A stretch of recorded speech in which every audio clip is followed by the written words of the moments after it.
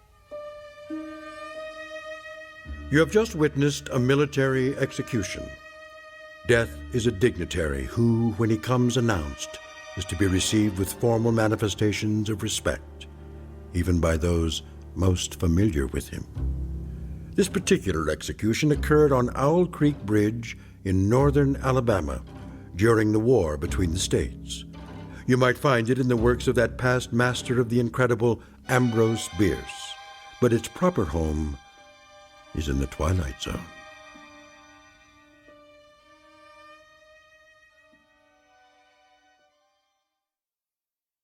And now, the Twilight Zone and our story, An Occurrence at Owl Creek Bridge, starring Christian Stolte, with Stacy Keach as your narrator. Hurry up, Clemens. I want to get this last one hanged while it's still daylight. Almost got him, Captain.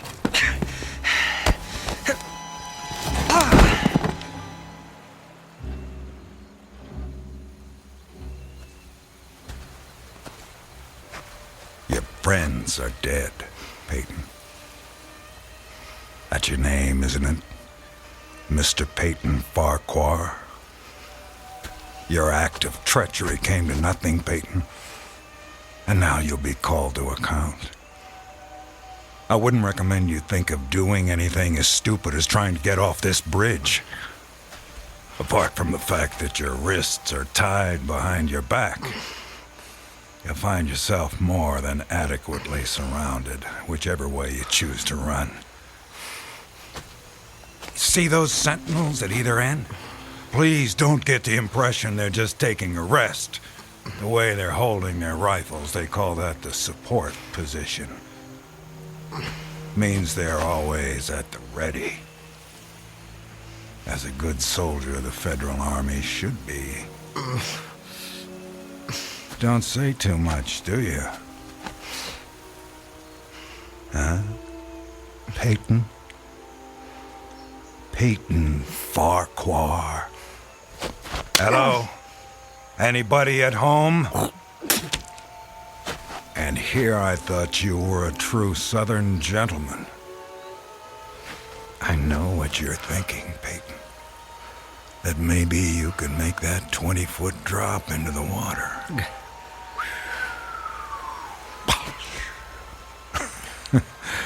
And who knows, maybe you could at that. But after that, your chances for continued survival become pretty slim. Look over there on the bank of the stream. You know what that is?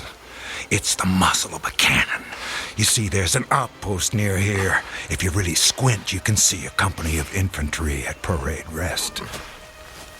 Think of them as spectators if you want. But if you sincerely want to swim for it, you might just as well be giving them target practice, which, believe me, they don't really need. You want to leave your wife a pretty-looking corpse, don't you? Still not in the mood for talking, huh? Well, I can understand that, time like this. A man needs to get his thoughts in order, ready himself for, you know. Perhaps I can help you with that. From a purely practical standpoint, I mean. I'm not a priest or anything like that. Truth to tell, my knowledge of matters theological doesn't amount to very much at all. But I can tell you a little bit about how it'll happen.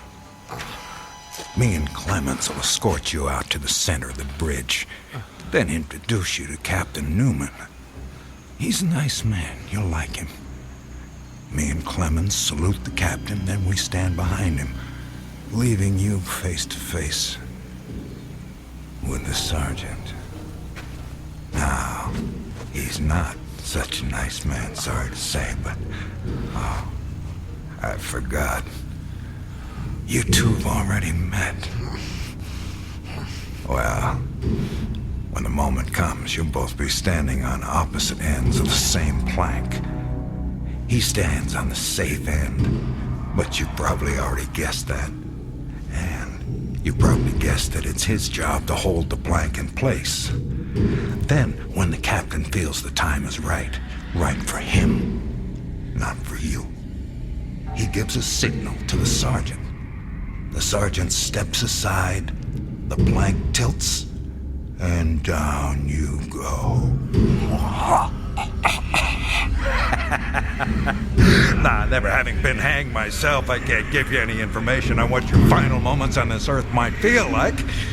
But I can tell you, I've seen more than a few of these.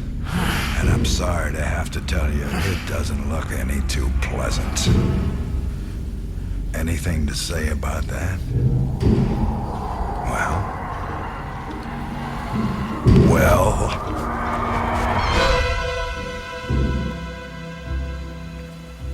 I am a living man. How's that? Speak up, Peyton. If you got any famous last words, we should hear them. Otherwise, they won't be famous. I am a living man! Not for much longer. No, sir, not for much longer. Captain says we're ready for him. Hear that, Peyton? We're ready for you. They say the Lord hates a coward, so take my advice and try and face it with a smile. Why do you have to do that, Levine? Do what? Taunt him like that. He shouldn't expect anything better.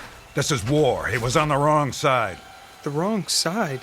Do you think he thinks that? I don't give a damn what goes on inside his head. Neither should you, Clemens.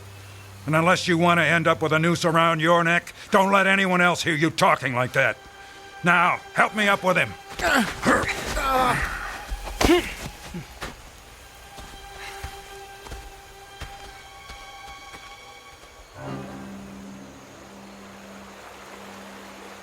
Oh, Elizabeth. Elizabeth, my darling, what have I done? What have I done to you and the children? I promised you. Promised I'd come back. What is a man if he's not as good as his word? What am I? Secure the noose. The noose. If only I could free my hands. Perhaps I could throw off the noose. Perhaps I really could dive into the stream. I might evade the bullets, and if I swam vigorously enough, reach the bank, then take to the woods and get away. Get back home. Yes, home. And back to you, Elizabeth. Thank God home is outside their lines. My wife and little ones are still beyond the invaders' farthest advance. That pounding. What is causing that pounding? It's like the stroke of a blacksmith's hammer on the anvil. Is it distant, nearby, or both? Perhaps it's my death knell. Feels like a knife being thrust into my ear. Damn them, what's taking them so long? If you're gonna do it, just do it! Sergeant, step away. Too late. My God, it's too late. Oh, Elizabeth.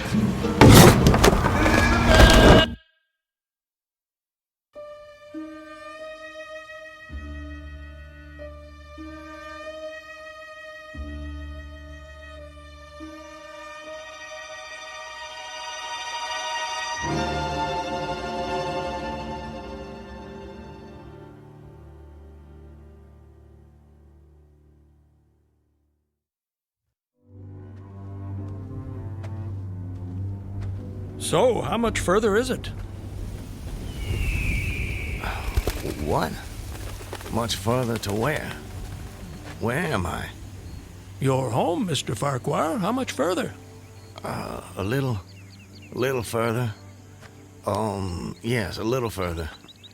Just keep along this road. I'm sorry, I'm somewhat confused. Hardly surprising. You've just woken up. It usually takes me a good half hour and a stiff drink before I know my own name. Say, you wouldn't happen to have a stiff drink on you, would you? I'm afraid not. Too bad. No, wait.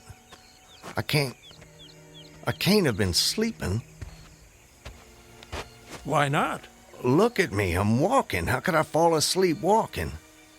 Horses fall asleep standing up. But not walking. Well, I don't know about you, but I've got to the end of plenty of days without the faintest idea what I've done.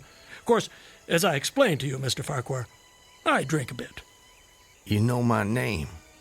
Mm-hmm. You're Mr. Peyton Farquhar. How do you know my name? You told me. I did. Sure you did. Right after I found you on the bank of the river. The bank? The southern bank. When I discovered you, you were digging your fingers into the sand, throwing it over yourself in handfuls, and almost blessing it.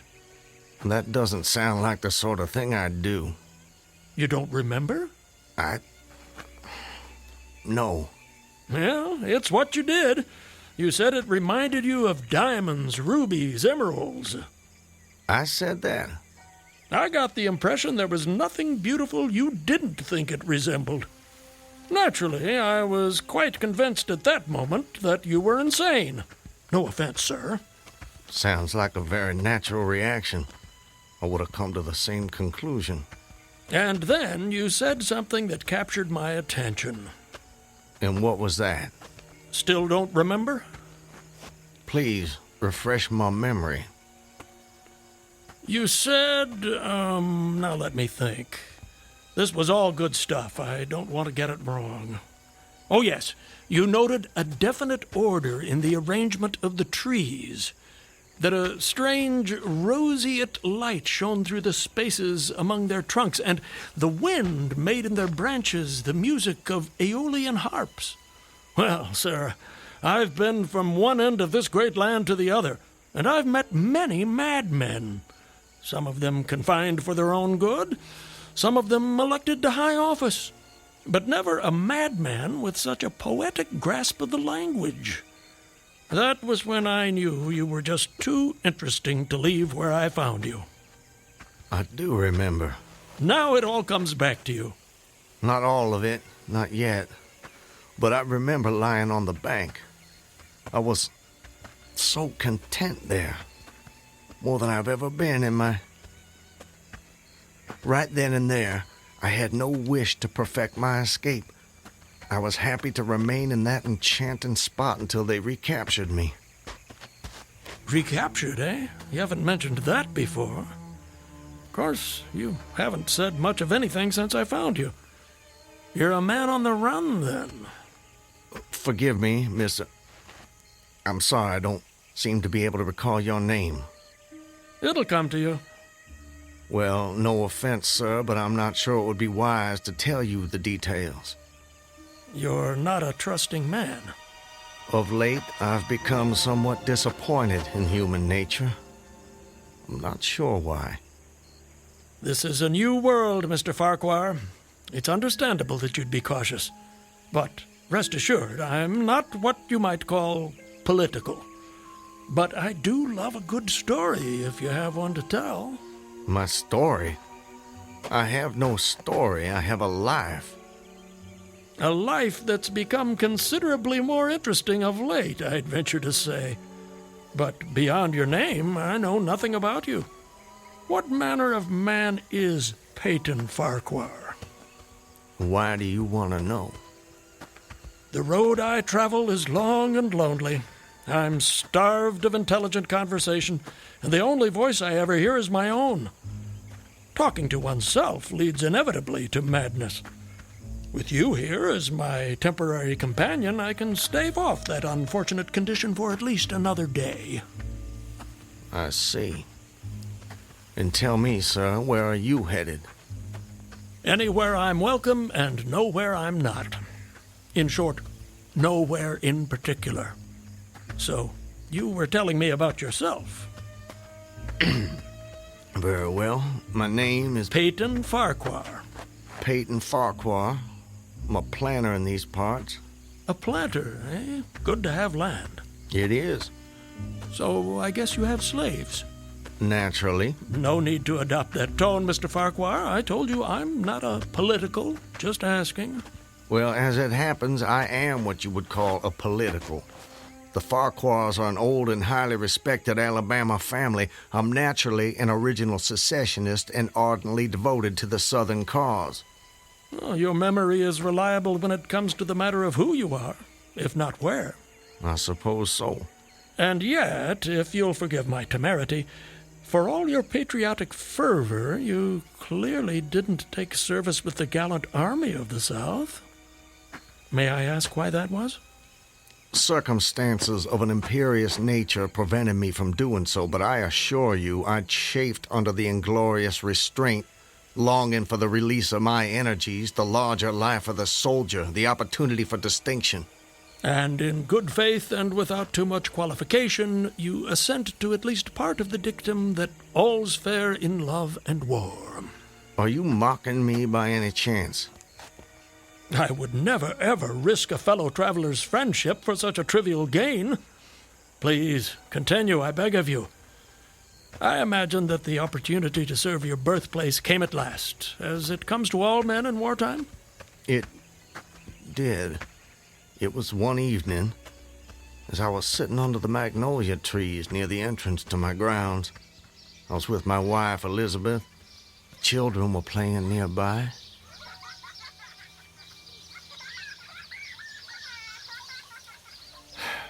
This is the life. It surely is, my dear. It surely is. Look at it. It's all so perfect. I'll tell you frankly, Elizabeth, if I should die this very moment, I'd die a happy man. Peyton, darling, I wish you wouldn't say such ghoulish things. I can't bear the thought. I have no fear, Elizabeth. I have no intention of passing away from sheer bliss. I just wanted to make the point that, well, that on such a beautiful evening as this, it's almost impossible to believe there is a war. I wish there weren't. But there must be. Why, Peyton? For them. For the sake of the children. They deserve the best future we can give them. Isn't that worth dying for? I understand that, Peyton. I do. It's just that... I sometimes wonder if we couldn't... Peyton, look! That soldier. He's one of ours. Water. Please. You're exhausted. Peyton, should I fetch one of the slaves? By no means. We'll take care of him ourselves. Get him some water, Elizabeth. Let me help you down, sir. Oh, thank you. You must be starved. Come inside, my man.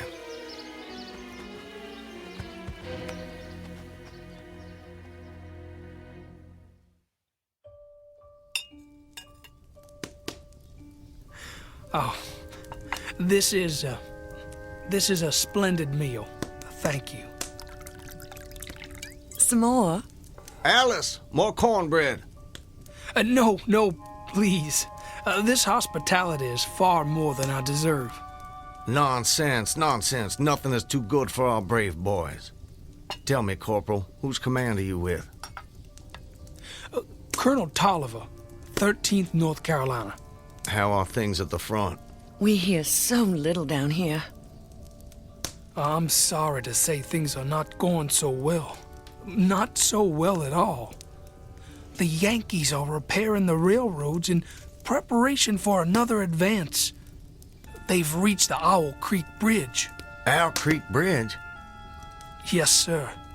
They've put it in order and built a stockade on the north bank. I'm sure you know what that'll mean. Yes. If they can run trains over the bridge, there'll be nothing to stop them. Damn those sons of... Forgive me, Elizabeth. You shouldn't be subjected to this manner of talk. Peyton, I understand... Go and see what's keeping Alice with the cornbread. As you wish, my dear. Something on your mind, sir? Corporal, refresh my memory. It's about 30 miles to Owl Creek Bridge? About that. Maybe even a little less. And there's no force on this side of the creek? Only a picket post a half-mile out, on the railroad, and a single sentinel at our end of the bridge. Suppose a man, or perhaps several men, civilians and persons of intelligence, should elude the picket post and perhaps get the better of the sentinel. What could they accomplish? Accomplish? Well, sir, I was there a month ago. I saw that the flood of last winter lodged a great quantity of driftwood against the wooden pier at this end of the bridge. Driftwood, eh? It's dry now, exceedingly dry. If someone were to put a light to that driftwood, it'd burn like tow. That it would, sir. And that would mean the end of the Owl Creek Bridge. I don't think the Yankees would care for that. Not one damn bit would they care for it. And it goes without saying that such a conflagration would seriously hinder the northern effort. Oh, it would.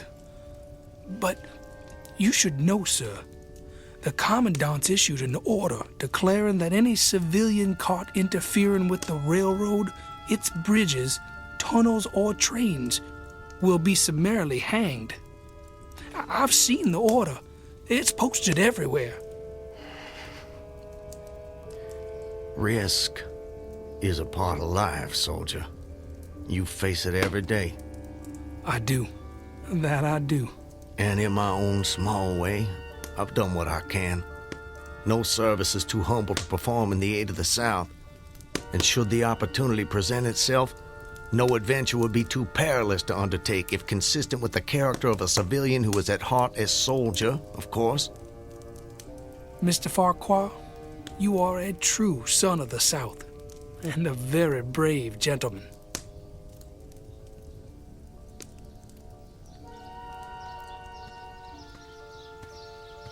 Elizabeth, I have to go away.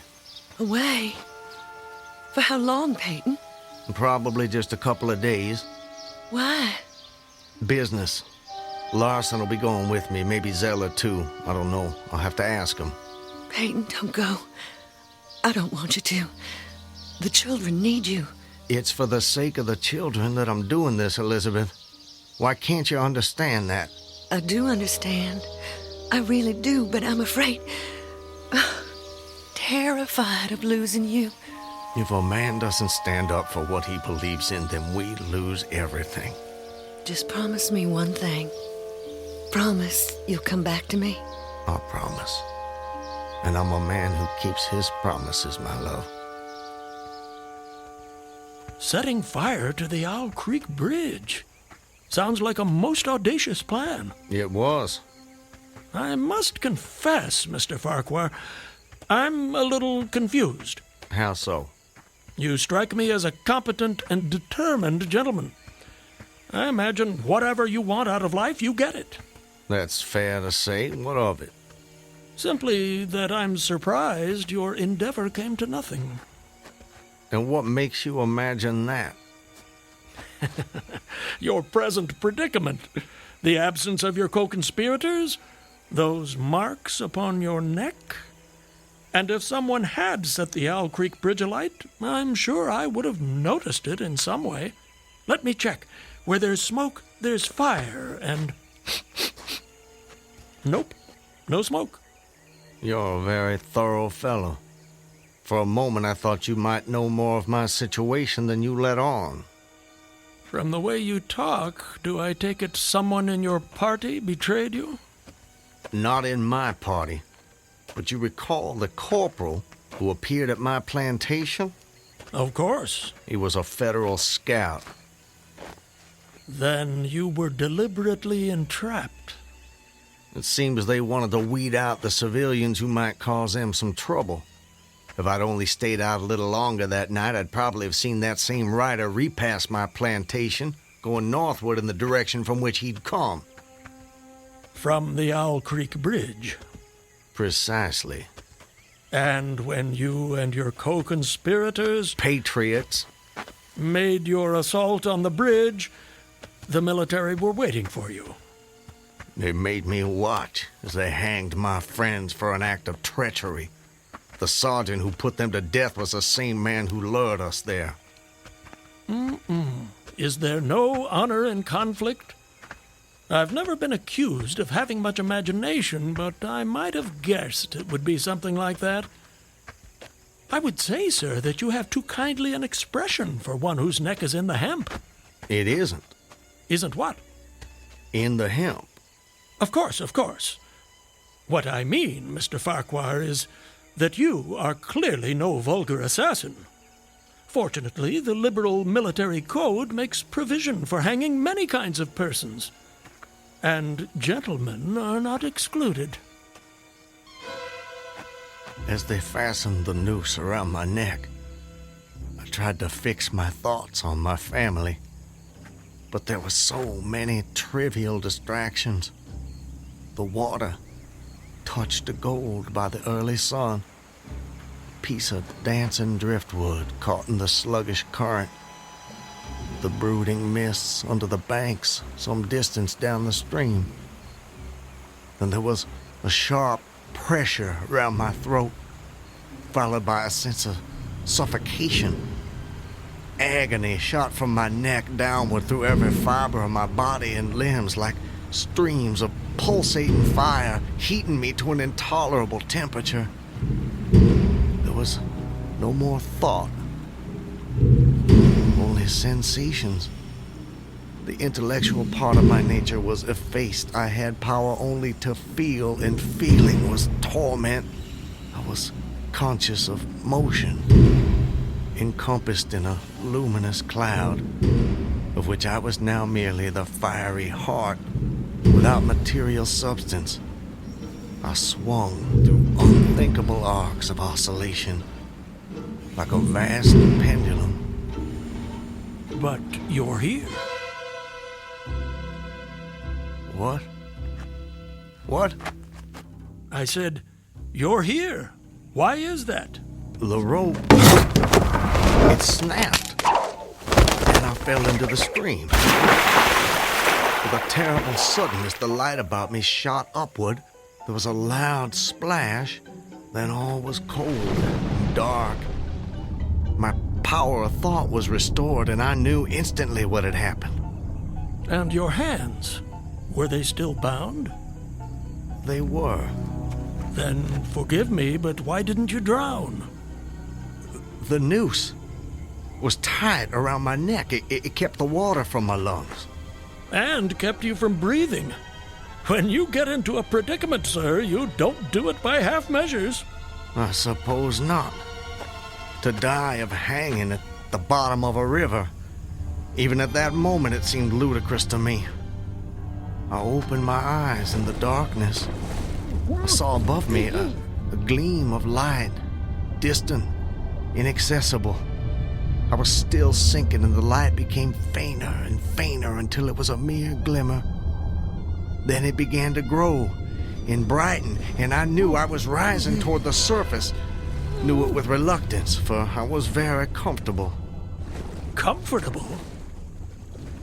Oh, yes. It was a question of preference at that point, you see. To be hanged and drowned, that didn't seem so bad, but to be shot... No, I refused to be shot. It didn't seem fair. I'd say you have a quite singular set of values. Do they offend you? Not at all, not at all. It makes for a more entertaining story, and yours is the most fascinating I've heard in many a year on the road. Please, continue. You're under the water, slowly rising to the surface. Your hands are tied. A sharp pain in my wrists apprised me of the fact that I was trying to free my hands. I gave the struggle my attention as an idler might observe the feat of a juggler without interest in the outcome. Eventually, the cord fell away. My arms parted and floated upward, but I could only dimly make out my hands in the growing light. I watched with a new interest as first one and then the other pounced upon the noose at my neck. They tore it away and thrust it fiercely aside. Its undulations resembled those of a water snake, and my first thought was to put it back. To put it back? The undoing of the noose had been succeeded by the direst pang that I'd yet experienced. My neck ached horribly, my brain was on fire, my heart gave a great leap, and I felt as though it was trying to force itself out of my mouth. My whole body was racked and wrenched with an insupportable anguish. And I imagine the desire to rise to the surface was even greater, no matter what you might find waiting for you there.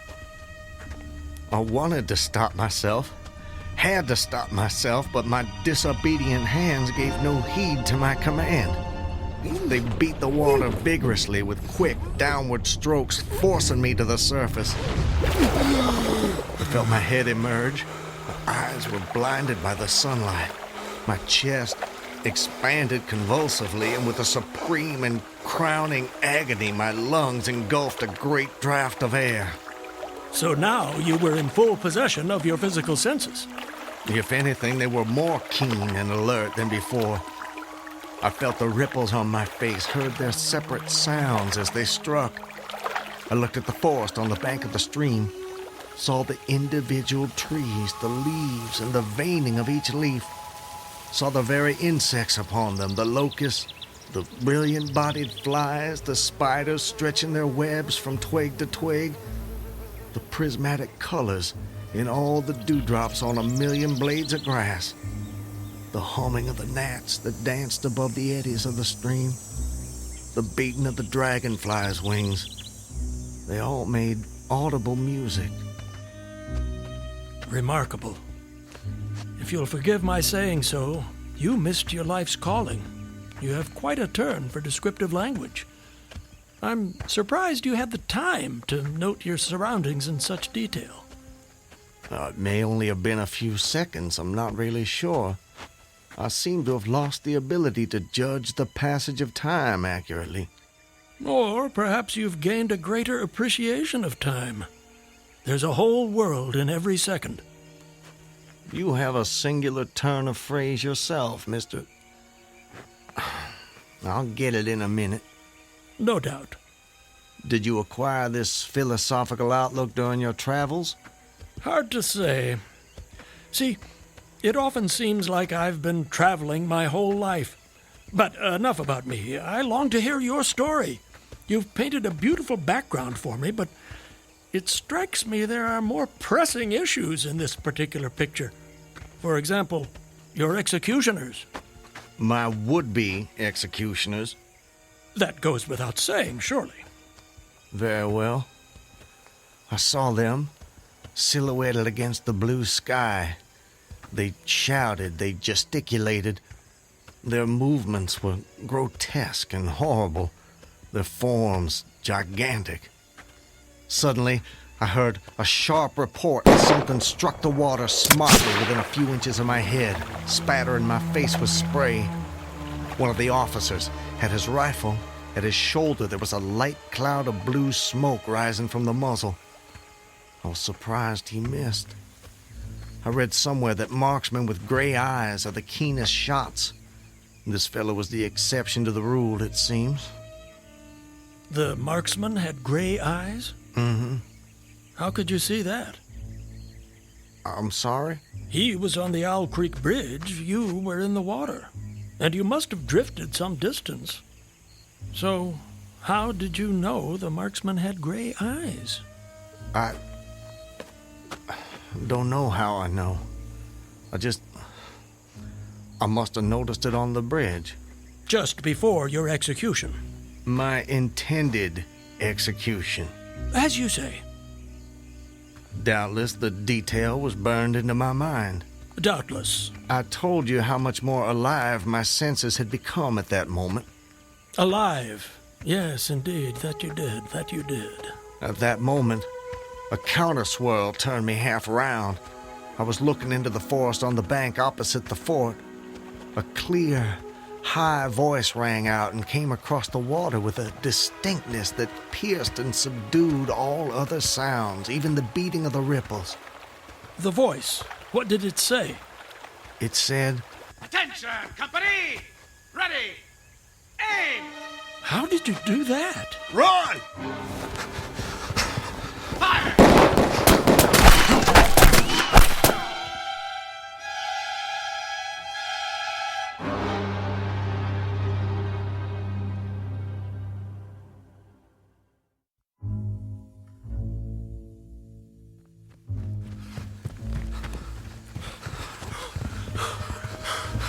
Are they still behind us? No, I don't think so. All right. That's enough for now. No more running for my life. Your what? Wait. I need to get my bearings. I have to know how close I am to my destination. Closer than you think, I'm sure. Eh? Does anything look familiar, Mr. Farquhar? Yes. This way. I think. Yes. This way. Can you see your home? Not yet. But it's not far now. I intend to be back in my wife's arms by close of day. You gave her your word. That I did. And that's important to you. It's a matter of honor. And honor, Mr. Honor means as much as love to a man of the South. A very moving sentiment. Now, where were we? Where were we with what? Your story. My story? Yes. You were just reaching a most exciting point when we were interrupted. I long to know what happened next. Are you quite insane, sir? I don't believe so. But I thought the same of you when I first met you, so I suppose it's a fair question. I am in full possession of all my faculties, Mr. Everything except the memory, eh? Don't try my patience, sir. I wouldn't dream of it. You asked me an important question, and I'm doing my best to answer it. But you'll appreciate it's difficult to judge these things when one spends so much time alone.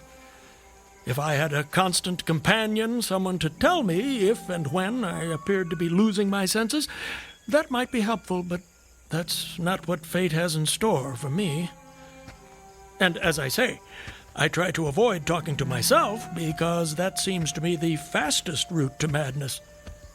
But, mad or sane, I know a good tale when I hear it, and yours is the most entertaining I have heard in all my years. Yes, sir, I shall cherish the memory of your experiences when I have long since ceased my wanderings. Please, go on. You'd escaped the noose by a most improbable stroke of good fortune, and then you found yourself in the stream and under fire. What was that like? Surely you can imagine that for yourself. We were just under fire a few minutes ago. But not in the water. Well, does it matter? Does to me. It's the setting that makes the crucial difference. Please. Very well. I suppose it might make the journey shorter, at least. Not mine. I dived to avoid the shots, dived as deeply as I could. Water roared in my ears like the voice of Niagara, yet still I heard the dulled thunder of the volley. Those heightened senses of yours. I rose again towards the surface and was met again by more shining Yankee lead. One shot nicked my cheek, do you see it? I see it. Well, the next time I dove, I was a long time underwater, and I made damn certain I swam farther downstream and nearer to safety. Just as well, since the soldiers had almost finished reloading. The two sentinels positioned at either end of the bridge fired again, independently and ineffectually. I saw all this over my shoulder. I was now swimming vigorously with the current. My brain was as energetic as my arms and legs. I thought with the rapidity of lightning. I reasoned, you see, that the captain had probably already given the command to fire at will. And you surely couldn't dodge all the shots. You're not invulnerable. No man is. Then an appalling splash, just 2 yards away, was followed by a loud, rushing sound which seemed to travel back through the air to the nearby fort and died in an explosion which stirred the very river to its deeps. A rising sheet of water curved over me, fell down upon me, blinded me, strangled me. The cannon had taken a hand in the game. Did I tell you about the cannon? You must have done. Well, anyways, as I shook my head free from the commotion of the smitten water, I heard the deflected shot humming through the air ahead. and in an instant, it was cracking and smashing the branches in the forest beyond. I was certain they wouldn't be so far from their target next time, and it was a good gun. The report lagged behind the missile. But surely the smoke would have apprised you of another shot. So long as you kept your eye on the gun, you had a certain advantage. Am I correct? You are? The problem was how to reach the shore without turning my back on the cannon. You have my complete attention, sir. How did you manage it? Well, I don't know. I'm not sure. I felt myself whirled round and round, spinning like a top. The water, the banks, the forest, the distant bridge, fort, and soldiers, they were all somehow commingled, blurred. I could no longer make out objects, only colors. Circular, horizontal streaks of color. It was all I saw. I was caught in a vortex. I felt giddy and sick. Fascinating. Incredible. What is that damned hammering? I don't hear anything. Unless it's the ticking of your watch you can hear. My watch? You're lucky it still works after such an immersion.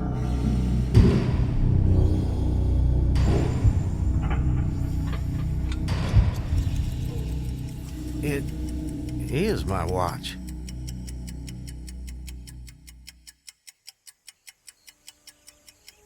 But why should I think... Perhaps you're the sort of man who values the seconds as much as the minutes and the hours. And there's a whole world in a second, so I've been told. So how did you fight your way out of this vortex? I really have no idea. The next thing I knew, I was on the road with you at my side, heading for home as I promised. Surely not. I mean, you obviously avoided the cannon and struggled to the bank. Obviously. But I have no memory of it. And of our meeting? I recall only what you told me about it. Most curious. Stop! What is it? This is it. We're here. This is the path to my home. Excellent. Well, I suppose this is where we part company, Mr. Farquhar. May I say, it's been a rare pleasure. You wouldn't care to come in? I'm sure the servants could prepare you a meal. That won't be necessary, my friend. I have many miles still to travel. But your journey is almost at an end. Yes. Well, goodbye, Mr. I'm sorry, I thought I could recall your name, but it just escapes me. Call me Ambrose. I wish you well, Ambrose. And you, Mr. Peyton Farquhar. And you.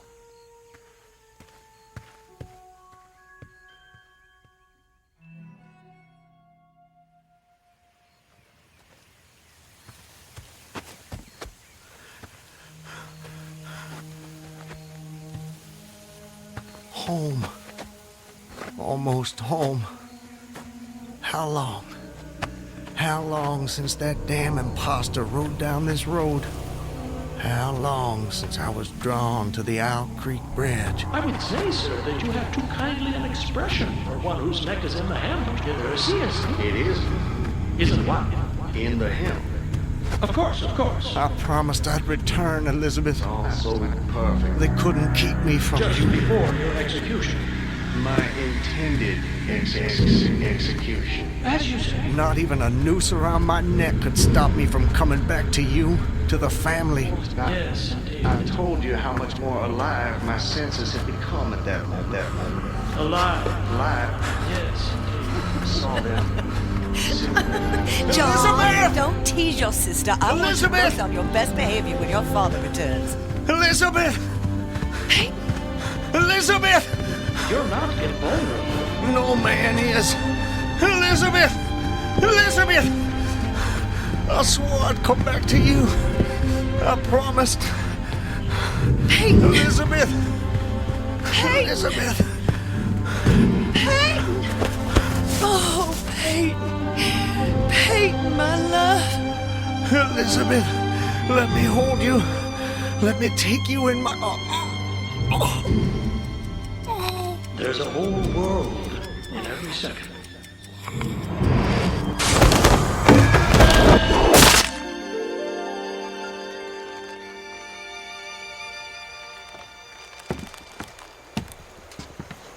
He's dead, Captain.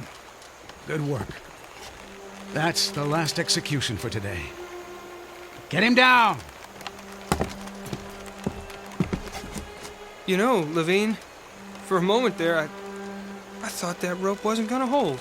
It's strong enough. It did its job.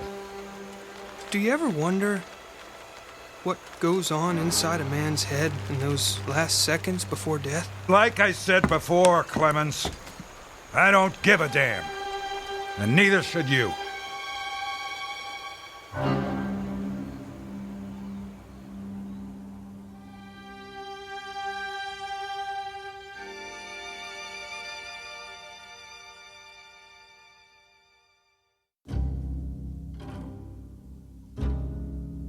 An occurrence at Owl Creek Bridge in two forms, as it was dreamed and as it was lived and died. This is the stuff of fantasy, the thread of imagination, the ingredients of the Twilight Zone.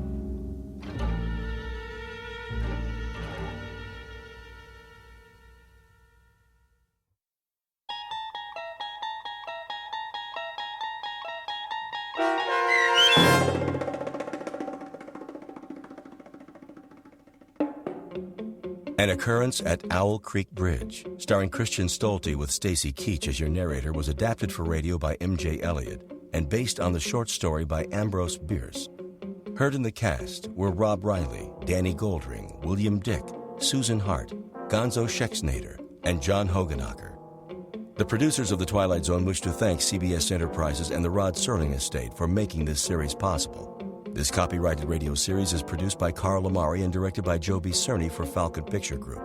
Sound design, custom Foley effects, recording, and editing are done in the Cerny American Sound to Picture Theater by sound designers Craig Lee, Todd Beyer, and Tim Cerny.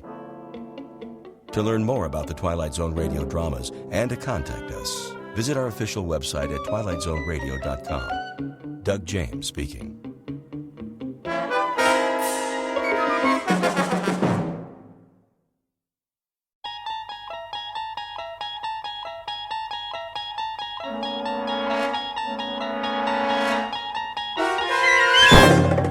You're traveling through another dimension, a dimension not only of sight and sound, but of mind. A journey into a wondrous land whose boundaries are those of imagination. Your next stop, the Twilight Zone.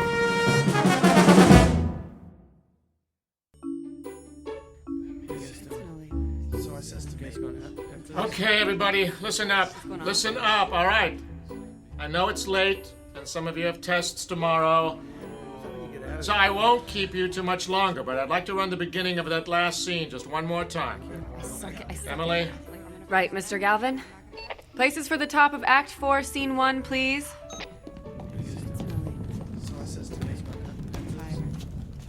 What's going on? Hey, Diane. What? Do you want to get some coffee when this is over? Rick, we're not going to get out of here before midnight. And your point would be? Wait a second. Phil, you might want to be ready with the drop in case he decides to run the scene change. Okay. Run the top of the scene, please. Sound. Ready. Go.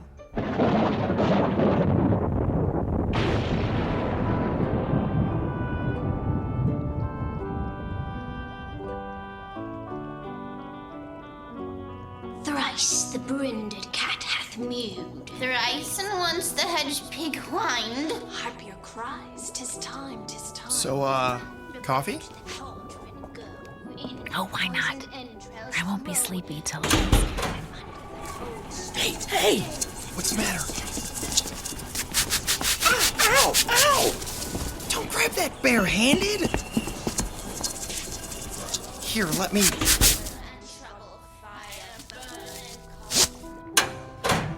It won't go anywhere now. Come over here under the light so I can see your hand.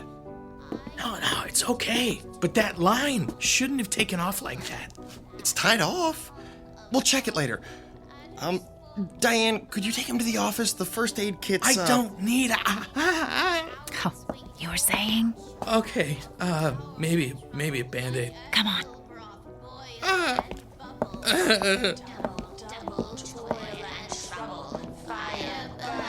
Cauldron Bubble. Scale of dragon. It hurts when I touch it. Easier to see out here. Ow. Ooh, you did get a rope burn there, didn't you? Yeah, I guess so.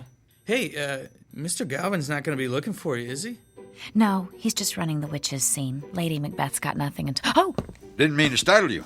I didn't know you were here, Glenn. Came in at 11, same as always.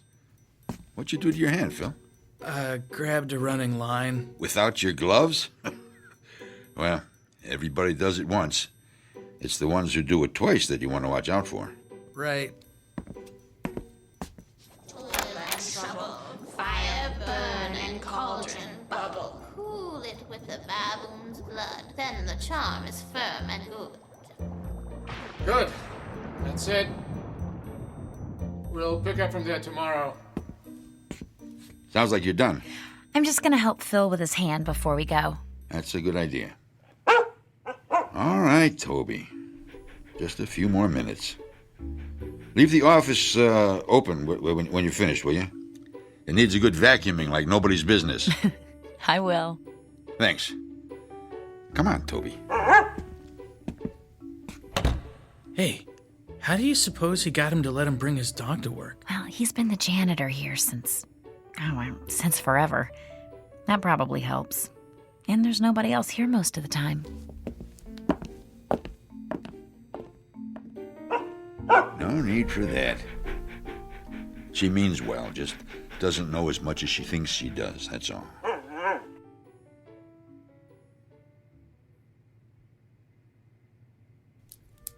right, hold still just a second. I'm almost done.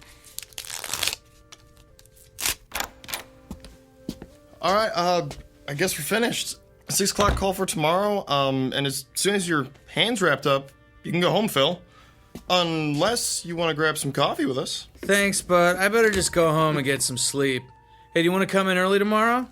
Oh, sorry. I just wanted to make sure it was clean before I put the gauze on. Wait a second. Early? What for? Won't we have to reweight that line? No. I flew it in a couple of times. It's not off balance at all. That doesn't make any sense.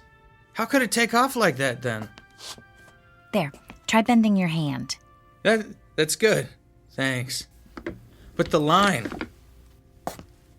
It's probably the jinx. Jinx? What jinx? The jinx on Macbeth. It's... All right, you three, I need to clean up in here. Sorry, we're out of here. I'll tell you the story later, Phil. Good night, Glenn. Good night. It's okay, boy. Like I said, she just doesn't know as much as she thinks she does. Now, let's get to work, huh?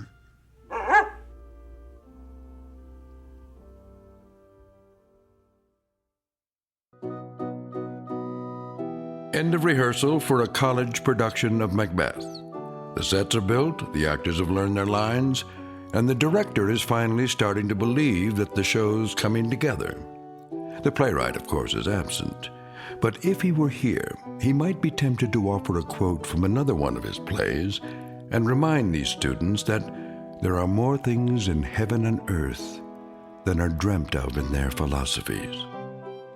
A good idea to keep in mind, especially when the curtain is about to rise in the Twilight Zone. And now, The Twilight Zone and our story, And Cauldron Bubble, starring Virginia Williams with Stacy Keach as your narrator.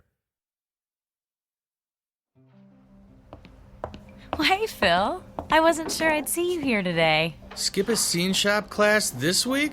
I don't know how bad you have to be hurt to get away with that. Well, at least they found you a job you can do one-handed. Yep. I can splatter fake stone walls with the best of them. Hey, you. hi yourself.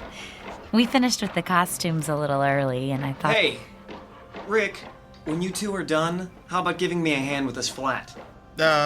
Sure, Alan. But only because you asked so nicely. Sorry, it's been a lousy day. What happened? I told you about my job, right? Scanning medical records, right? Yeah, it's a great gig, good pay. Work your own hours, take extra time off for shows. So what's the problem? The problem is somebody at the hospital figured out that they could buy some equipment, hire somebody to scan their own stuff, and take in work from other places besides. Man, this piece is heavier than it looks. Hey, Diane, Lindsay, could you come here a sec? Yeah, sure. All right, 1, 2, 3, and up. There we go. Thanks. Anyway, their scanning is going to be done in-house now, so they don't need me anymore. What are you gonna do? I don't know. I can't even think about looking for another job until after the show opens. And trying to find something that fits in around this schedule, well, you know what it's like. Yeah, I'm not gonna have my job much longer if my car doesn't quit acting up. Twice this week I've been late because it didn't want to start. You can't just throw a few creepy bits into a cauldron and whip up a car repair potion? I wish. Only when I'm on stage, but thanks for the suggestion. Hey, Diane, is that your jinx again? Ha! The one on Macbeth? Oh, I hadn't thought of that. And don't start thinking about it now either, Lindsay. I swear, actors are the most superstitious people I know. Oh, and techies aren't superstitious? Go on stage and whistle, Alan. Yeah, I dare you. Hey, there's a reason for that, you know. Right, Rick? Right. The first people to fly scenery in theaters were actually sailors. They already knew how to work with ropes and pulleys, and they didn't have headsets in those days, so they used a different type of whistle to cue every line. And nobody else whistled backstage. Now, wouldn't you feel unlucky if somebody brought a set piece down on your head because you forgot that? Hey, aren't you supposed to be on my side? Always. I can tell you more about it at dinner. Come on, you guys. We got an hour and a half until call time. Who wants to go for Chinese food? I gotta go home, guys. If I don't have dinner with the parents at least one night a week, I won't need any jinxes to bring me bad luck. Believe me. Chinese sounds good to me. Yeah, me too. Got that last paycheck burning a hole in my pocket. Ah, so you're treating then? Phil, there's a whole lot of you that hasn't been wrapped in gauze yet, but that could change. Ow.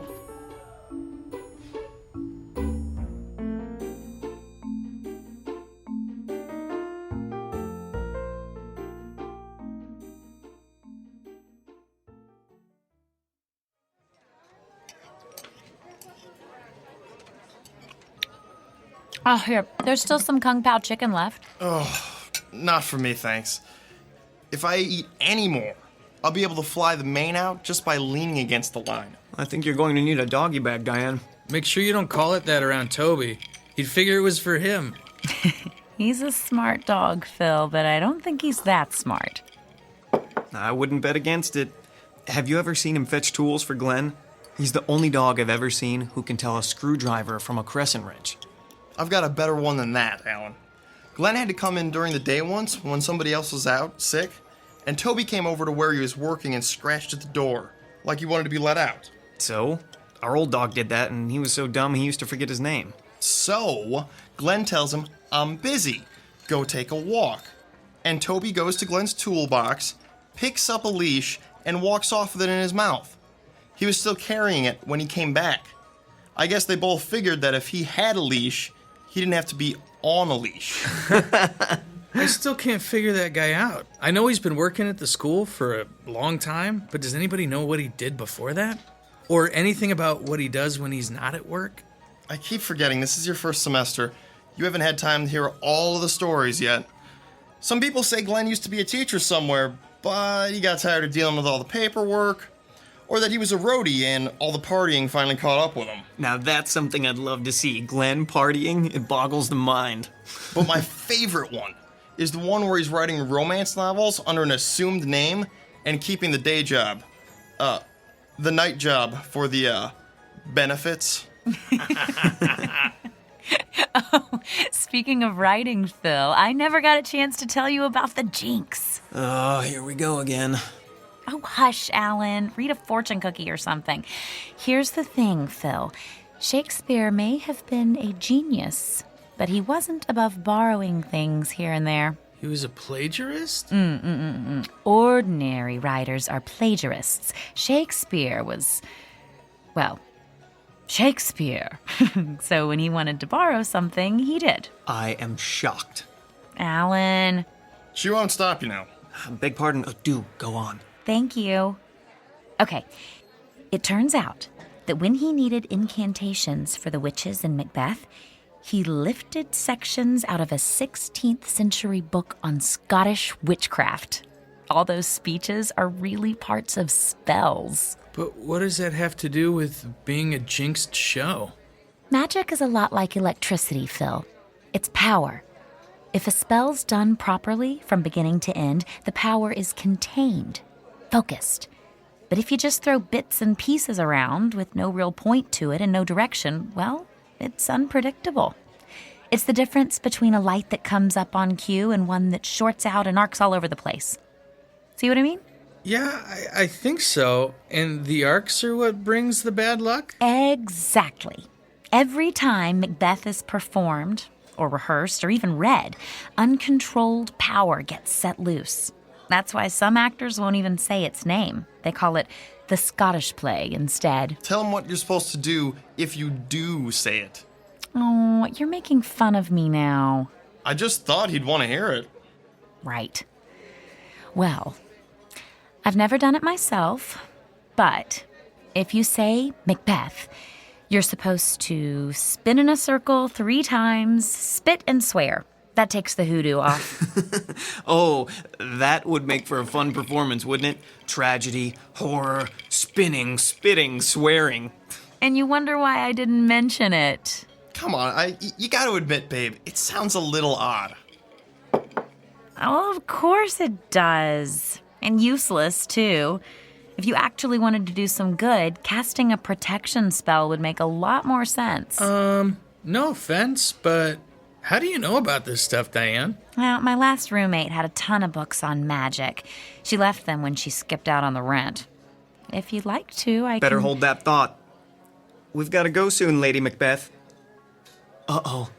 You know what I have to do now, don't you? I know that if you do, I am going to take a picture and use it for my screensaver, especially since you don't believe in any of this anyway. Hey, I'm not saying I couldn't be convinced. I just haven't been, yet. Well, I hope this isn't the show that changes your mind. Me too. That's a cue, Phil. Let's get the check and head out of here before they realize they've stopped arguing.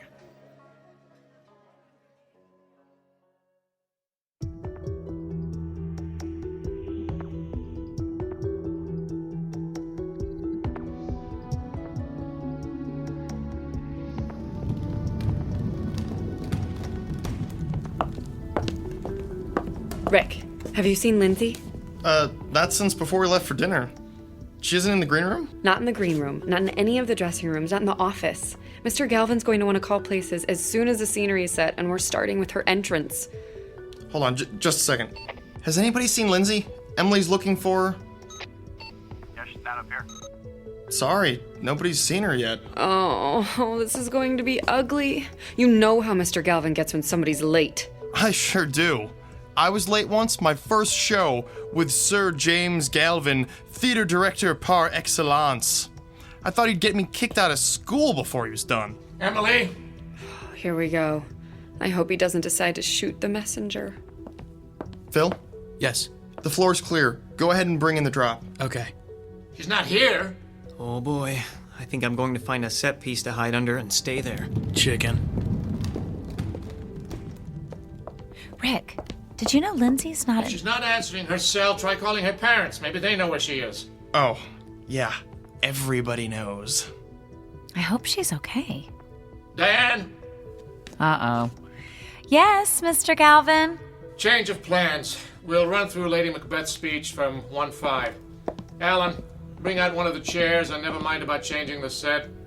I'm hoping we'll be able to get back on schedule after this.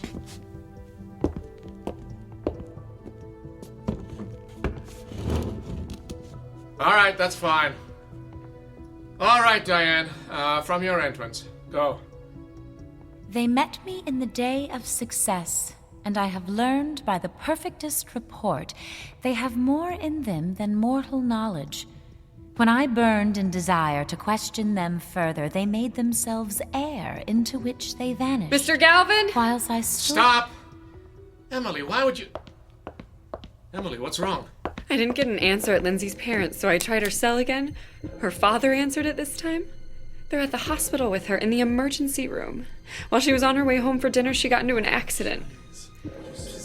Her car stalled out in the middle of an intersection, and she got broadsided by somebody trying to beat the light. Did they say how badly she was hurt? They think she's going to be all right. Her left arm's got a bad break, and her mom says she's one big bruise. But it could have been a lot worse. All right. All right, then. Can I have everyone on stage, please? Quiet, please. Now, most of you probably just heard that Lindsay Morgan was involved in a car accident this afternoon. From what her parents told Emily, she should make a good recovery. However, I know that the show must go on is a cliche, but it's true all the same. Lorene. Yes, sir? You've been understudying Lindsay. Do you know Hecat's lines well enough to work off book? Sure. The rest of you can take a break while Lorene and I go over some of her blocking. Then we'll pick up where we stopped last night, at Hecat's entrance. We shouldn't be long.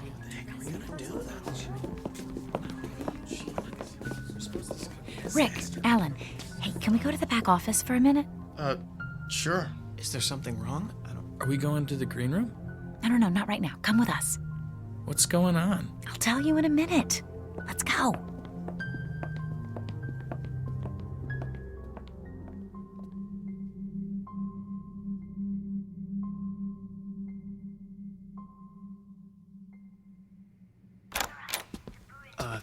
Diane? What? I'm still not sure I believe in jinxes, but it seems like something strange is going on here. Oh, good. The monitor's on. We'll be able to tell when they're done. Babe, you want to tell us what this is about? Remember what I said about protection spells? Well, we need to cast one. And soon, before anyone else gets hurt.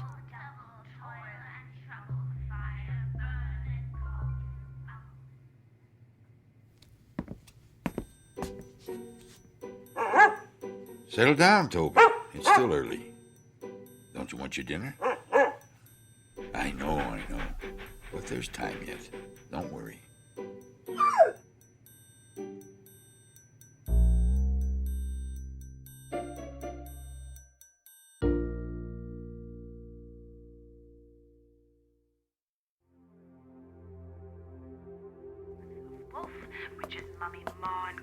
I think we should do it tomorrow night if we can, before we get an audience in here. You're starting to weird me out a little, Diane. Phil, she might be right. What? Think about it. Lindsay could have been killed. Maybe somebody will be next time. There are a whole lot of things you don't want to have happen when you've got a stage full of people. Exactly. And that's another thing. If I am right, this is going to get even worse, because the witches' scenes are going to be rehearsed so much more now with Lorene taking over Lindsay's part. Are you sure you can do this? Cast a spell and make it work? Yes, if you'll help me. I don't know how much help I'll be, but I'm not gonna let you try this by yourself. Count me in. Me too, then. But I'm still a little weirded out, you know? I know. Okay, I think they're finished. We'd better go. All we have to do is find a way to have the place to ourselves for a little while after the rehearsal tomorrow night. And it'll be okay. I'm sure of it.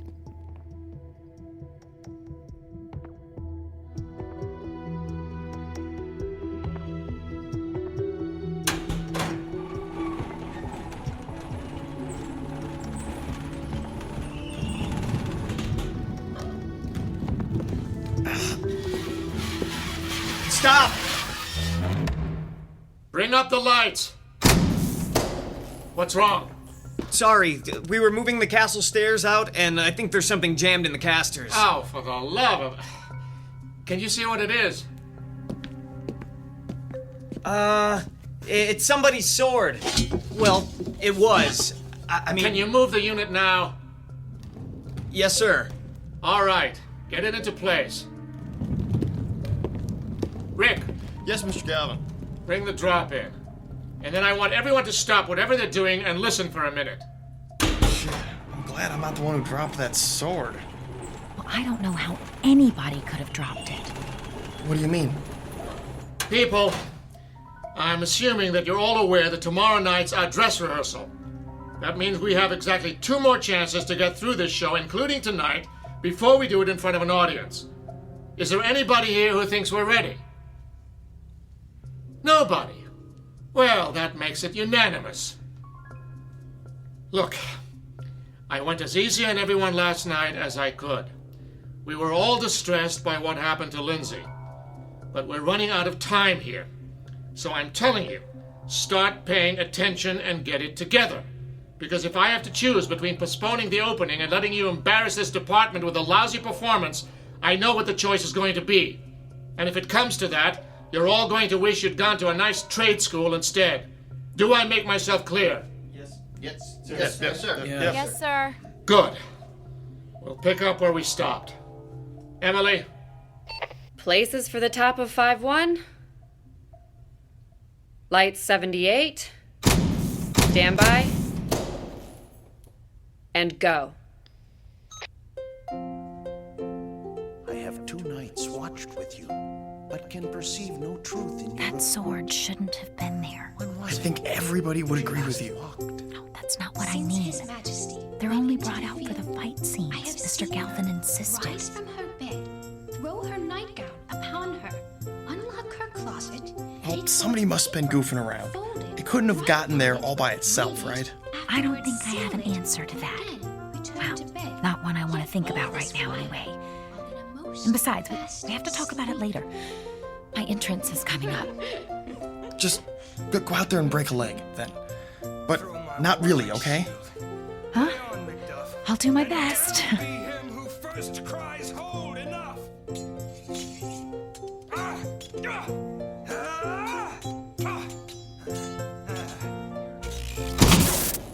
All right, don't move.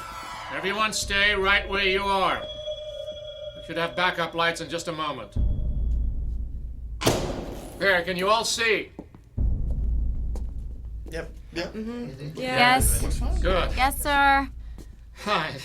I'd say what else could go wrong if I weren't so afraid I might find out. So, here's what we're going to do. There's just the rest of the scene left and we're done. We're going to have an early call tomorrow and finish it before we start the dress rehearsal. Be here at 5. Whatever the problem with the power is, it should have been taken care of by then. Let us hope.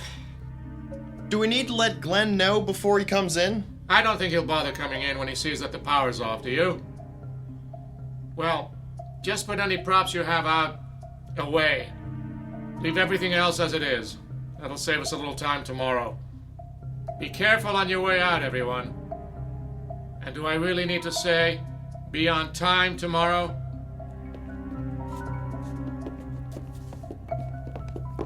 Rick, I'm gonna wait behind the castle drop. Can you catch up with Phil and Alan and bring them back here? I think we finally caught a break, if nobody notices that we've stayed. Well, I don't think we'll get a better chance than this. Okay, but be quiet. Mr. Galvin may come back through to make sure everybody's gone.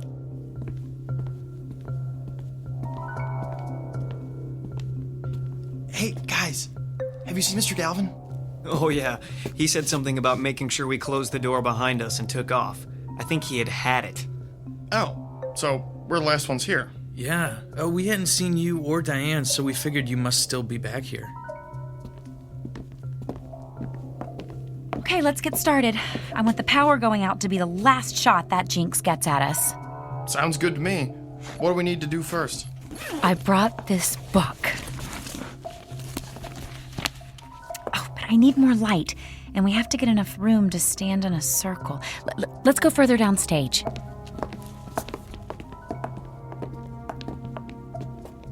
Okay, this is good. In a circle, about an arm's length apart. Just one thing.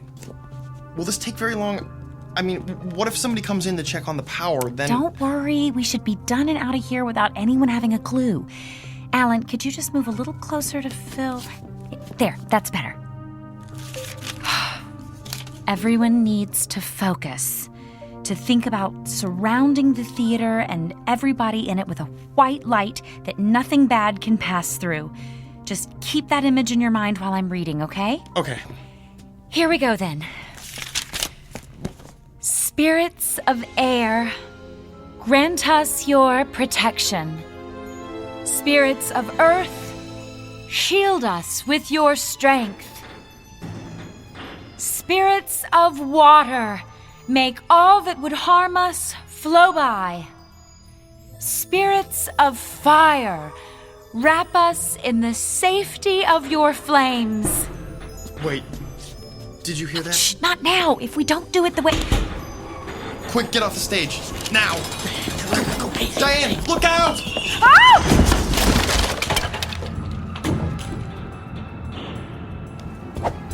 Ow. Come on, babe. You've got to get up. Ow! We need to get out of here. I can't. It's all right, Diane. We'll help you. You can do it. Oh! Diane, something really bad is happening. We can't stay here. My side hurts. I think she's bleeding. Oh! Ow! We'll have to carry her then. Let's just pick her up. Ow! Ow! Ow! Ow! Hey, the lights are...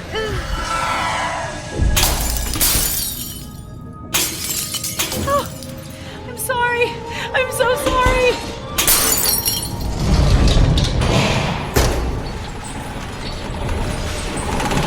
Hold!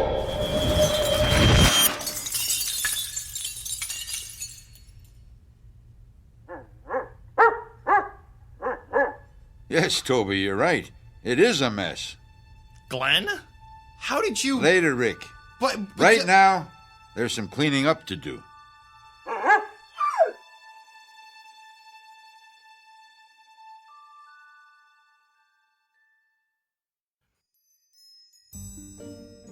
But, Glenn... Have a little patience, Rick. That's half your trouble, all of you. Not an ounce of patience among you.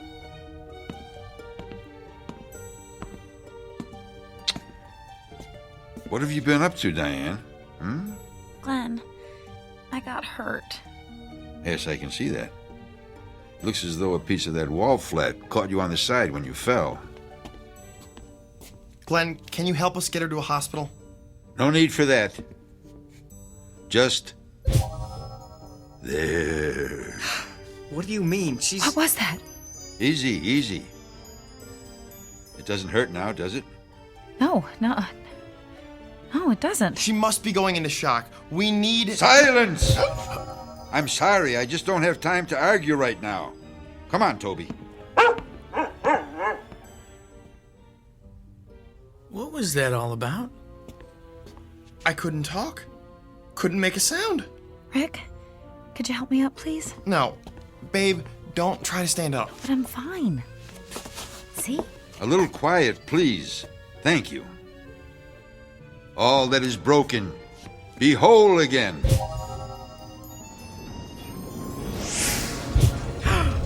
at that. It's all going back together. What is this? Magic. No, it's really magic. All that has fallen, rise. It really is.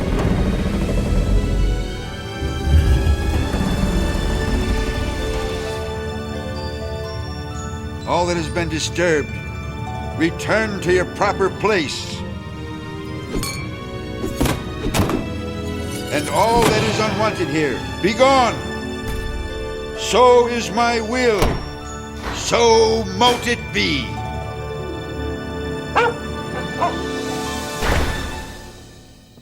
Thank you, Toby. That was just the extra push it needed. Nasty stuff, wasn't it? It really is.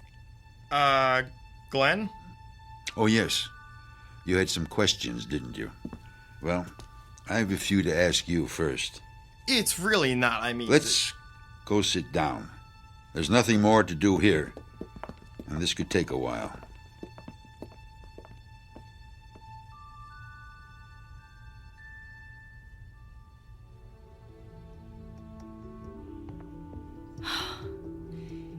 And that's all I was trying to do. I just didn't want anybody else to get hurt. But you haven't learned enough yet to protect yourself, much less anyone else. No. Overreaching. Everybody does it once. It's the ones who do it twice that you want to watch out for. I'll remember that. No, you won't. But that's all right. Glenn? Who are you? Really, I mean... I'm a janitor, among other things. What other things? Not a romance writer, I'm guessing? Is that the story they're telling now? Well, I've been accused of worse. Glenn, seriously. Seriously? Oh, why not? It won't matter anyway. I'm a magician. A wizard. A warlock. Whatever you want to call it, Diane, that's what I am. And have been for a very long time. I've learned to adapt to my station in life. I'm sorry, but a wizard? It just sounds unbelievable. Does it really? After what you've seen tonight? He has a point, Phil. Okay, but you have these, let's call them powers. We've all seen them. Why would you waste your time working here? I mean, you could do anything. You think so? Sure. Why not? Because there's no such thing as magic. What? But you... That's what everyone says now, isn't it? Magic? That's something you go to Vegas to see, or to the movies. Something you read about in children's books. If it's something real you're after, you go to a scientist, an astronomer, a physicist. It's only the scientific marvels that matter now. The age of magic is past. Hush, Toby. A man's entitled to a good grouse every century or so. Every century?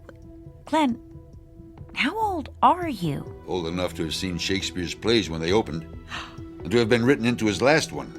You're 400 years old? Nearly 5. And you know, I still haven't forgiven that wretched scribbler for what he did to me. Not that it wasn't my fault, too. Vanity. All vanity. I knew who he was, and was dumb enough to be flattered when he sought me out. Someone had told him that if he was going to write about trafficking with spirits, he should talk to me. And fool that I was, I helped him. Then I went to the first night of the Tempest and saw myself on the stage. You're Prospero? Oh, he used another name, I'll give him that. But no one who knew me could have mistaken that character for anyone else. I left the city the moment the curtain went down and never returned. It wasn't easy, but I did it. Made a new life in the colonies. Kept to myself and moved on often enough that no one got suspicious. And I'm not ready to do it again just yet. So we have a little problem, don't we? No problem. He's right. We wouldn't tell anyone. You would, though. Sooner or later, you wouldn't be able to help yourselves. You're not going to turn us into toads or anything, are you? Phil, magic is the same as any other kind of power. You don't use any more of it than you need to get the results you want. Toads. Well, what are you going to do? Just a little thing. Forget.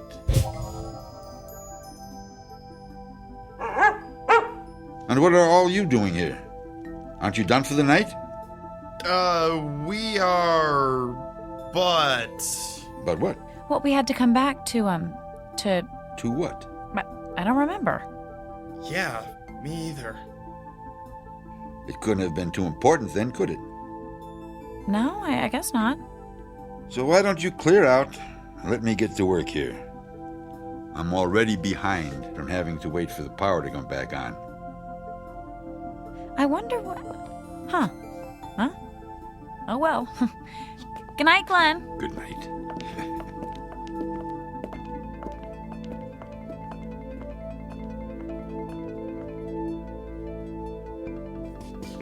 Toby, I think we've done a good night's work already. What do you say we do this the easy way? Just this once.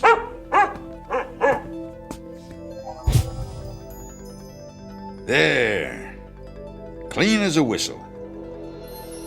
Let's go.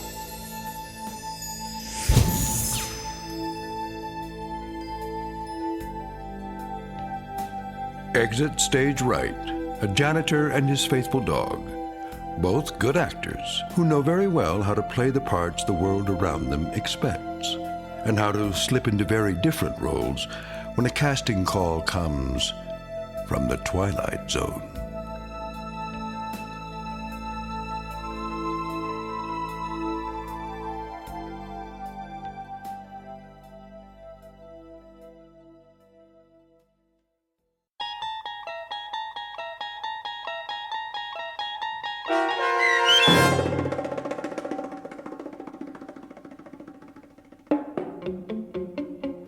And Cauldron Bubble, starring Virginia Williams with Stacy Keach as your narrator, was written for The Twilight Zone by Christine Watson. Heard in the cast were Ron Dean, David Darlow, Brian Plaharchuk, Taisha Davis, Patrick Francis, John Hugenacher, Joby Cerny, Robert Richards, Rachel Greisinger, Natalie Berg, Katie Rose Sheehan, and Margaret Grace. The producers of The Twilight Zone wish to thank CBS Enterprises and the Rod Serling estate for making this series possible. This copyrighted radio series is produced by Carl Amari and directed by Joby Cerny for Falcon Picture Group. Sound design, custom Foley effects, recording, and editing are produced in the Cerny American Sound to Picture Theater by sound designers Craig Lee, Bob Benson, and Tim Cerny. Music for The Twilight Zone is provided by CBS and American Music Company, Incorporated, New York. To learn more about the Twilight Zone radio dramas and to download episodes, including 6 free episodes on our homepage, visit our official website at twilightzoneradio.com. Doug James speaking.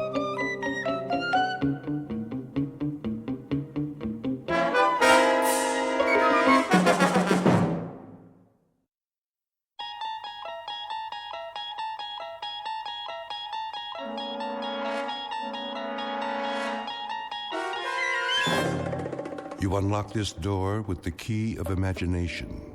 Beyond it is another dimension, a dimension of sound, a dimension of sight, a dimension of mind. You're moving into a land of both shadow and substance, of things and ideas. You've just crossed over into the Twilight Zone.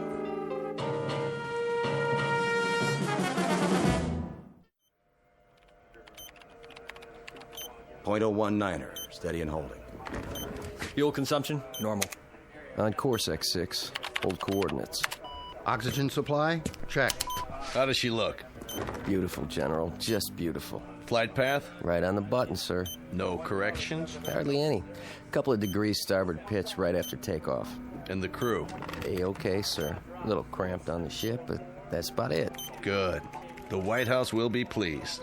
About a test flight? The president's a big fan of the X6. He pushed it through Congress. Hey, then maybe I'll have a job next year. You will, Billings. You will. Count on it. This is the first step. She makes it back in one piece, and it's all systems go. General, I've got the telemetry report. Send it over to data control. Right away, sir. You boys have done well. So far, so good. Bring her in smooth, and you can take tomorrow off. Oh, you got it, General. Couple more hours and she's headed back home. Patch me through to the ship, will you? I'd like to thank the crew personally. No problem. Set frequency. Roger that. X6. Calling the X6. Do you read? Try again. X6. Do you read? This is flight control. X6. Calling the X6. Must be some electrostatic interference. Keep trying. Yes, sir. I want to thank those boys for a job well done and tell them we'll be waiting with bells on. Maybe not a ticker tape parade this time, but that'll come. Sir? Yes? They seem to be... Seem to be what? What's the problem? Well, I don't know. Out with it, man. Something wrong? It's just that I can't find them on the radar screen. Let me see. What does that mean? It means... Well, sir, it means they seem to have disappeared. What? Could be a tower malfunction. I'll switch to backup. Nope. Main system's working. Clear skies, no commercial flights in our airspace. There's nothing. Absolutely nothing. Give me missile tracking. This is General Carstairs at Flight Control. Yes. Do your instruments show a crash? Not just in the desert, anywhere in North America. Are you sure? Then do this. If you register an impact, call me on the secure line. No, I don't expect one, just a routine check. Yes, I'm positive. We have nothing here. Not a thing. What's going on? It's not on the screen. It has to be somewhere. Still sweeping, sir. Where did it go? Sir? If you had the X6 on the screen and you spoke to the men on board... Less than 5 minutes ago. Then where are they? A spacecraft doesn't just disappear, vanish into thin air, does it? Well, does it? No, sir. No, sir. Then in heaven's name, where is it? As you may have gathered, the name of the ship in question is the X6. Her type, a new experimental craft on a high-altitude test above the Earth's atmosphere. Purpose? To gather data for the construction of the world's first space station. Recent history? Unknown, at least to those who weren't on board. But in short order, we're going to meet the crew and hear the story from their point of view, and a very unusual story it is, of a flight that departed from its course long enough to pass through the Twilight Zone. And now, the Twilight Zone and our story, And When the Sky Was Opened, starring Barry Bostwick with Stacy Keach as your narrator. Well, Doc? Just a minute, Colonel. What's the verdict? Pulse is fine. On the slow side, in fact. Correct me if I'm wrong. We went through this yesterday, didn't we? You know the Air Force, check and double check. They've got a big investment in the X6. So there's a little glitch. Probably an O-ring. A little glitch? The hydraulics froze and the soft landing chute didn't deploy. You are lucky to be alive. That's what all the flight training was for. Relax your arm. Doctor. Hold still, please. I want to ask you something. Don't move your arm. 115/80. Not bad. Told you, Doc. I could have phoned it in. All right. That's all for now. Get yourself some breakfast downstairs. Hey, go easy on the cholesterol, okay? How's the Colonel? Who? Jack Harrington. You're the only Colonel I've seen this morning. I get it. You call me in, but he gets to stay home and sleep it off. Pretty nice duty. Harrington. Where have I heard that name?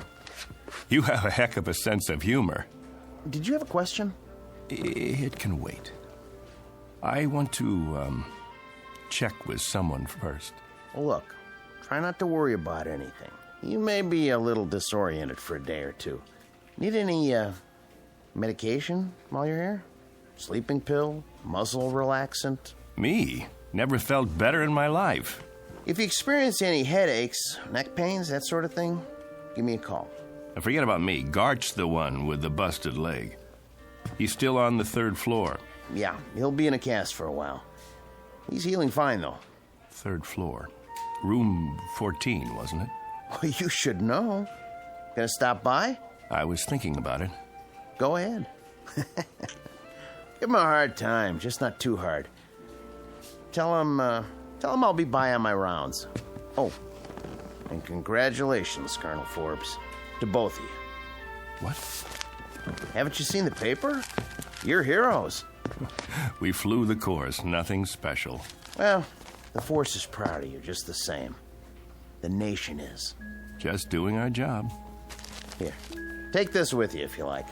I've already seen it. Then give one to Major Gart. They've got copies all over the base. But they're going fast. Colonel, come here. Can I ask you something? If it's not classified? Yes? What happened up there? How do you mean? When they lost you on radar. If I could tell you, Doc, I would. You and the General and everyone else. All I know is we must have lost pressure because we blacked out. For quite a few hours. The next thing I knew, we were down and the chopper was airlifting us out of there. That's it. End of story. But you made it. That's what counts. Yes. Yes. I guess it is.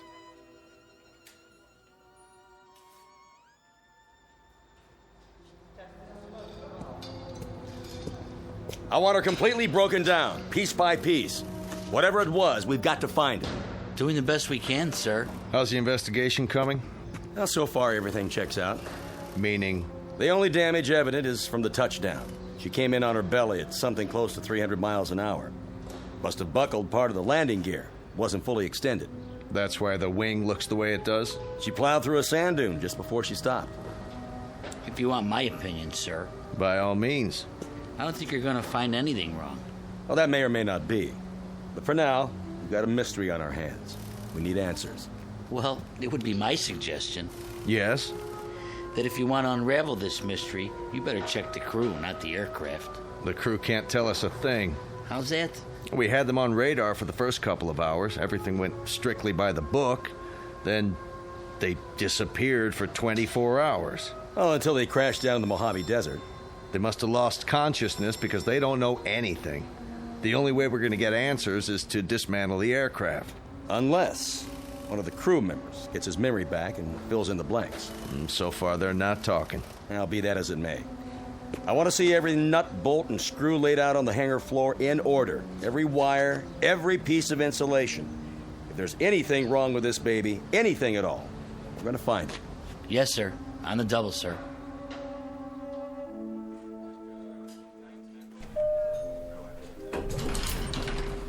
Dr. Bridges to the infirmary. Dr. Bridges.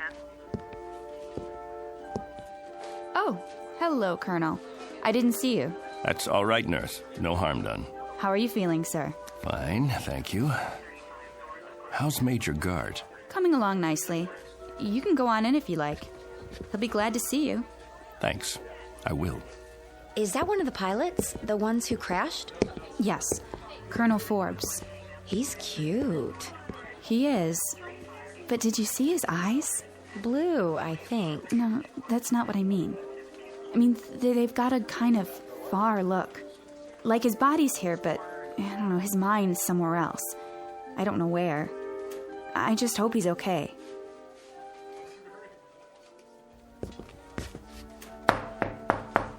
Come in. There he is. And there you are, the prodigal colonel. Not disturbing you, am I? Nothing could disturb me in here. More like a prison ward. No playboys, no hot fudge sundaes. I was on my way out. Can't stay away, huh? Doc wanted to see me. Nothing serious, I hope. Me? No, just routine. I'd offer you a drink, a shot of straight orange juice. How's that leg? Can't feel a thing, which is good. One more thermometer, and I'm going to absent myself from this establishment without official leave. Pull a chair over here by the bed. Take a load off, Colonel. Sure. Now, go ahead, tell me. What's it like in the outside world? Great, Bill, just great. I can't wait to get out of here. Talk to any of the guys? Yes. What about the ship? Did you look her over? It's under wraps. They've got everybody but the president's cabinet checking it out.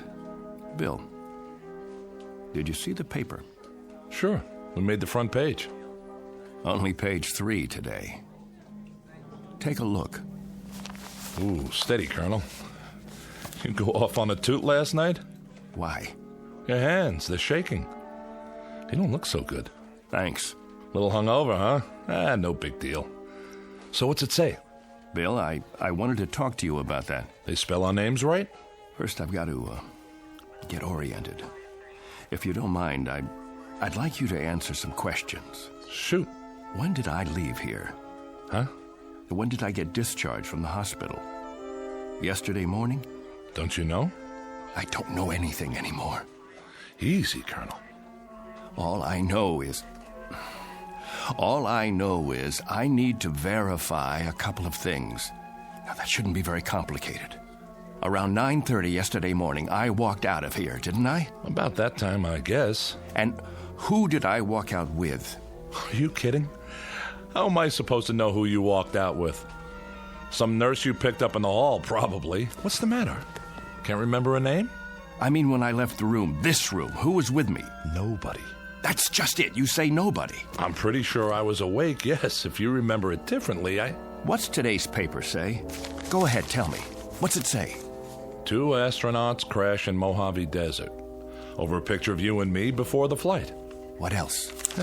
In effect, it says that 2 intrepid voyagers into the unknown returned from the unknown in 1 slightly dented spacecraft.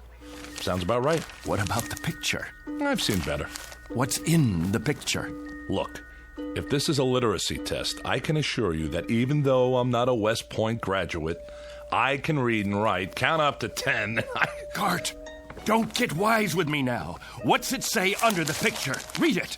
Colonel Clegg Forbes and Major William Gart just before their historic flight that ended in a mysterious crash. That's what you remember? I don't... You and me. The X-6 taking off. About 2 hours up, we black out, and 24 hours later, we come to in a crashed aircraft in the desert. We don't know where we've been or what's happened. Right so far? You remember something different? Bill, there were 3 of us in that craft. There was you, me, and another colonel named Harrington. What? Jack Harrington. Don't tell me you've never heard the name. He was 36 years old. He was my best friend. I'd known him for 15 years, and you'd known him for 5. That ship took a crew of 3, and we were the 3. Now, I want you to listen very closely because, Bill, I swear I can prove it to you. I've got to, or I'll lose my mind.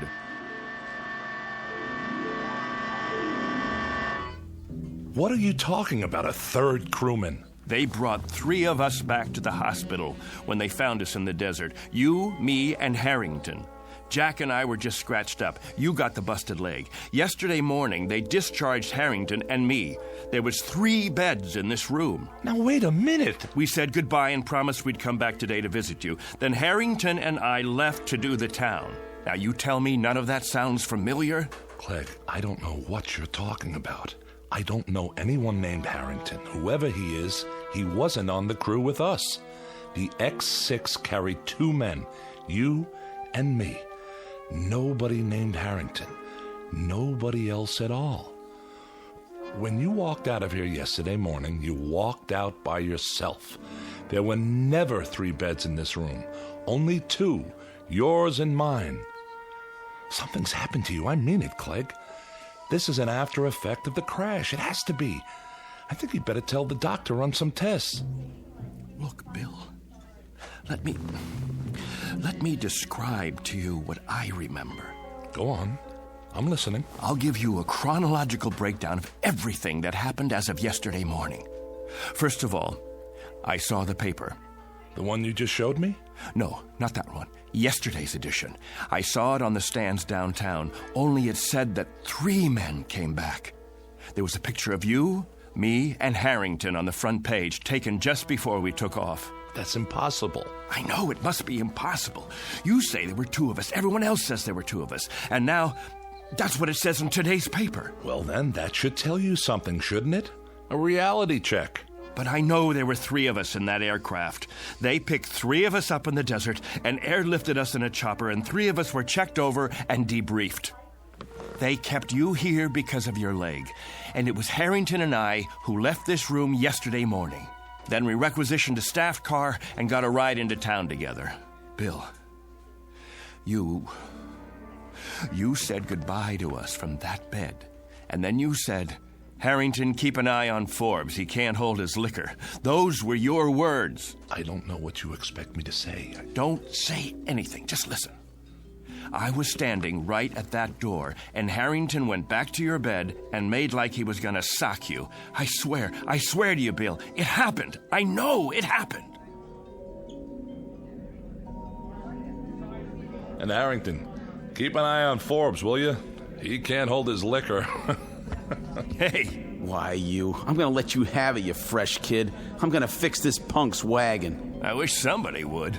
I'm gonna tell the medics he's one very sick cookie and they should hold him for observation another 7 years. You think that's long enough? I don't know. And every Saturday night, Major Gart, the Colonel and I will phone you from whatever bar we happen to be in, and if you're nice, we might even let you talk to some women. Let's go already. I hate long goodbyes. Go on, both of you. Leave me here to suffer in my loneliness and despair. Take care, Billy. We'll come in tomorrow to see you. Meanwhile, you can all read about yourself. Better memorize this in case you lose it. See? 3 space travelers returned safely. And nothing about your broken leg. Well, that's the press for you. Get out of here. I'm going to pick one up for my mother so she can frame it. One time, a fortune teller in a carnival in Des Moines said I'd be famous. It doesn't say anything about you, though. Out. And did you pick up a paper on the way out? Why? You said you had proof. I should have kept it, but it wouldn't make any difference now. If you could show me in black and white. Hold on. There's more to the story. When we got to town, Jack and I hit the bars. The first one was the Plush Monkey on 11th. You know the place, don't you? Yeah, a dive. Beer signs and bar girls. And a big mirror behind the bottles. We walked in trying to keep a low profile, but the blonde spotted us. That's them. No, it's not. It is. Don't stare. Give me your hairbrush. Welcome, gents. Take a load off. With pleasure. Say, aren't you the 2 guys who was up in space? Not that far, just the ionosphere. I thought so. That and a couple of bucks should get us a beer apiece, right? You bet your life, but never mind the $2. This is on the house. Why, thank you, my good man. Very kind of you. I don't get many celebrities in here, so go ahead, boys, drink hearty. You earned it. I don't even mind you cracking up the ship, and I'm a taxpayer. I like your attitude. Got a match? Not since Superman. A light from my friend here. Sure, pal, sure. Anything you want. Evening, ladies. Hi there, Captain. Colonel. Oh, sorry. She's new in town. Care to join us? Hold that thought. I'll ask my friend. You do that. We ain't going nowhere. Hey, Jack. Something wrong? No. Look at yourself in the mirror there. Not exactly a happy camper. I was just thinking. About what? I'll tell you after I taste the beer. To happy landings, whenever and wherever possible. I'll drink to that. Sorry. Something is wrong. That's okay. Ain't the last glass of draft in the house, let me tell you. It just slipped out of my fingers. Don't worry, I'll clean it up. Get you another one right away, Colonel. You're sick, Jack? No, I'm not sick. I just got this funny feeling. What kind of feeling? I don't know. Odd. Never felt anything like it before. Maybe we should go. Don't worry, I said. It was just for a couple of seconds there. It was like I didn't belong here. Like if I were to let myself go, You'd what? Like I'd disappear. Here you go. Thanks. Happy landings. You don't like it? I want to call my folks. Good idea. I should call Amy, too. Where's the phone? All the way in the back. You sure you're okay? Yeah. Be right with you.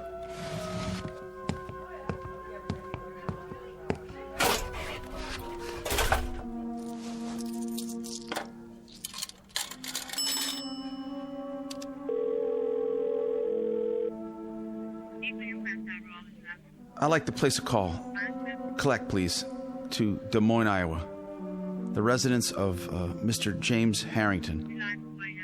That's right.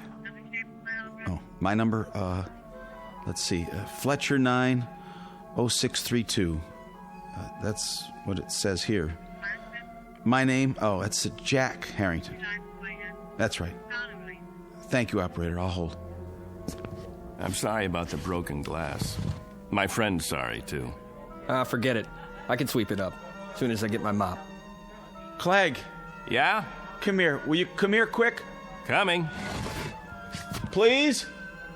Does he need some change? I'll see. What's up? I just called home. Called my folks. My mother answered. Yeah? How is she? I don't know. How come? I told her it was me, and she said she didn't have any son named Jack. That's what she said. Can you beat that? I asked to talk to my old man, and when he got on, he kept saying for me to hang up. He didn't want any practical jokers bothering his wife. Said he didn't have any son at all. That's weird. Clegg, what is this? What's going on? Gag, maybe, or... No gag. It's part of this feeling, Clegg. The feeling I've got that I shouldn't be here. That none of us should be here. It's as if maybe... What? Maybe we shouldn't have come back from that flight.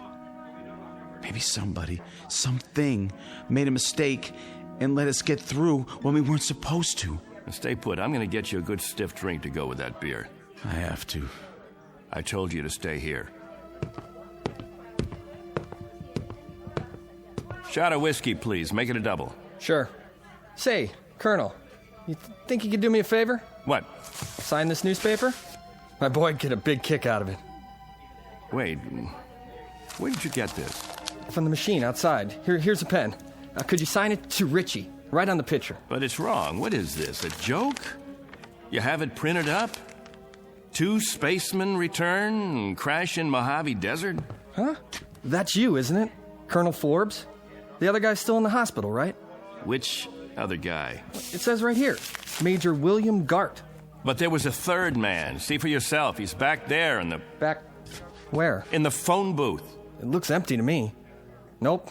Nobody's been in there all day. What? Buy me a beer, honey? I'm awful thirsty. My buddy, the one who was sitting here on the stool next to mine.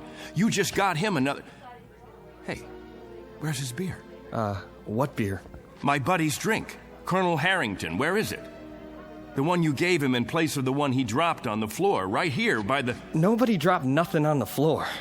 You see any broken glass? I don't. Dry as a bone, too. What are you trying to pull? I don't know what you mean, Colonel. You came in here alone. You don't know what you're talking about. You're crazy, you know that? Crazy, you hear me? If you think a thing like that, you gotta be out of your mind.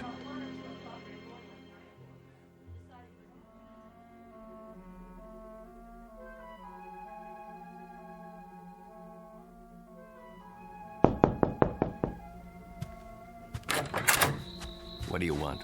Room 8A. Here's your pizza. Oh, yeah. How much do I owe you?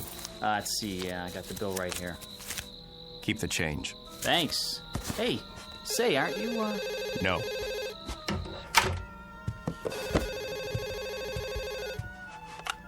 Yes? Ready with your call to Des Moines. Thank you, operator. Hello? Hello? Who is this? Mr. Harrington, this is Clegg Forbes. Who? You remember me, sir? I had Christmas dinner with you and your wife last Christmas. You and your wife, and Jack. Jack who? Your son. What is this, another crank call? Because if it is, it's not funny. Who is this, anyway? Perhaps I don't have the right house. Is this James Harrington? I'm James Harrington, but I don't have any son, and I've never heard of you. You live at 43 Elm Street? All my life. Got 2 daughters, both married. One lives in Sioux City, the other moved to Binghamton, New York last year. I should know whether I got a son or not. And don't call me again. Now what? Look at that face in the mirror. I don't know myself anymore.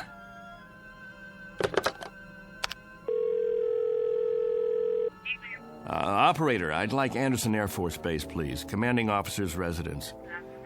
That's right. Call me when you get through.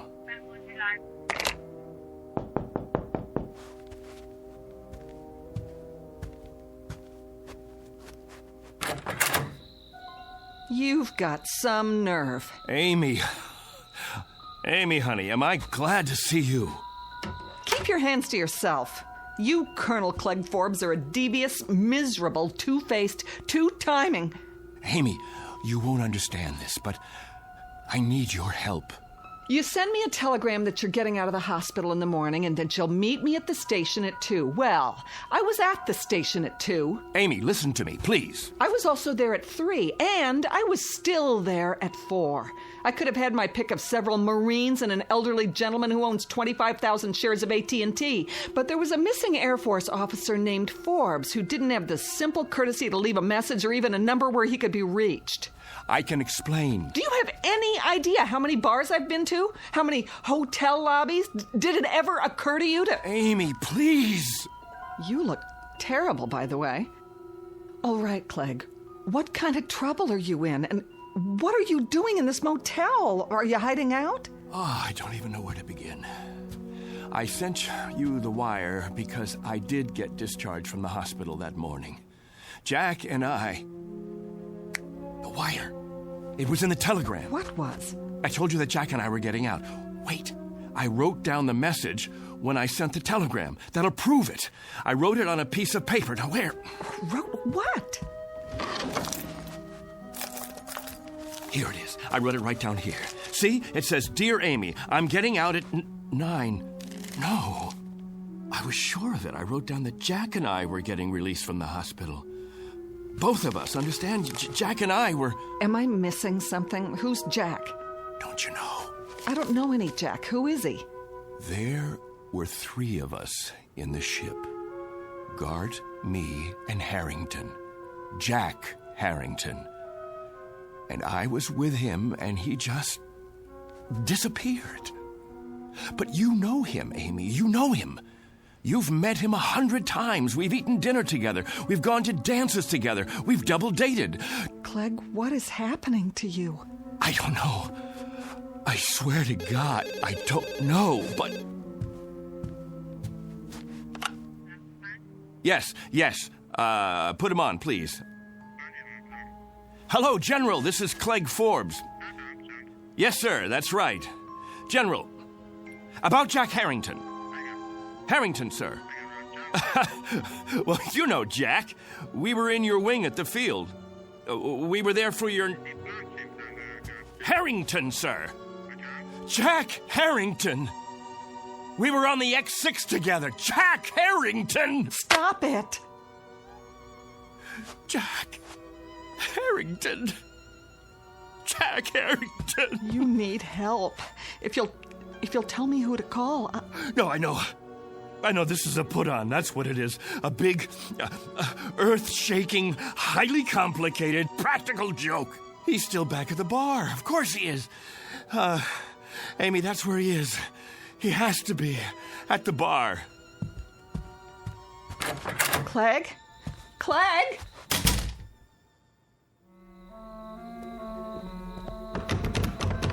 Locked. What time is it? It's late, Clegg. There's nobody inside at this hour. Open up. I know you're in there. Come on, Harrington. You gotta be. Don't! Jack, you can come out now. Some joke, and I fell for it. Where are you hiding? The phone booth? That's gotta be it. Where are you, Jack? Please come back, will you? Jack! No.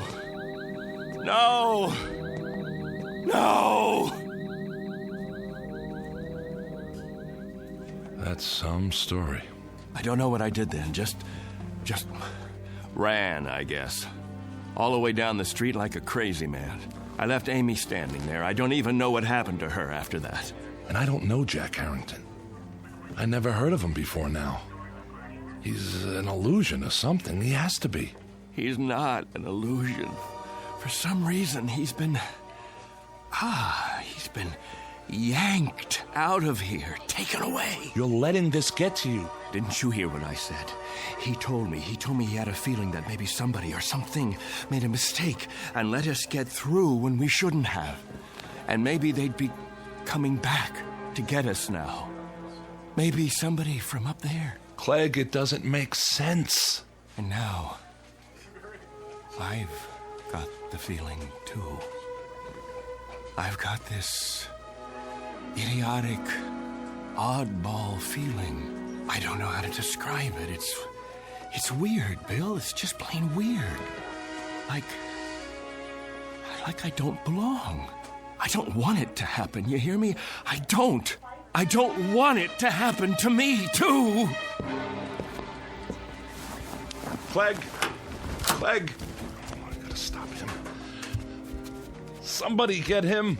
Somebody! Hey, did you want something? Where is he? Where did he go? Who? Colonel Forbes. Colonel... I saw him run into the hall. When? Just now. I didn't see anyone. He has to be here. He can't just... What are you doing out of bed, Major? You know, you shouldn't be walking yet. If the doctor saw you... Somebody's got to help Colonel Forbes. Somebody's got to help him right away. Grab a hold of my shoulder. Now, come on. I'm talking about Forbes.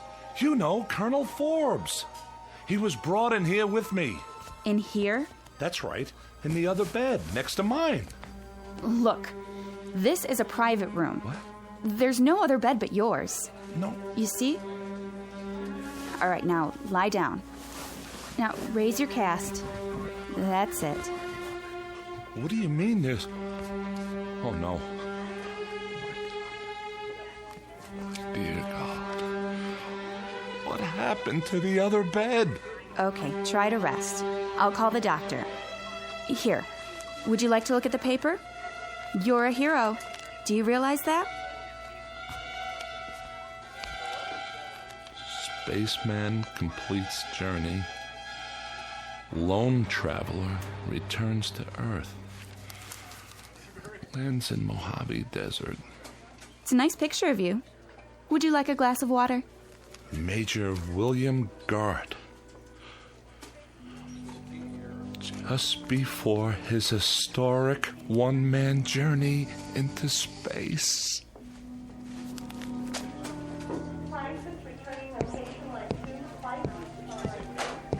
Hey, Doctor.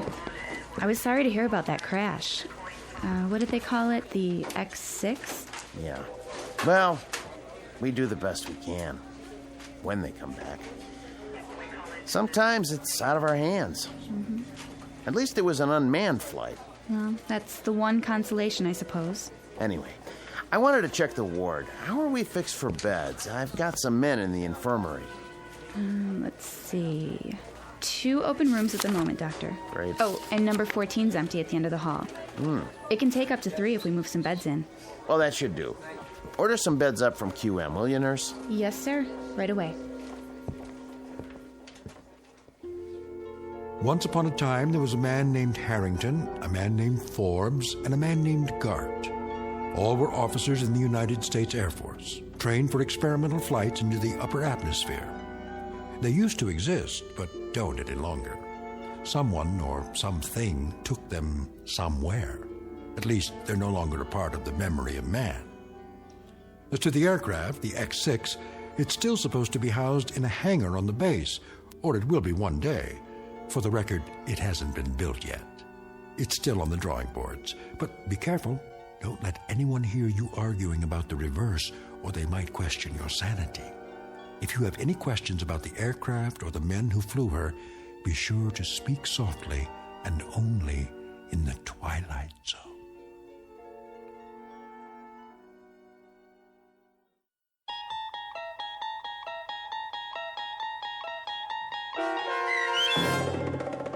And When the Sky Was Open, starring Barry Bostwick with Stacy Keach as your narrator, was adapted for radio by Dennis Etchison and written for The Twilight Zone by Rod Serling, based on a story by Richard Matheson. Heard in the cast were Mike Starr, Jeff Lupetin, Meg Thalken, Joby Cerny, Christian Stolte, Kurt Nabig, Richard Hensel, Doug James, Vince Amari, Justin Kaufman, Elizabeth Lido, Carl Amari, Jennifer Joy, and Tracy Hernandez. To learn more about the Twilight Zone radio dramas and to obtain audio cassettes and CDs of these programs, visit our website at twilightzoneradio.com. The producers of The Twilight Zone wish to thank CBS Enterprises, Carol Serling, Dennis Etchison, Claire Simon Casting, Terry Jennings, XM Satellite Radio, Sirius Satellite Radio, our sponsors and our radio affiliates for helping make this series possible. This copyrighted radio series is produced and directed by Carl Amari for Falcon Picture Group. Sound design and custom Foley effects for The Twilight Zone by Cerny American creatives Bob Benson, Craig Lee, Michael Slaybach, and Matt Sorrow. To learn more about the Twilight Zone radio dramas and to contact us, visit our official website at twilightzoneradio.com. Doug James speaking.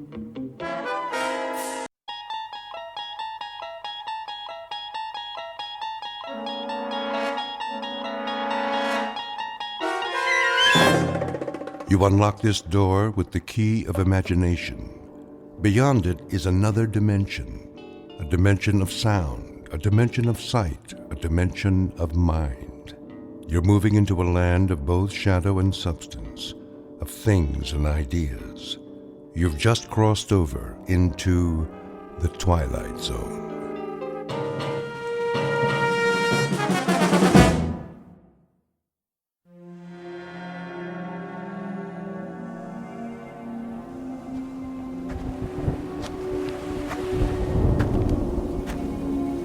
Looks like a storm's coming in. A storm? Did you say a storm? Don't you mean another storm? Like the one we had yesterday, and the day before, and last week, and all month? I'm sorry, Marie. Sorry? Like you were yesterday, and last month, and all year, and the whole 20 years we've lived on this freezing, nothing little island? Oh, I can't help it, Marie. I wish I could do my research somewhere else, but this place, this place, it's so special. Special? Yeah, that's a word you could use for it. I mean, there are no trees, no TV, no stores except that little grocery store next to that shack they call a restaurant. Yes, this is really a special place. Well, I'm sorry. I didn't know it'd take so long. I just didn't know. I wouldn't figure it out until now. Wait a minute. Figure it out? Now? You're done? I mean, are we really done here? Oh, I think so. What exactly did you figure out? I mean, will it make us any money? Will you be famous? A Nobel Prize, maybe? Or a research grant? No one can know what I've discovered, Marie. It's just too dangerous. Oh, that is just great. I spent 20 years shivering in that stone shack you call our home, waiting for you to make your big discovery, and now you can't tell anyone about it? I think you can tell me. There's a large granite outcrop that underlies this small island. The magnetic field beneath it has created this very unique place where remarkable things happen in this particular spot. It's the only spot on Earth where it occurs. That's why this place, it's so special. A lot of physicists and geologists have theories about it, and I found it. What particular spot are we talking about? You mean that little sheet of rock that you point instruments at all day, every day? In 1908 in Siberia, there was an explosion. It was equal to a small nuclear bomb.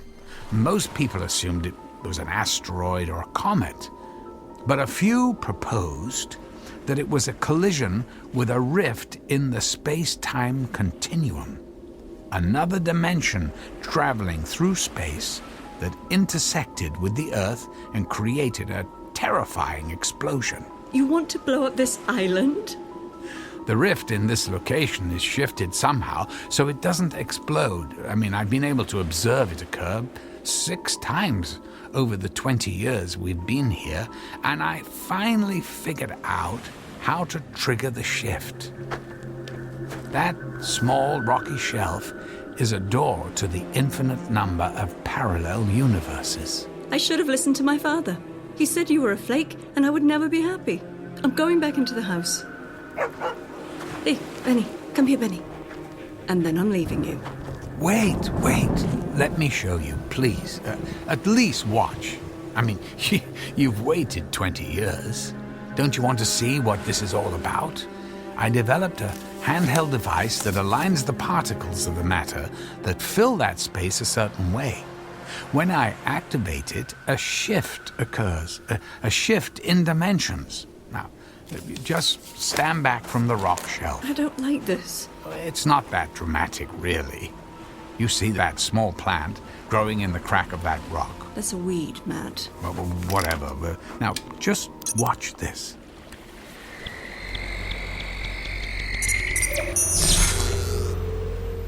Huh? What do you think? The weed's gone. Pretty amazing, isn't it? Yeah, the guys at the hardware store will sell 1 million of them. Well, maybe 47 to the other people on this island who want to zap their weeds with your gizmo. Marie, it's not just the weed that's gone. It's everything that occupied that space. I mean, look again at that area. Notice how the raindrops and the spray from the ocean are just now wetting that circle of rock. That entire area of about 10 meters was exchanged with the matter that occupied that space in a parallel universe. Our weed and all the rock and the rainwater are now occupying that space in another dimension. And now, this matter is here to replace it. Look, I'll show you again. Sometimes the swap is a little more dramatic. It just seems that in many parallel universes, the same sort of things happen.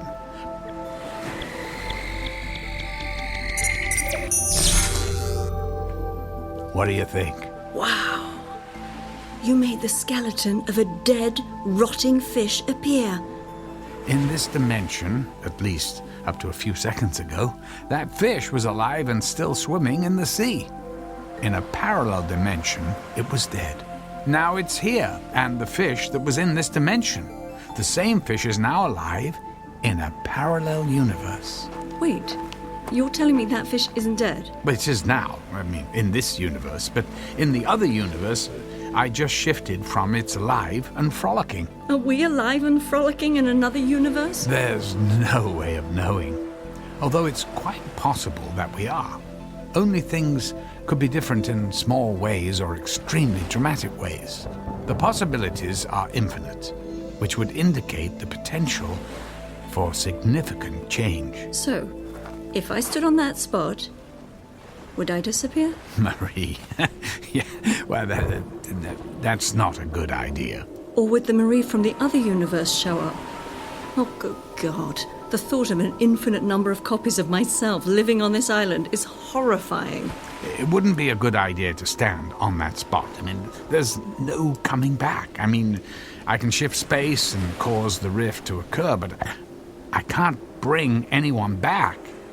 It just seems to be a continual exchange of other possibilities. I want to try.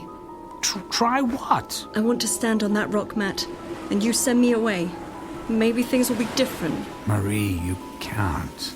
It's irreversible. There's no guarantee you'll even survive the shift. The weed survived. You brought it from somewhere else and sent it somewhere else. You have to do this for me. But you're not really changing anything. You're just exchanging it for something else. If you or I were to shift to another dimension, our counterparts would suddenly find themselves in this dimension.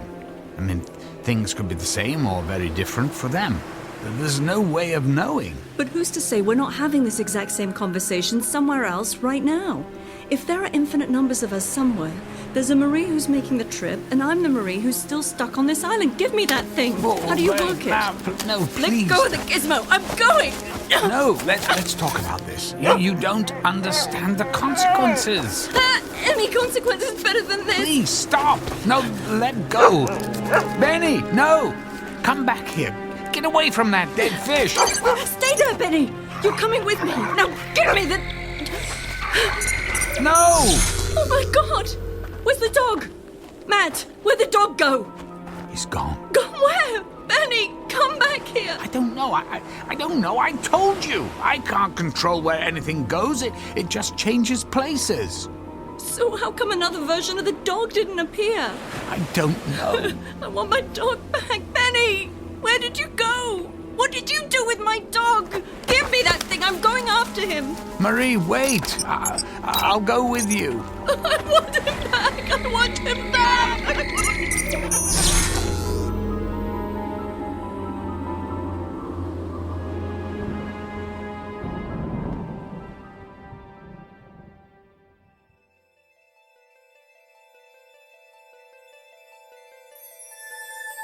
Meet Marie Thompson, the wife of a physicist who spends his time studying infinite worlds, except the one that he shares with a woman.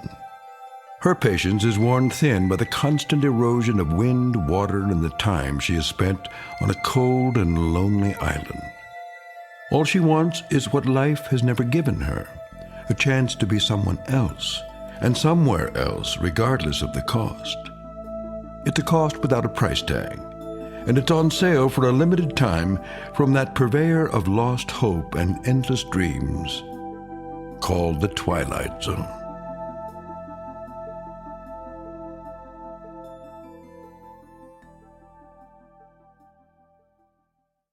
And now, The Twilight Zone and our story, Another Place in Time, starring Malcolm McDowell, with Stacy Keach as your narrator.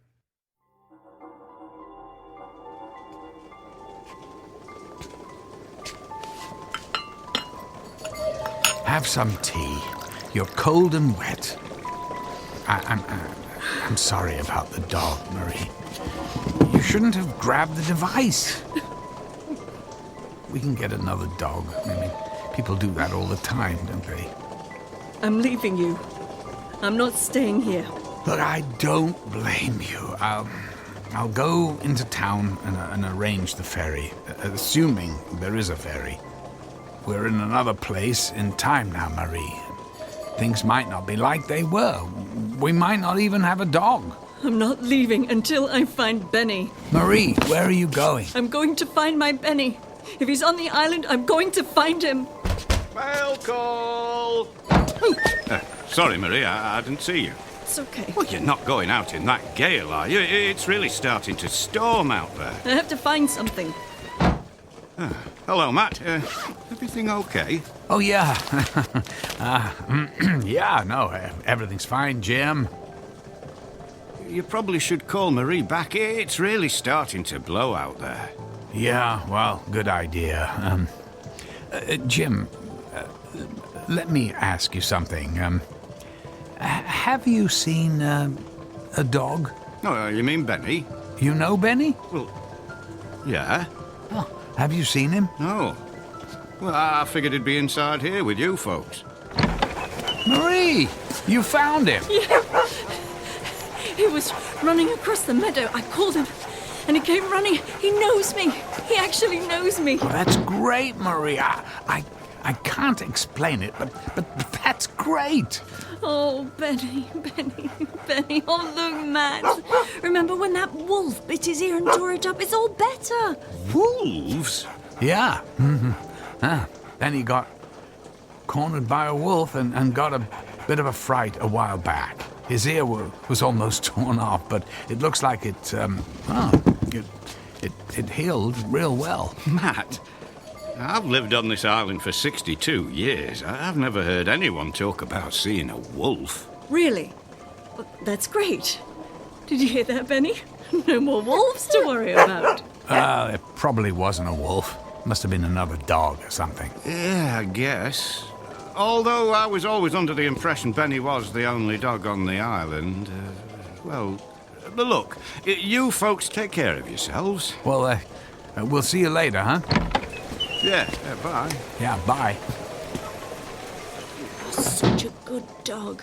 Good dog. You know, we should probably do more listening than talking until we get used to what's going on in this dimension. It worked, didn't it? I mean, it really worked. This is the best news I've had in a long time. You have fun here on your little island. You do whatever you want. I'm leaving. Yeah, I know. I'll get into town when the storm calms down and arrange the ferry to the mainland. Ferry? Hell with the ferry. Benny and I are going to take another little trip with your gizmo. His ear is all better, but look at this stone shack.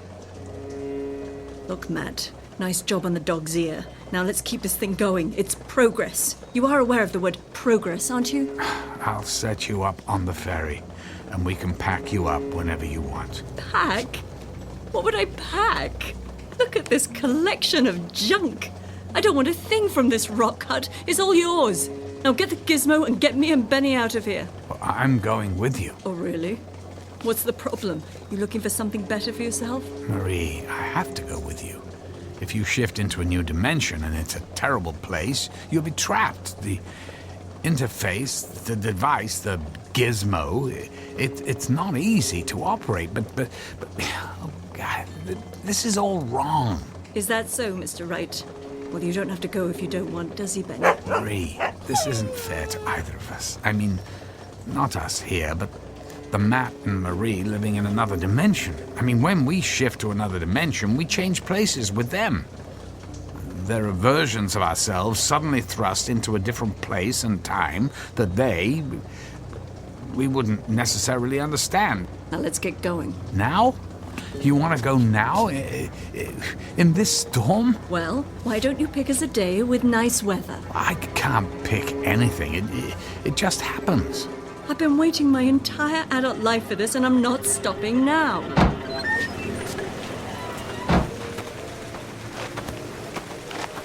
Ready when you are, Matt. You are going to join us on this little rock stage, aren't you? Matt! What are you waiting for? Get over here and let's get out of this storm! Grab hold of the dog and just do it! Fine, but we can't keep doing this, you know.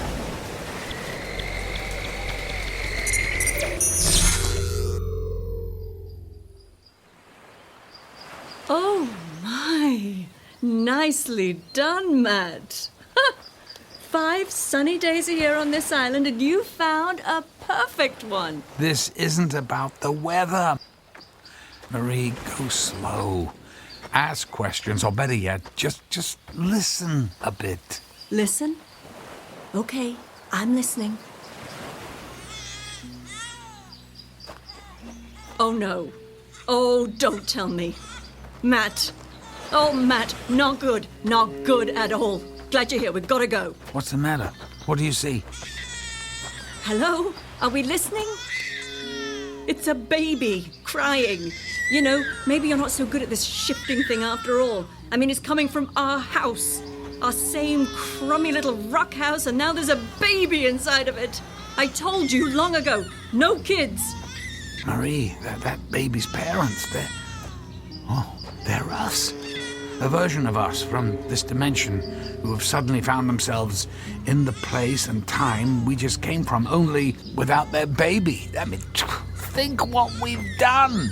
That baby's parents are back in that storm we just left without their child. Do you realize what we're doing to people, ourselves? In an instant, they're in another place and their child is gone forever. Another version of ourselves will show up here. And what are they going to think? Oh, get over it. We're doing it to ourselves. No one's getting hurt except us, so what's the problem? Matt, grab the dog and set that thing, however you do it. This isn't right. Matt, shut up and get us out of here.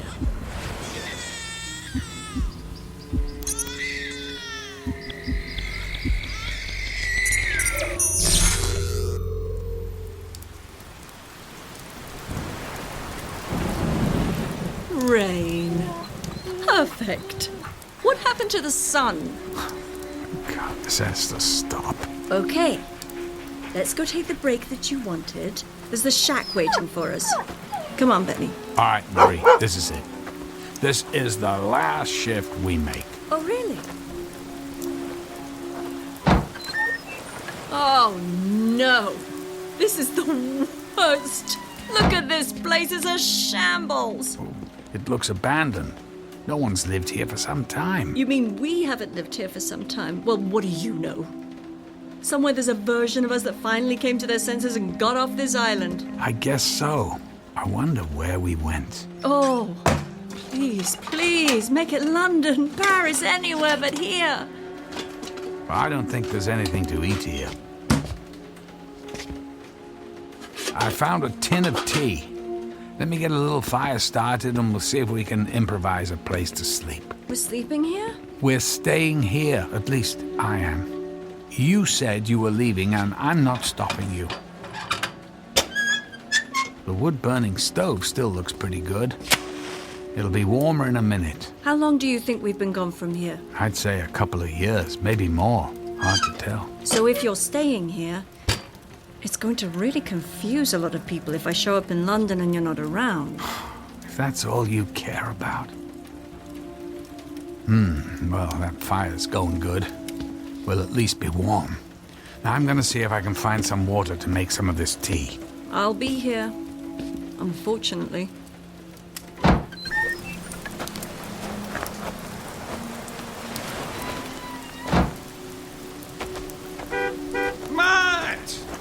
Matt! Is that you? Hello? Yes. Hello there, Jim. You know, I never thought I'd see you here again. Especially after what happened. Yeah, right. Well, we thought we'd come back, for a visit. We? You're not here with Marie, are you? Marie? No. The dog. I came back with the dog. So, do you visit Marie at all? Yeah, I visit her, yeah. I saw her not too long ago. Do they still have her in solitary confinement, or have they let her into the general prison population? Prison? What's that? Yeah, she's still in prison. I'm surprised you visit her at all. I mean, any mother who would kill her own baby. But then, well, she obviously needed psychiatric care. Look, I'm sorry to even bring it up. I just didn't figure you'd ever want to come back to this place after what happened here. I guess I just wanted to get some closure. Looks like you've got a fire going in your old house. I'm kind of cold. I'll come into town and see you tomorrow, okay? Sure. You take care of yourself.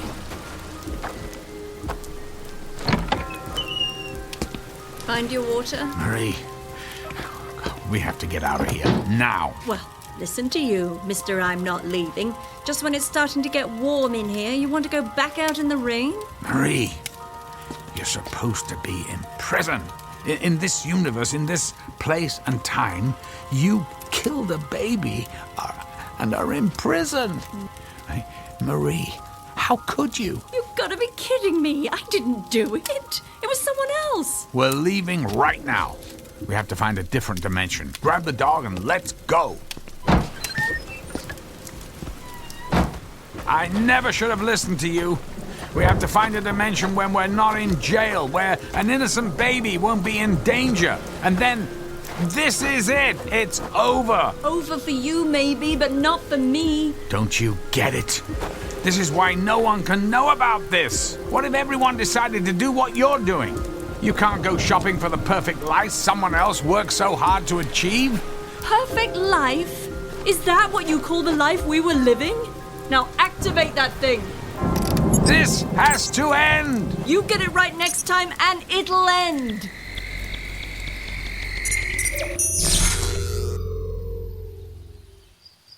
Ah, that's better. You're getting good at this. At least the weather part. Wait. Damn it, Matt! Now you've done it, I can't believe this!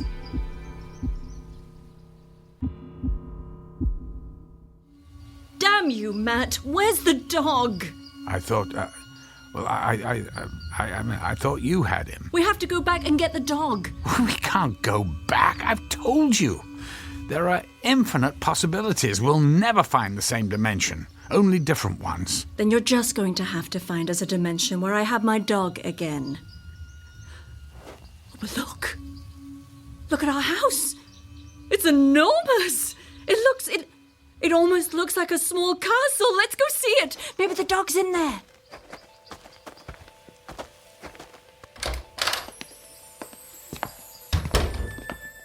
Benny? Are you here, boy? Is he here? I don't know, but... Hey, congratulations! The house is amazing! I never thought stone walls could look so good.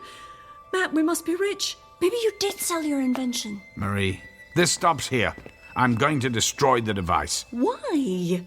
Don't you get it? Haven't you been paying attention to your own words? If everything in all of these dimensions are so much the same, who's to say there aren't other versions of you using your little gizmo to do exactly what we're doing? The only thing is, we're going to be without one, because you got a little problem. Here we finally get to a place where things are like I want them to be, and poof! We're gone because we traded places with another version of me and you because they have the gizmo and we don't. I can only hope that if I make this decision now, there are other versions of me in other dimensions making the same decision. Fine. Destroy the stupid thing, but not until I have my dog back. You've taken everything away from me with your little lifetime of research. I finally got the house right, and now I want my dog. You should hide. For all we know, you might still be in jail. Don't you wish? Fine. I'll hide in one of the rooms. Look at all the rooms. Which one? Coming! Marie, go now. I'm going. Afternoon, Matt. Mail call. Hello. Hi, Jim. Oh, thanks. Why, Matt, you're not in uniform. That's quite a risk, you know. Right. My uniform. I spilled something on it, and Marie or someone's cleaning it. Marie's actually cleaning your uniform? I wouldn't have expected that. At least not with all the servants you have. I mean, well, you know what I mean. Why, hello, Marie. Jim, it's so nice to see you. I overheard you and Matt talking. Here's your uniform, Matt. I forgot we had another one hanging in the closet. Yes. Why, thank you, Marie. Good God. What is that on the arm? Is that a swastika? Yeah, I guess. Yep, that's what it is, all right. Oh, I can't believe it. A swastika? I mean, this is nuts. Whoa! Be careful there, Matt. People don't take kindly to any disrespect for the Reich. Reich? Look, I'd best be going. You know, I saw your dog running around over by the base. I figured the Commandant might not take kindly to that, so I got your dog tied up outside. Benny? Matt, he remembers me. It's Benny. It's my Benny, and his ear is all fine, and the weather is fine, and this house is just fine, and I have never been so happy. Jim, thanks for bringing the dog back. I have to, get into uniform and head over to the base. Right. I'll see you tomorrow. You did it.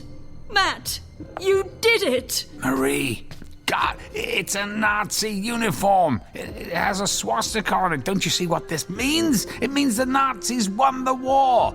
Well, maybe they're not bad anymore. It's been a while since the war. I mean, come on. We got it all going here. Give it a few days. No. Out of the question. This is madness. Well, just listen to you. You can't wait to give it another go. Just remember to program your little gizmo for perfect house, beautiful weather, nice dog, no babies, and just for you, no Nazis. Oh, and can you make the house a little bigger next time? I mean, why not?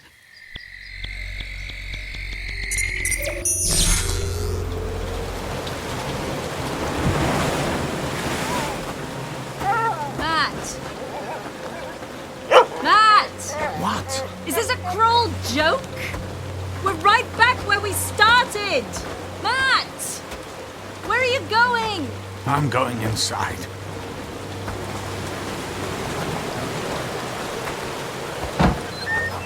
Well, at least someone had a fire going. But as for everything else, still the same. I'm tired. I want to rest. We're staying. We're staying? Are you sure? I mean, how do you know there aren't any Nazis here? Plus, we're poor, and the weather is horrible, and I'm living in a hut. I'm gonna lay down. I'm tired. I'm not going anywhere except to bed. You do that. You go lay down and dream about your world without Nazis. I still have my dream, and tomorrow we're going to go find it. I'm resetting the device. Tomorrow I'm pushing the button and throwing the device onto the rock platform and sending it into another dimension. It'll be gone for good, and this game will be done. This is over.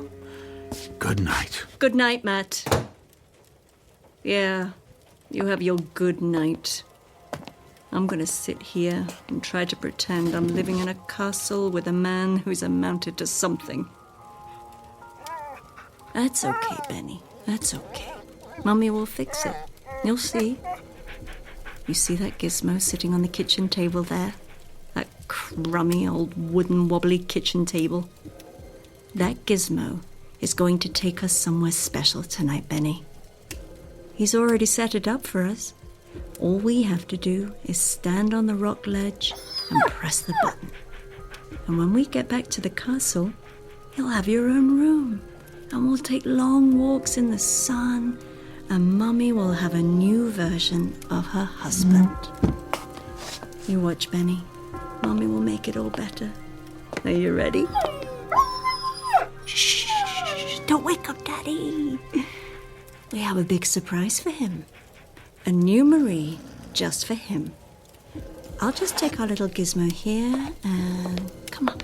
Quiet. Let's go.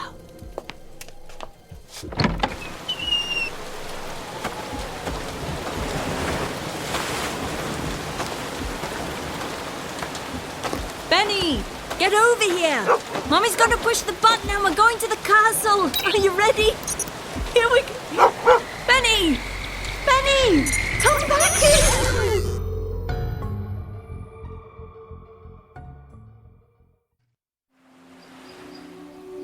Damn dog!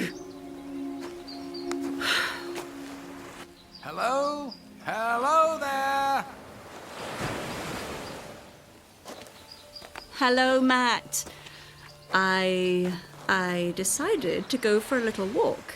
Oh, it's a nice day for a walk. And by the way, what a lovely house we have. And a garden. Well, thank you. Oh, Benny! Benny!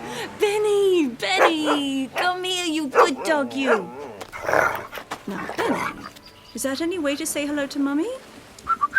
Here, heel boy. That's a good dog, Scout. Scout? His name is Scout? Oh, that won't do at all. He's going to have to get used to Benny. Oh, I'm sorry, but, do I know you? Look, I know you're mad. I have been a bit of a chore for the last day or two. Or was it 3? Heck, I don't even know if we're supposed to call them days. I mean, what are they anyway? Excuse me, but, what are you talking about? Well, I guess it's my turn to do all the explaining. Matt? We're over here. I'm talking to someone. Oh, Matt. Who is that in my garden? That's my wife, Angela. Huh? Sorry, I didn't catch your name. It's Marie, Matt. Ring a bell? Marie who? Marie White Thompson? Your wife? We met in high school, went to college together, and got married right before we moved to this, or at least a version of this island. Well, I only knew one Marie in high school, but we didn't go to college together. Yes, we did. Matt, it's me, Marie. Remember? Your high school sweetheart. What are you, an identity thief? So you remember? Well, the last thing I remember about Marie was her wake and her funeral. I just met her in high school. 3 days later, she was hit by a car and killed. What do you mean she was killed? Look, if you stole her identity, I'm calling the police. I'm not dead, you idiot! Hey, I don't know what you're trying to pull here. Matt? Hi, Angela. Look, this woman says she's someone I knew in high school who's dead. Oh. Angela. That's your name? Angela? So she's the best you could do? Hey, nice garden, Angela, but I've got news for you. He's no find. Matt, let's go back to the house, Oh, that's great. Matt, you can't get anything right even when you're not here. Benny, stop it! Whoever you are, I'm calling the police. Go ahead and call the police, you moron. I'm getting out of here. And goodbye, Miss Perfect Little Gardener Wife. Benny, get over here. Oh, forget it, dog. Stay here with these lovebirds. I'll find a new version of you in the next dimension. I think she's crazy. Crazy? Watch this, sweetheart. Matt, get over here. Matt, don't go near her. She's not acting right. Right's not the word for it. Matt! You programmed this thing before you went to bed. What did you do? I can't get it to work. Angela, go back to the house, call the constables. She sounds dangerous. Would you get over here and fix this thing? Is every version of you an idiot? You can't leave me here. This isn't how it's supposed to be. Things were supposed to be better. I can't get the thing to work.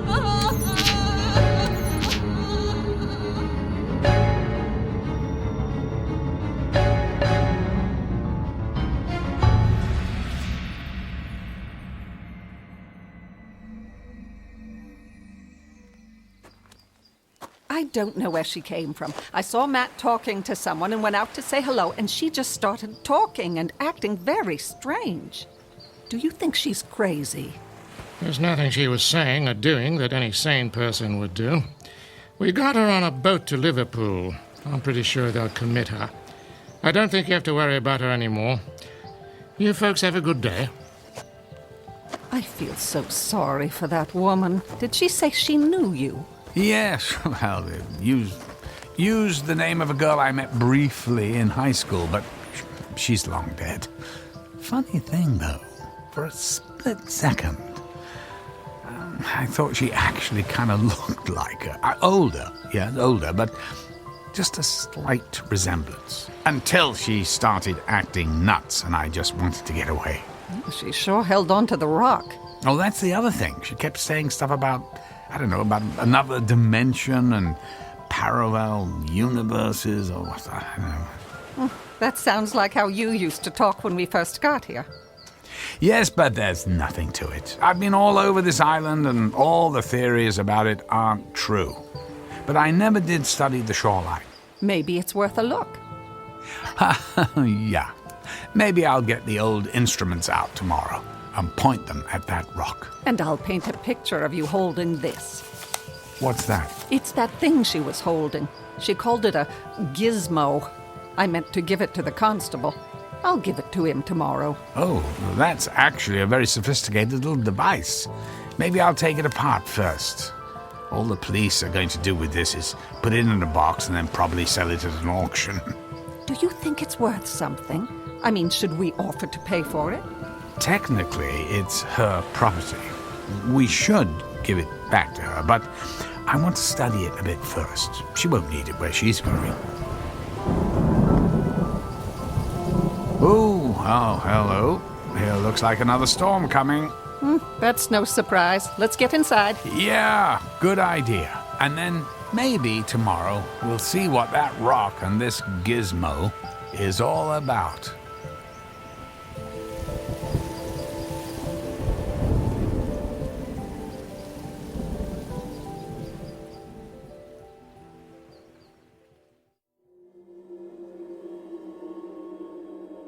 Is it possible we all live in multiple dimensions? One woman knows for sure. A woman on a mission who has found her destination. A destination not made of dreams, but a nightmare of her own creation in a universe that doesn't know her name. A nightmare that could only take place in that unique dimension known as the Twilight Zone.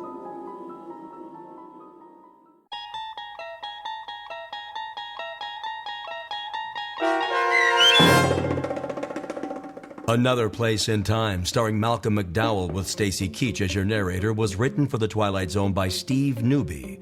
Heard in the cast were Sarah Wellington, David Darlow, and Martin Astrop. The producers of The Twilight Zone wish to thank CBS Enterprises and the Rod Serling estate for making this series possible. This copyrighted radio series is produced and directed by Carl Amari for Falcon Picture Group. Sound design, custom Foley effects, recording, and editing are produced in the Cerny American Sound to Picture Theater by sound designers Craig Lee, Bob Benson, and Tim Cerny. Music for The Twilight Zone is provided by CBS and American Music Company Incorporated, New York.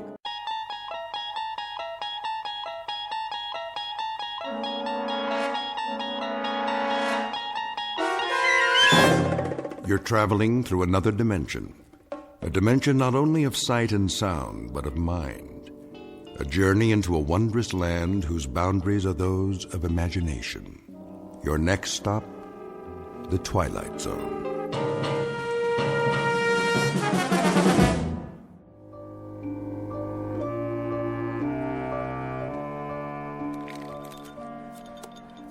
One old-fashioned, one Scotch rocks, a whiskey sour, and a B&B. Which table? Number 3. Miller, Jackson, and Whitaker, right? That's right. The usual. Got it. Oh, and make the Scotch a double. For Mr. Jackson. You're learning. Old man Jackson. Bet he was here before I was born. As was I. No offense, William. None taken. Who's the whiskey sour for? Mr. Corrigan has joined them again this evening. I wonder why. I expect he wants to learn from the past. Yeah, but that's all those old guys talk about. The past. He ought to join another club. Someplace that's co-ed at least. There's no substitute for experience, Daniel. None whatsoever. If you want to learn the ropes, so to speak. I hear that. Here you go. Shall I run a tab? Table 3 always runs a tab. Gotcha. Bring me another bourbon, will you please, William? Certainly, sir. Oh, and some peanuts to go with that. Yes, sir.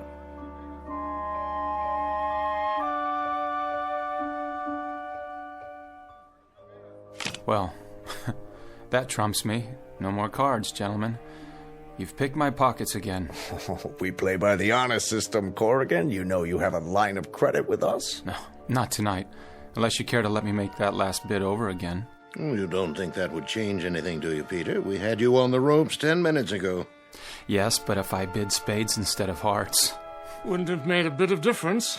Trust me, boy. I do trust you, Mr. Jackson. It was my error. No doubt about that. You have a point, though. One small detail, a jog to the left instead of the right, say, and things might turn out quite differently. So true. Just put the drinks down over there, would you, William? Of course. So you're saying? He's saying that life turns on the finest of points, and I must say I agree. In a game of cards, yes, but... Will there be anything else? Not just now, William. Very good, sir. What exactly are you getting at?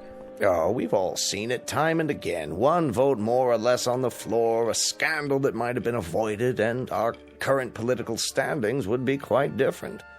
It's a matter of choices as well as luck. Let's say, Corrigan, that you go back in time. Yes, and if that were possible, there'd be nothing to stop me from altering the course of history. Is that it? Imagine this. It's October 1929, the day before the stock market crashed. If only my grandfather had known about that one. And you know that on the following morning, the securities are going to tumble into an abyss. And how would I know? Because you carry with you the knowledge of the present, of what's to come. Of course. Of course. Now, using that prior knowledge, there are 100 things you can do to protect yourself. But following your logic, I'd be anachronism. They'd spot me right away, probably lock me up, because I don't really belong back there. My clothes, my speech. It doesn't matter. You'd find a way to pass. The important thing is, once you were there, you could sell your holdings the day before the crash. As my grandfather should have. All right, but what if I did, and that very act started the crash a day earlier? He does have a point. Though even that's unlikely. How so? Hear me out. History tells us that on October 24th, 1929, the bottom dropped out of the stock market. That's a fixed date. October 24th, 1929. It already exists as an event in the history of the 20th century, in our own past. The forces that made us as we are. Ergo, by definition, it can't be altered, not by those of us who are products of those very events. You see? And I say it can. What's to prevent it? What would be the mechanism to make it occur? A time machine? Some technology that hasn't been invented yet? What's the mechanism for human life? Birth and death. Do we understand that? No. But it's real, I assure you. Jackson's right. What's to prevent me, say, from going to a broker on the morning of October 23rd or October 22nd? Why go back that far? Yesterday would do nicely. Go to the racetrack with a list of winning horses. That would be entirely for personal gain. A matter of manipulating numbers. When you're dealing with matters of life and death... Why else go back to 1929 then? Unless you can think of a reason other than money. Well, there was a certain little flapper named Louise Brooks. Well, that was before even your time, Walter. Alas.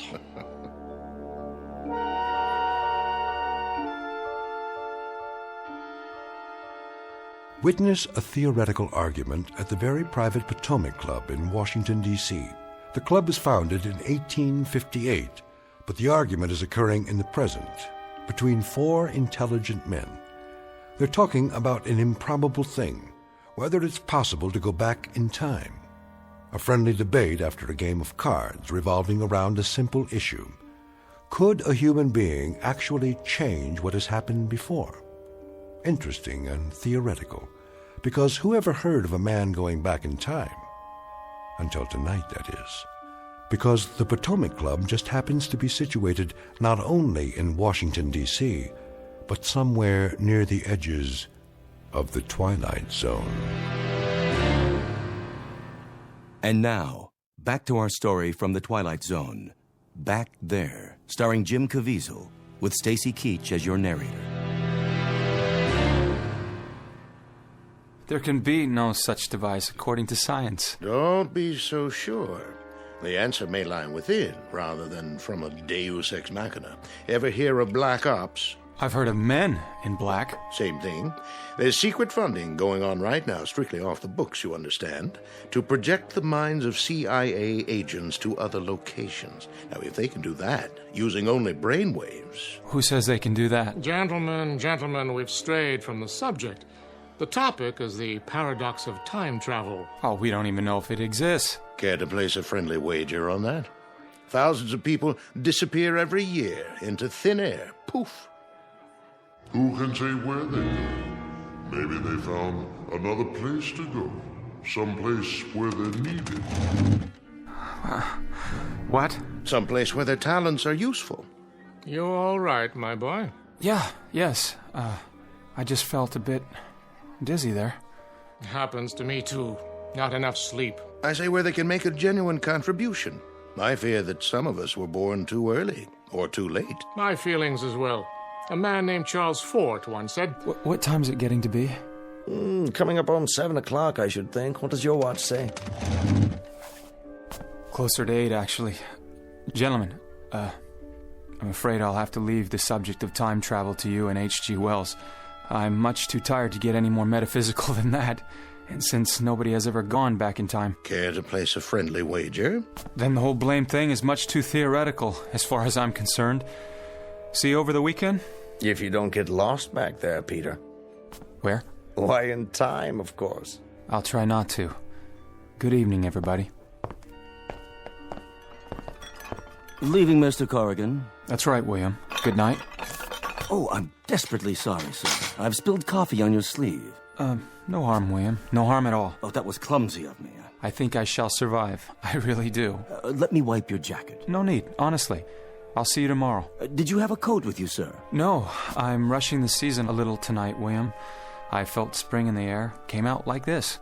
Well, April is spring, sir. It's getting there. What is the date? April 14th, Mr. Corrigan. April 14th already? And the year? I beg your pardon, sir? I'm just kidding, William. I know what year it is. Of course, sir. Well, good night, William. Take care of yourself. I'll do my best, sir. Taxi, mister? No, thanks. I think I'll just walk. Okay, Mac.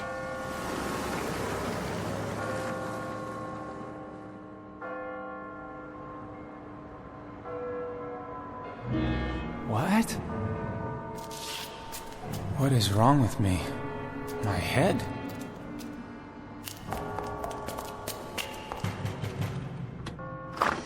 Who is it? What do you want? I need to sit down for a moment. I don't feel well. And you are? Peter Corrigan, a guest of Mr. Jackson. Mr. Jackson? I was just inside. No, you were not. Of course I was. We are closed this evening. This is the Potomac Club, isn't it? It is. Then let me in. I left something inside. Now see here, you. The club is closed. But I just left here a minute ago. The devil you did. Are you drunk, young man? Is that it? I am not drunk. I want to see Mr. Jackson. There is no Mr. Jackson here. Or Whitaker, or Millard, or William. Let me talk to William. Where is he? William who? I don't know his last name. William, what's the matter with you? Where did you come from? And what's the idea of those clothes you're wearing? As good as your clothes, sir. Now be gone with you. Hey, come on, open up! You best get away from here. I'll call the police. Go on. Get out of here.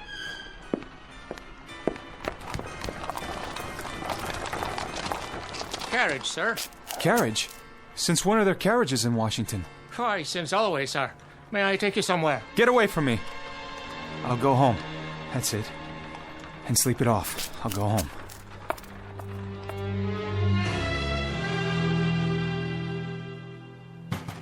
All right. Have a bit of patience. I'm coming.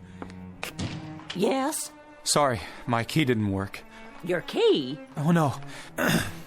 Who are you, may I ask? Mrs. Landers, the landlady. You're the landlady? And you, sir? Is this 19 West 12th Street? That's right. Whom did you wish to see? To see? Which one of our guests, young man? I used to live here. It's the oldest building in this section of town. I was just wondering if... How's that? What I mean is, as I remember it, it was the oldest... Well, now, really, I can't spend the whole evening standing here talking about silly things like which is the oldest building. If there's nothing else... Then, do you have a room? I have, for acceptable boarders. Do you come from around here? Yes. Yes, I do. Army veteran? Yes. As a matter of fact, I am. Well, come in. I'll show you what I have. Your coat. What? Your long coat and your hat. You may leave them by the door. Of course, I'm not used to it. Used to what? The hat. I don't wear a hat very often. May I inquire as to your business? I'm an engineer. Really? A professional man? Well, come upstairs and I'll show you the room. Not the one on the second floor by any chance at the end of the hall? Why, yes. How would you know that? Well, I've heard good reports about your establishment. I'm planning to repaint it soon. Oh, don't do that. I beg your pardon? Well, I mean, I'd like to see it in its original colors before it was remodeled, before it is remodeled. Well, I suppose it will do for a while longer. I'm sure it's fine.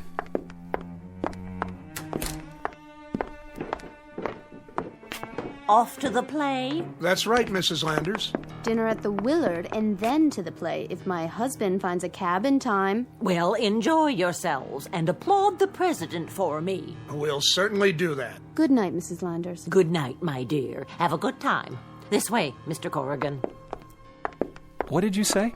What did I say? To whom? When? To the gentleman in uniform. What did you just say to him? Now what's the trouble? You just said something to him about the president. She told me to applaud him. Where might your sympathies lie? Yes, young man. Which army were you in? The Army of the Republic, of course. Then why make such an issue of applauding President Lincoln? That's his due, is it not? That and everything else. May the good Lord bless him. You're going to the play tonight? We hope to, if my husband stops dawdling. What theater? What play? Ford's Theater, of course. Ford's Theater. Ford's Theater. Are you all right? I mean, do you feel well, sir? What's the name of the play? I beg your pardon? The play, the one that you're going to see at Ford's Theater. What's the name of it? Why, it's called Our American Cousin. And it's April 14th, isn't it? April 14th, 1865. Our American Cousin. And Lincoln's going to be there. Indeed he is. Get out of my way. Really, sir? I'd call your actions most strange. Where are you going? I have to stop it.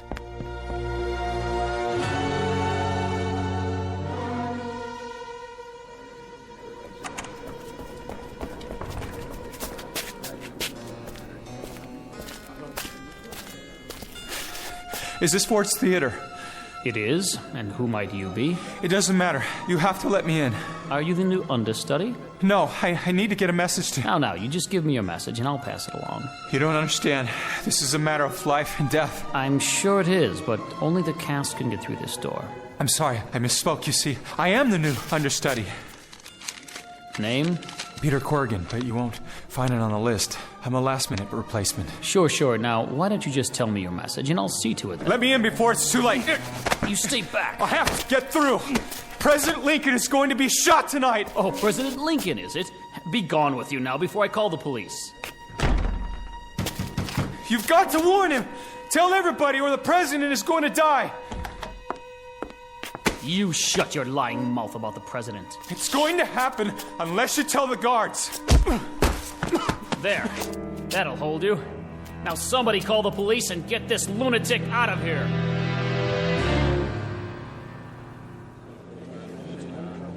Next. This one was drunken vagrant, sir. You again. Hello, Malloy. Hello, Sergeant. A pleasant evening to you. Whereabouts? Right outside the Capitol, sir. Plain as you like.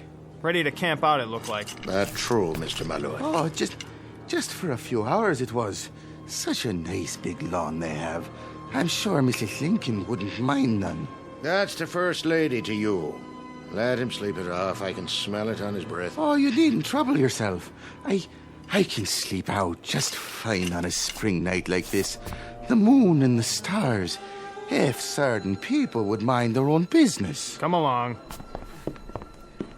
Next. This one, sir. A fancy Dan with too much money in his pockets, huh? What's he done? Nothing except trying to save the country from grief. You best hold your tongue. I demand you let me out of here right now. The sergeant told you to... While you two idiots are arguing, you're gonna lose a president. He's got a mouth on him, doesn't he? That's what he's been yelling all the way over to the station. And that's what the doorman at Ford's Theater popped him on the head for. Tried to pound his way right through the stage door, yelling some kind of crazy things about President Lincoln going to get shot. He will be shot tonight in the theater. A man named Booth. And how would you be knowing this? Never mind. I'm telling you the truth. Now, will you stop wasting time and do something about it? I suppose you've been to one of them seances, some kind of seer or wizard or something that's all the fashion these days. Stuff and nonsense, if you ask me. I only know what I know. If I told you how I know, you wouldn't believe me. So, you don't want to answer the question? Look, keep me here if you like. Lock me up, but do something. Good idea. Turnkey, let this one sleep it off too. Come along. This way. You boobs had better hear me out! Somebody get to the president's box at the Ford Theater! Either keep him out of there, or put a cordon of men around him! A man named John Wilkes Booth is going to assassinate him tonight!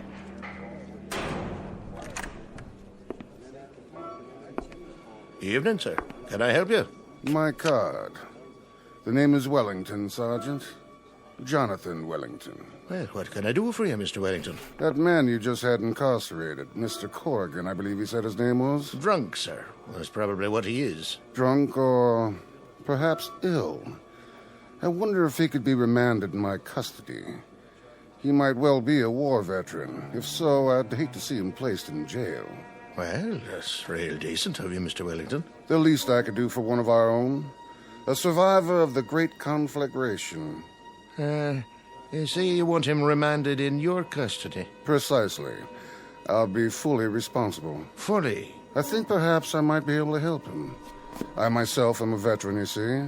I know the torment that lives on in a man's soul after returning to civilian life.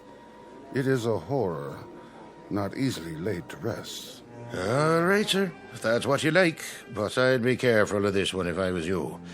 There's a mighty bunch of crackpots running the streets these days, and many of them his-like. Many of them dangerous, too, sir. I must accept that risk. Turnkey, have Corrigan brought back out here. This gentleman's going to look after him.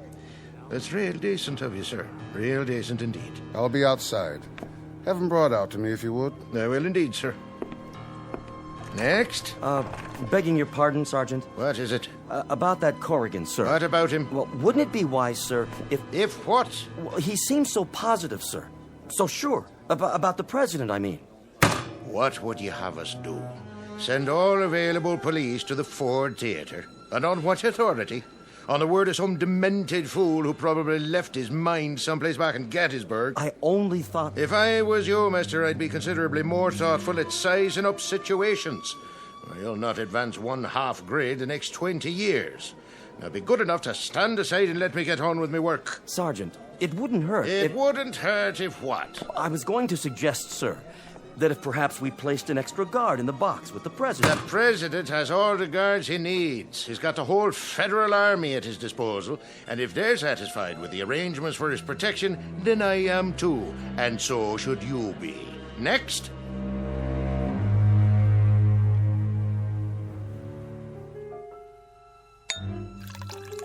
Take this glass of wine. It'll help you relax. Thank you. Feel better? One question. Yes? Who are you? At the moment, I'm your benefactor, and apparently your only friend. Turkish cigarette? I don't smoke. Why did you take me out of the police station?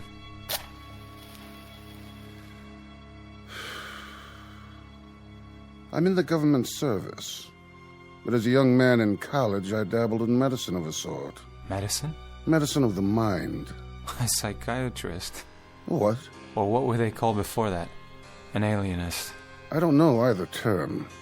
But your symptoms do interest me. What symptoms? This story you were telling about the president being assassinated. What time is it? 7:45. The play won't start for another 45 minutes. This time... Precious little. What gave you the idea that the president would be assassinated? I happen to know, that's all. You have a premonition? I have a lot more than a premonition. Lincoln will be assassinated, and the course of history will be changed. Unless somebody tries to prevent it. I agree that such an event would change history. And very dramatically. As would an event that does not happen. That, too, can change the world. Then do something. Very well. I shall try to prevent it, if you can convince me that you're neither drunk nor insane. If I told you what I was, you'd be convinced I am insane.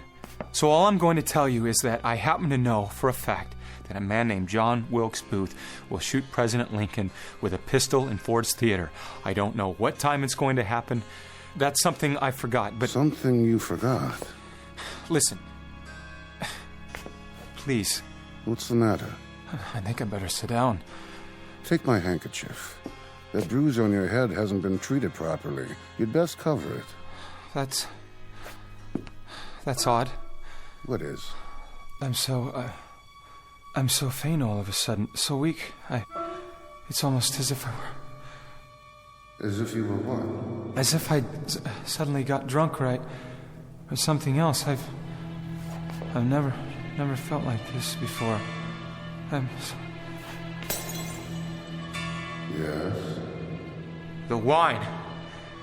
You devil. You drugged me. You drugged me, didn't you? You drugged me.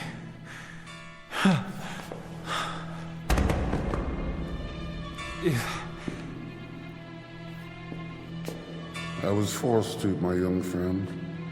You're a very sick man, and a sick man doesn't belong in jail. He belongs in a comfortable accommodation where he can sleep and rest and regain his composure, his rationale. Rest, Mr. Corrigan. I'll be back soon. Please, you've got to believe me. Lincoln's going to be shot tonight. And that's extremely odd, because perhaps I'm beginning to believe you. Good night, Mr. Corrigan. Rest well. No! No!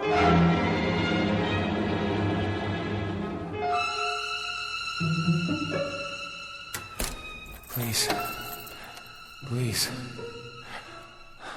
Let me out of this room. It's true. All of it. I know that the President of the United States is going to be assassinated tonight.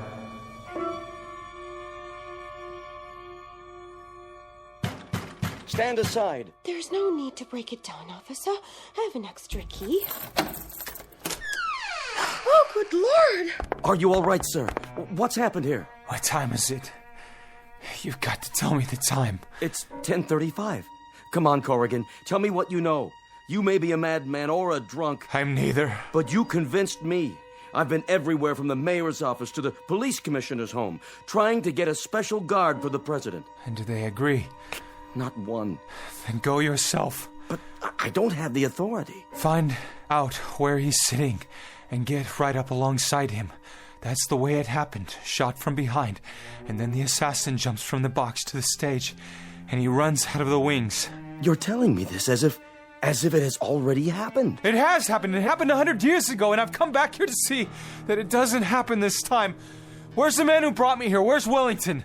Wellington? There's no one here by that name. You're mistaken. Well, I'm the chambermaid, and if he lived here, I'd know about it. Tell me there's no one here by that name. He brought me in here. He lives in this room. Look, this is the handkerchief he gave me.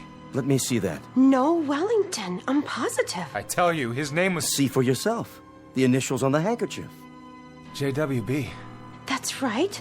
Mr. John Wilkes Booth lives in this room, and that's what brought you here. Booth? He said his name was Wellington. That's why he drugged me. Drugged, sir? He gave me wine and drugged me. He didn't want me to stop him. He's the one who's going to do it. Surely not, sir. Not Mr. Booth. Listen, officer, you've got to get to that theater. You've got to stop him. John Wilkes Booth. He's going to kill Lincoln. Will you leave here at once and stop him? Will you, please? Wait, what's that outside? The president's been shot. President Lincoln's been assassinated. Lincoln is dying. Oh, saints, preserve us. Oh, dear God. You were right. You did know. Oh, my dear God. I tried to tell you! I tried to warn you! And one most important thing I've ever tried to do in my life. God, I failed. I failed. Why didn't anybody listen? Why? Why didn't anyone listen to me?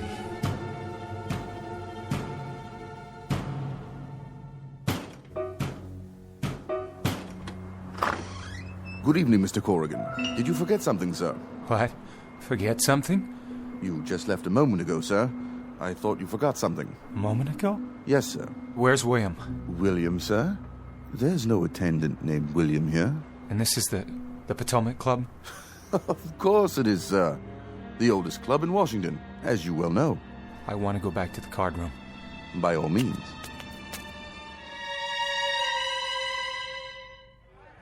Well, invest in new technology all you like, but I stand by a traditional portfolio. Nonsense. The digital revolution has rendered the old methods obsolete. As am I, gentlemen, and yet I keep on ticking. Diversifying is the key. Muni bonds, long-term certificates, real estate holdings. Ah, back so soon, Pete. Couldn't stay away. Come on over and join this bull session. It has to do with the best ways of amassing a fortune. What are your tried and true methods? We were talking about time travel, about going back in time. Oh, that's old hat. We're on a new tack now. Money, and the best ways to acquire it. Listen, all of you. I want to tell you something. Of course, old man. Are you all right? Yeah, I'm all right. Then sit down and listen to a lot of palaver from some self-made swindlers. Who's the fourth man? Why, I think you know him. You most certainly do. Turn around so Corrigan here can see you. Hello, Peter. William? Is that you? William here has the best method of all. Oh, yes. My method for achieving security is by far the best, with an absolute minimum of risk. None at all, in fact. You simply inherit it. It comes to you in a beribboned box. William, those clothes, you look like... Yes? A rich man. A very rich man. Well, that's because I am, of course. But how? I was telling the boys, Corrigan, my great-great-great-grandfather was on the police force here in Washington on the night of Lincoln's assassination. He went all over town trying to warn people that something dire might happen. He was a patrolman? A lowly officer of the law. Yes, of course, and he looked a bit like you. Well, there is one surviving photograph. A slight resemblance, perhaps. In any event, exactly how he figured out that the president would be shot, nobody seems to know. The explanation, if there is one, is certainly not a matter of record. But because there was so much surrounding publicity, people never forgot him. He became a police chief, then a councilman, did some wheeling and dealing in land, and became a millionaire. After that, well, the family fortune only grew. Now then, what do you say we get back to our bridge, gentlemen? Corrigan was going to tell us something. Well, what was it you wanted to say? William, you don't work here as an attendant? Fancy that. Not ever. And didn't you spill coffee on me? Spill it? Where? On my jacket. Here. But there's no spot on your jacket. You're right, there's not. Listen, old chum, I was a member of this club while you were still going to prep school. I'm certainly not a snob, but, well, sir, an attendant? I really must protest. Your cards, gentlemen. In the matter of time travel... Not a very fruitful subject. I just wanted to say that I've made a discovery. Some things can be changed, and others can't. The most important ones, the ones that alter the world too profoundly. It must be that such matters are in hands greater than ours, because otherwise the present couldn't exist. Not in any form that we might recognize or even be a part of. Just as you say, Pete. I bid one spade. Excuse me, gentlemen, I must get back home. Of course. Till next time. Take care, boy. I bid 2 hearts. Strange mood he's in tonight. Looks piquant, doesn't he? A bit. I wonder what's the matter with him. Gentlemen, I'm sure it has nothing to do with us. Now, let's get down to business. The bid?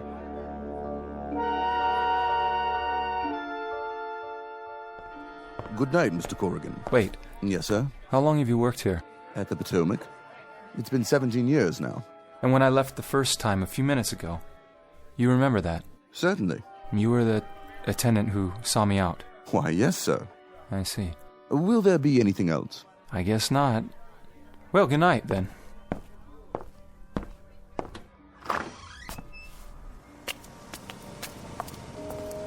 Need a cab, mister? What? Oh, no. I'm afraid I'll have to find my own way home tonight. Whatever you say, Mac.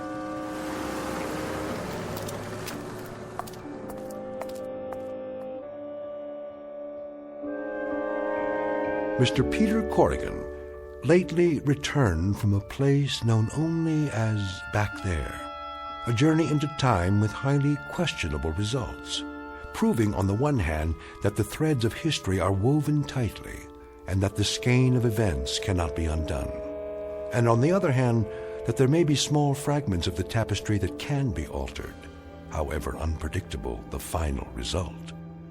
Our thesis to be taken as you will in the Twilight Zone.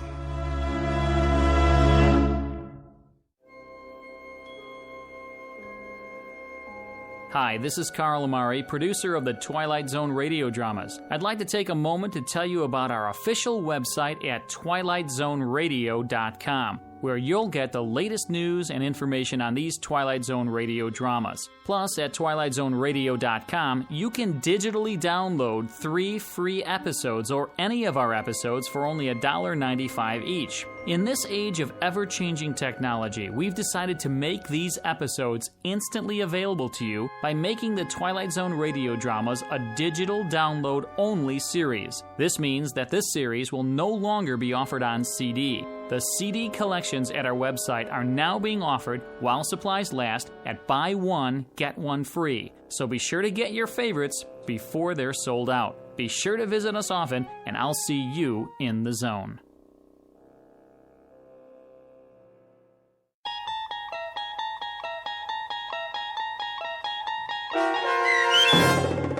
Back There, starring Jim Caviezel, with Stacy Keach as your narrator, was adapted for radio by Dennis Etchison and based on a script by Rod Serling. Heard in the cast were David Darlow, Rich Kominick, Roderick Peoples, Doug James, Peter DeFaria, Peggy Roeder, Turk Muller, Maria Stevens, Tony Castile, Roger Wolski, Christian Stolte, Carl Amari, and Natalia Reed. To learn more about the Twilight Zone radio dramas and to obtain audio cassettes and CDs of these programs, visit our website at twilightzoneradio.com. This copyrighted radio series is produced and directed by Carl Amari and Roger Wolski for Falcon Picture Group. Doug James speaking.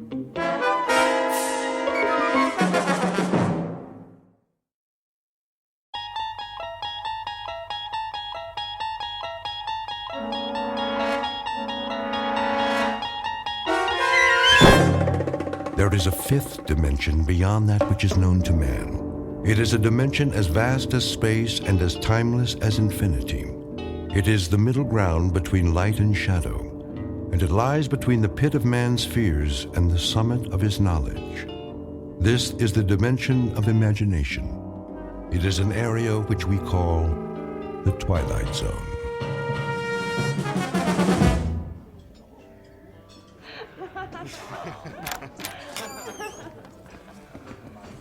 Welcome to Pirate's Lair, gents. What's your poison? Pirate's Lair? Doesn't your sign say Pirate's Lair? It was supposed to say that, but that's what happens when you hire a sign painter that can't spell. Are you here to complain about our sign, or are you here to shuck and drink? He's more finicky than me. Yeah, I won't complain if you bring me a pitcher of beer. Now, I can see you're a big boy. But are you going to share, or is that all just for you? Just for me. And for you? But why didn't you just have the painter fix the sign? It's funnier this way. It is? Why? You new to the Everglades? Sort of. I told you, he's finicky. He's a documentary filmmaker. He does the thinking.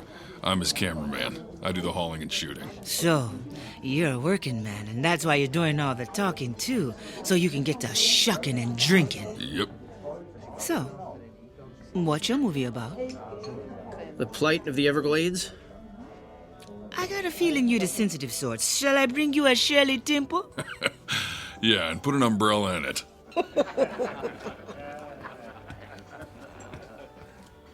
Thank you very much for blowing my cover. What do you mean? No one knows you're here. I'm here to get a story. Now that all the locals know I'm a reporter, everybody's gonna clam up. That's a good one. What's so funny? Clam up. We're in a clam bar. You do have a sense of humor. Yeah, I surprise myself sometimes. Now, what's so funny about Pirate's Lair? Would you trust a pirate to tell the truth? No. The sign painter made a mistake. That was the truth when he called this place Pirate's Lair. All pirates are liars. They have to be so nobody finds their buried treasure.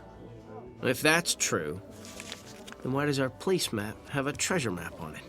Your placemat has a treasure map on it, so you'll have the directions on how to find this place in case you want to come back. Here's your Shirley Temple. Yep. Here's your pitcher of beer. Any other questions? Yeah. What smells like fish? Me. I'm a fishmonger. I do a lot of shucking. Personally, I find that smell refreshing on a woman.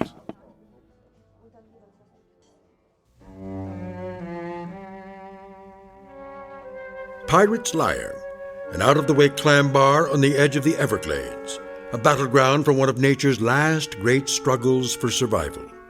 An environment as beautiful as it is dangerous, as filled with treasures as it is with death, and as breathtaking as the smell of fish. Documentary filmmaker Richard C. Avendon and his one-man crew Mongo Brewster are about to begin a potentially prize-winning documentary as they begin an expedition deep into unexplored regions of the Everglades and the Twilight Zone. Here's your bill. Who gets it? I do. I'll be outside heating some fresh air when you're ready. Are you Charlene? Yep. What's his phone number under your name? That's my phone number for the big guy, just in case he loses his treasure map. Catch more flies with honey than vinegar.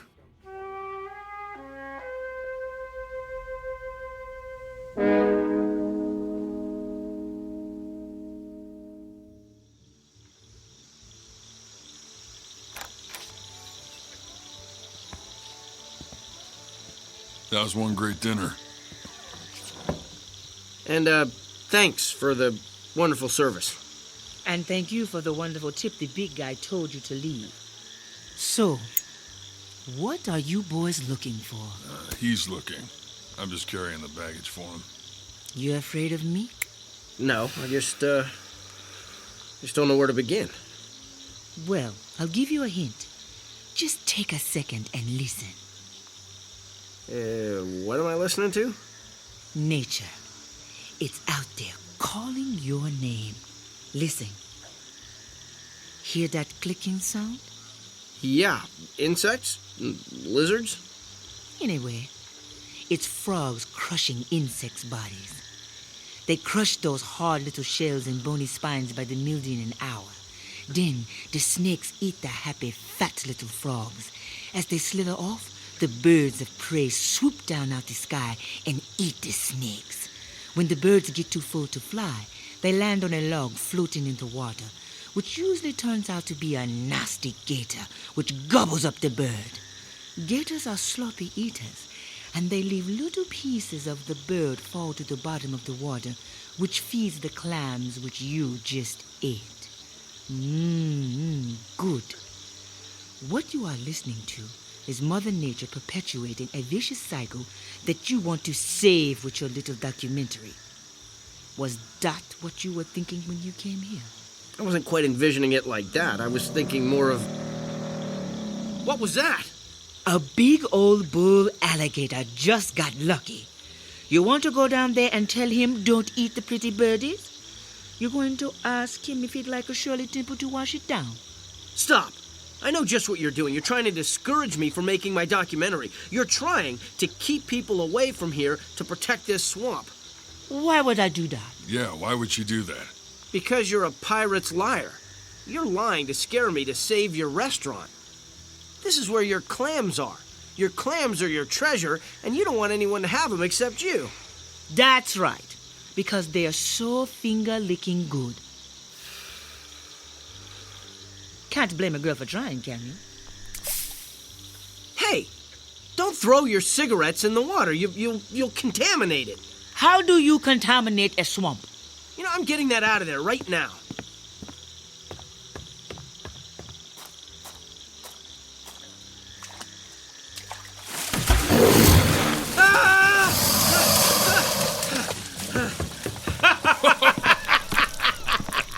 Don't say I didn't warn you. Still think I'm a liar?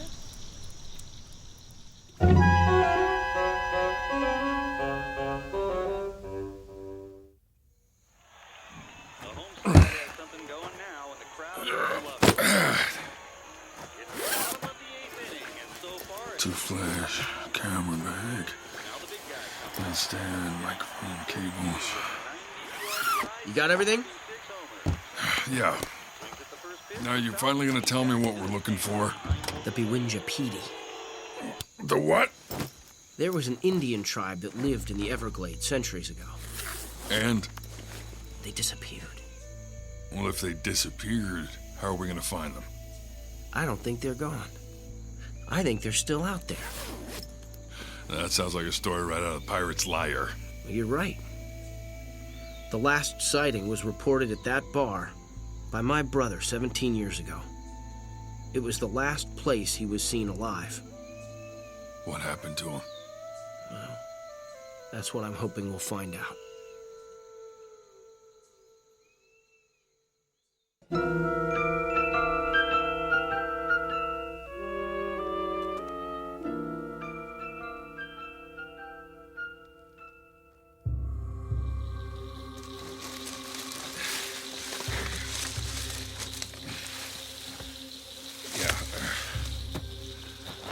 It's getting late.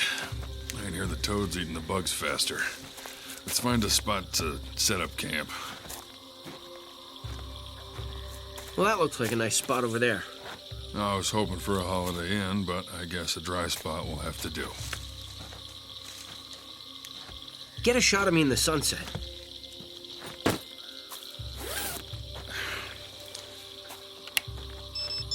There. All right, are you gonna say anything? No, I want some brooding shots. Pensive stuff to show my inner feelings. All right, your nose is shiny. You want me to powder you down? Nah, real is good here. I want me to look like I'm suffering on my first leg of the journey. Capture me ignoring the suffering because I care so deeply. Sure. Move a little to the right. Well, like this? Yeah, that's good. Now, care more. How's this? You look constipated. Well, how about now? That's cliche ennui. Maybe you didn't suffer enough today. Let's just forget it. The moment isn't right. Let's set up camp.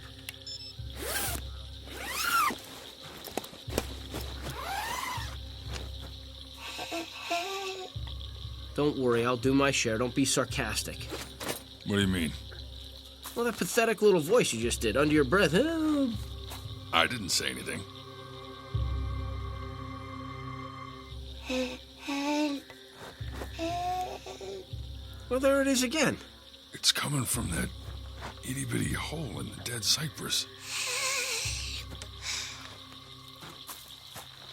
This hole? Hello? Oh, please. Help me. That hole is too small for a person to fit through. Please put string into the hole so I can grab it. I'm stuck. How about a shoelace? What's a shoelace? Where's she been? In a hole. Take off your shoelace and drop it in.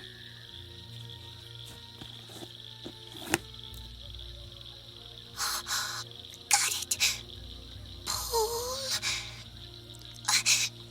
Okay, hold on. Be careful. Oh. Yes. At last, I'm free. Thank you. It's... What is it? Get the camera. What? Who are you? I am the Princess Beewinjapeedee. You're only 2 inches tall. That's because I'm wasting away. Quickly, feed me. Are you getting this? Yeah. Give her jerky from my backpack before she starves to death. Do you see how small she is? How's she gonna eat jerky? We need baby food. Wait. You know what? I've got some yogurt. I'm dying. Help! Here. Here's some yogurt. Eat. Oh, you. What is that? I want meat. I want meat. Here, take some jerky.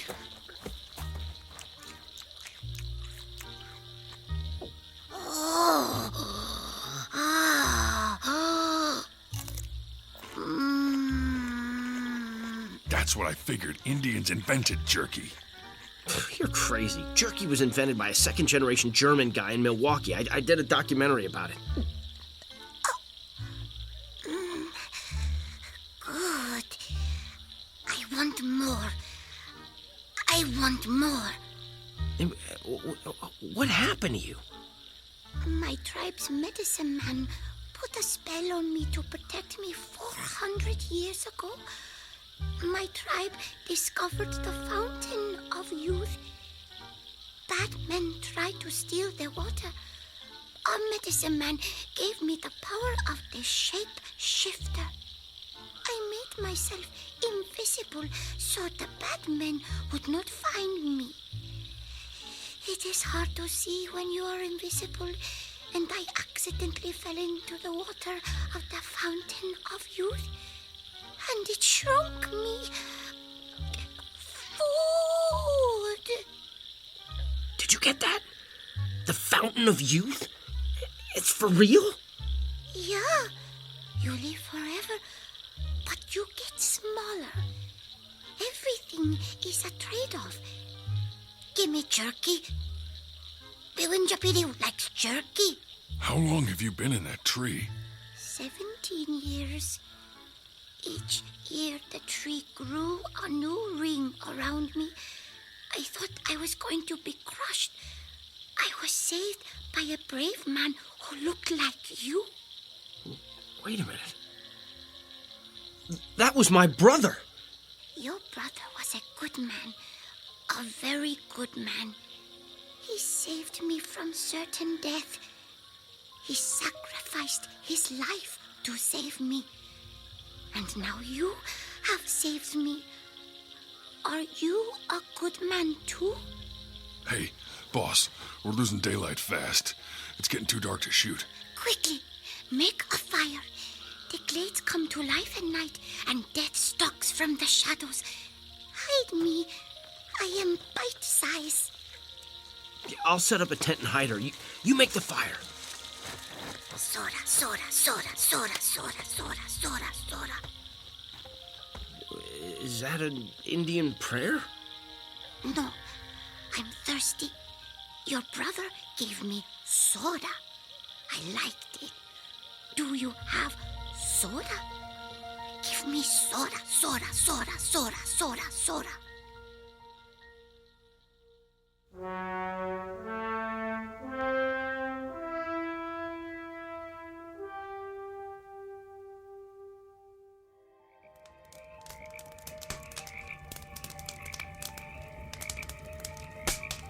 All right. Now we have campfires all around us. We should be safe. This is like sleeping in a zoo at night, except the animals are loose and we're in a cage and can't close the door. How did she survive out here?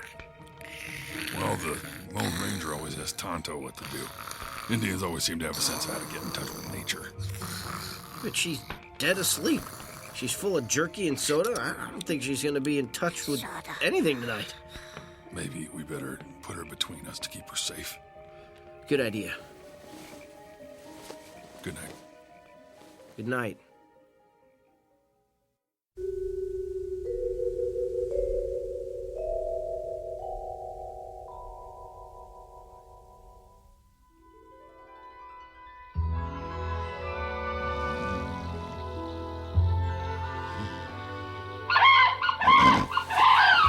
What was that? I don't know, but I heard it too. I guess we're still alive. Where's the little princess? Still under the covers. What did you put around her? Nothing. Whoa. There's something pretty big under there. Yeah. Let me grab a stick. You pull off the covers. All right, on the count of 3. 1, 2, 3. What the? Huh? Where am I? Oh, who are you? Beewinjapeedee. You're a full-size woman. Yeah, a beautiful full-size woman. Mongo, get the camera. She grew. Yep.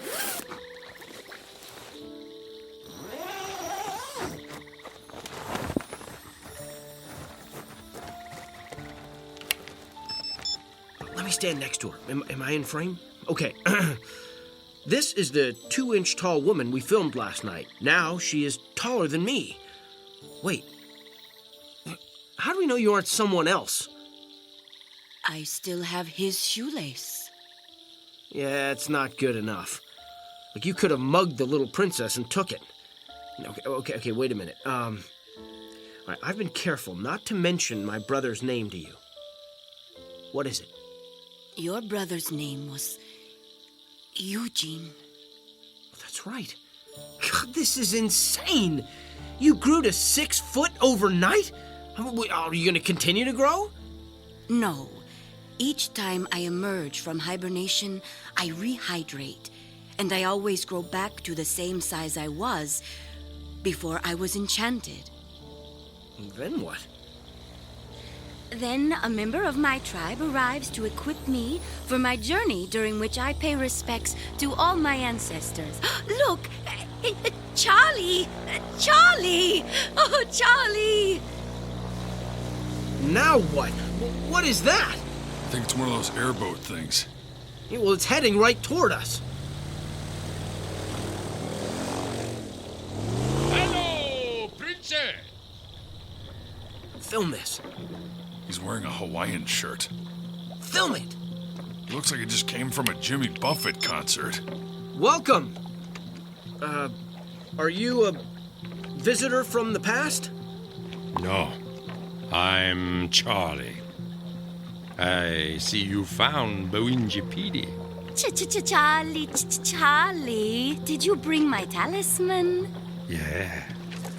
And I brought some carry-out from Pirate's Lair. Hey, big guy. Charlene is sweet on you. I know. She gave me a map. She also gave you a lobster sandwich and some calamari. Me, she charges. You get it free, big guy. Here. Who are you, and why are you here? I told you, my name is Charlie. There's not much work for Indians, so I make deliveries for Pirates Liar because I know the glades. Yeah, I gotta go. Charlene keep me on a short rope. Hey, wait, come back! What is going on here?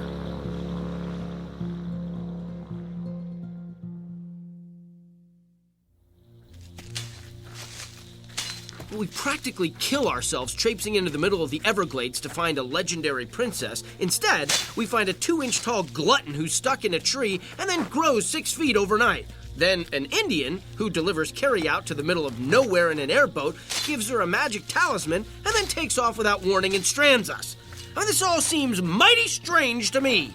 17 years ago, my brother died out here. I want some answers. Is there any more jerky left? No! Tell me how my brother died. The Everglades claimed him, just like they have claimed me.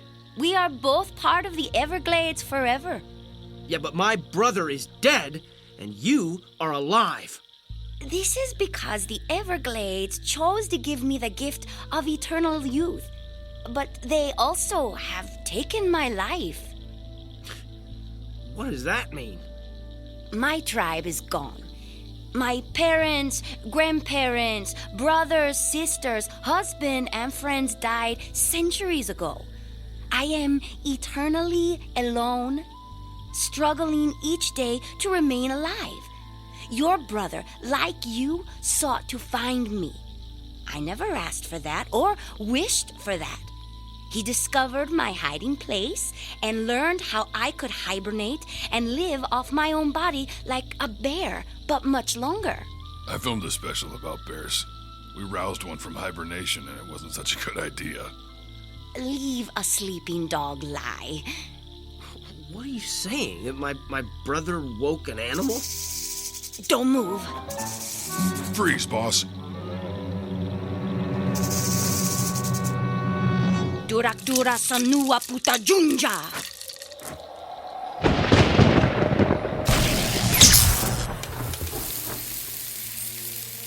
Whoa. That's something National Geographic won't believe. I got some great shots of that action. What was it? A snake? Look behind you. Ah! Oh. That thing is 4 feet long. How did you kill it? My magic talisman. It keeps me safe. Well, you didn't have one when we found you. Just before I hibernate, my body absorbs the chemicals from the talisman to keep me alive. Will you help me reach my hiding place for the next 17 years? Can we film it? Yes. As long as you never reveal where I am. Deal. Let's go.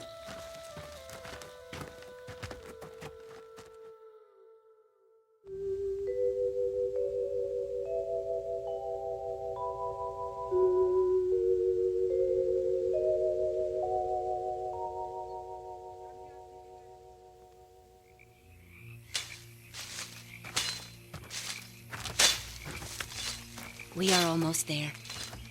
But it is too dangerous to travel at night. We should camp here. All right. I'll pitch the tent. You two find firewood. And be careful. She's got the talisman. We'll be fine. You be careful.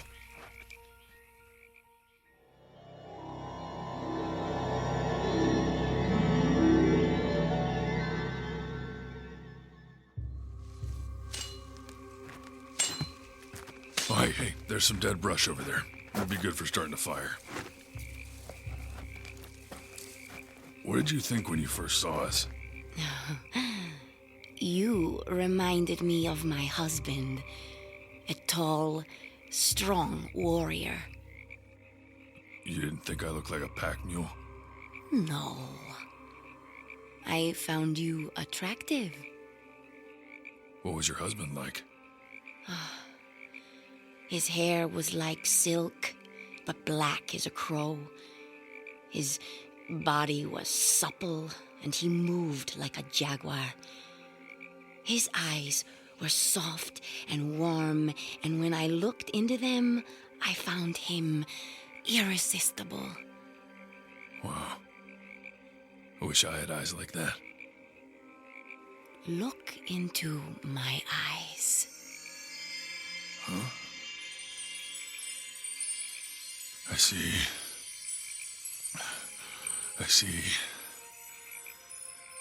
Irresistible beauty.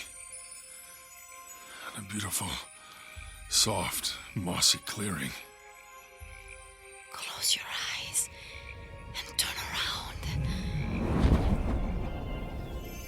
Now open them. What do you see? A beautiful, soft, mossy clearing where the dry brush was. How did you do that? This is my home, and it is my time. Come lay down with me. What?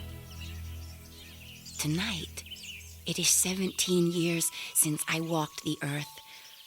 But tonight, it is also 400 years since I kissed my husband. Please mate with me. Oh boy. Okay.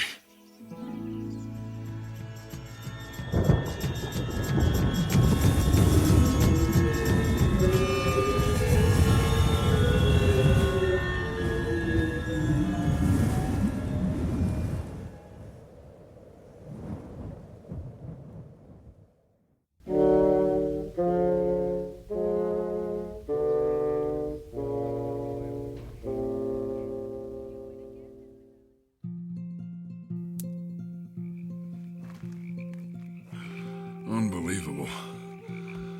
Oh, that was unbelievable. Princess? Where are you, Princess? I'm over here, by the tree.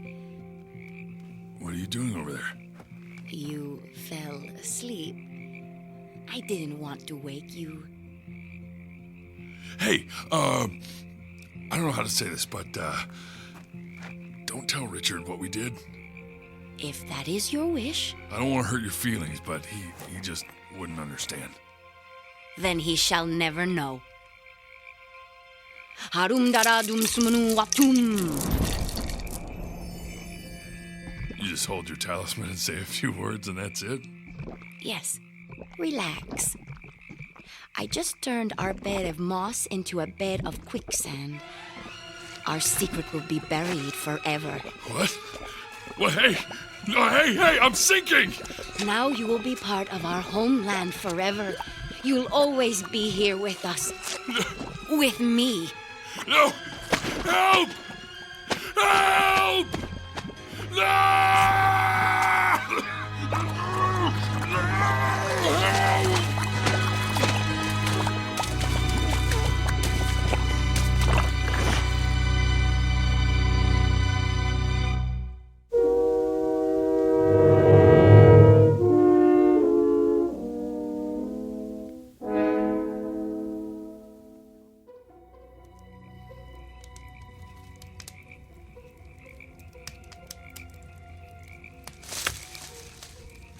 Who's there? Who's there? Beewinjapeedee. Where's Mongo? Mongo drowned in quicksand. What? Nature claimed him. What? Couldn't you help him? I tried, but there was nothing I could do. Well, now what? You and I become the pack mules and continue our journey. He would not have wanted us to quit. He knows how important this is to both of us. I must honor my ancestors. You must complete your documentary and dedicate it to your brother and your friend. Put out the fire. Let us travel to my hiding place right now. A canoe is hidden close by for our journey.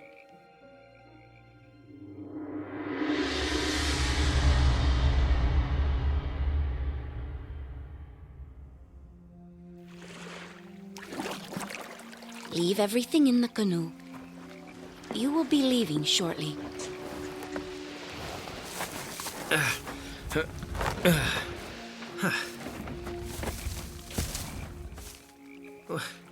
You don't want to keep anything here with you? You have given me everything I need. Ah! What's wrong?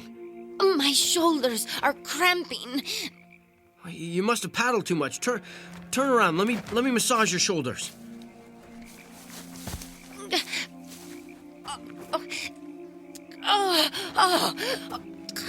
It hurts so much. I'll try to be gentle, but you got a lot of swelling.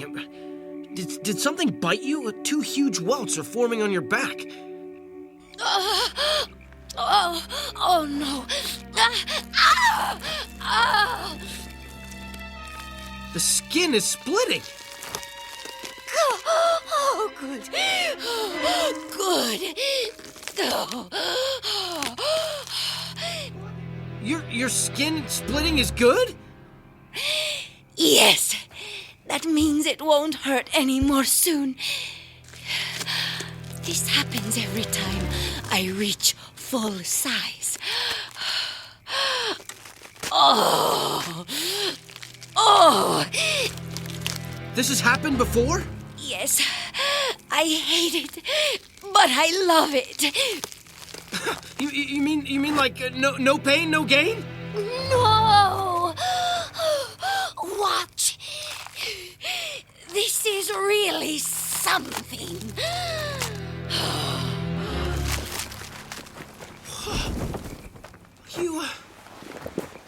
You grew wings. Yes. Yes. Aren't they beautiful? Yes, absolutely. It's one of the most amazing things I've ever seen.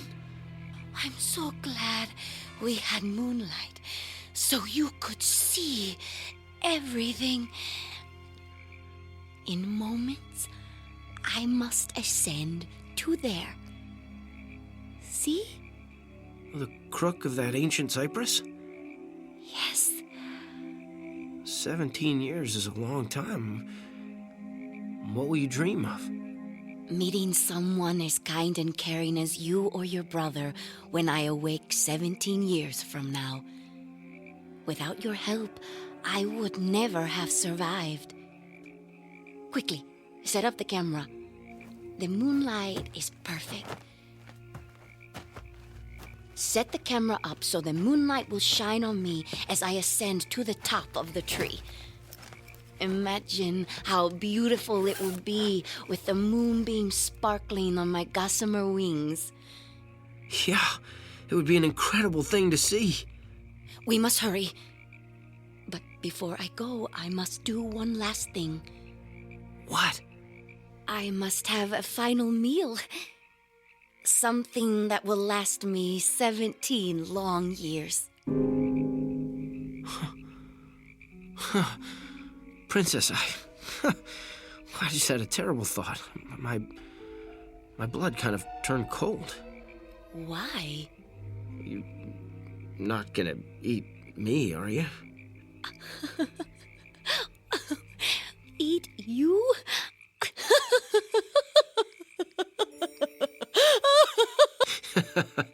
This is a pretty far-fetched idea, huh? Let me put your mind at ease.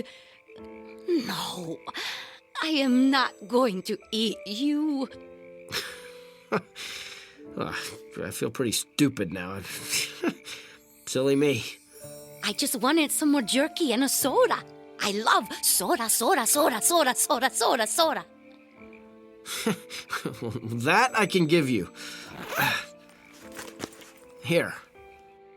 Jerky and soda. It's a special treat I won't have for another 17 years. As I told you, I will survive on my talisman. Start the camera. Okay. All right, and we're rolling. Is the moonlight perfect? Yes. Look, a flock of birds is flying in front of the moon. How beautiful. That is a sign that it is time for me to go. Wow. This is awesome. Goodbye. Goodbye. I'm so sorry. I thought you were going to eat me.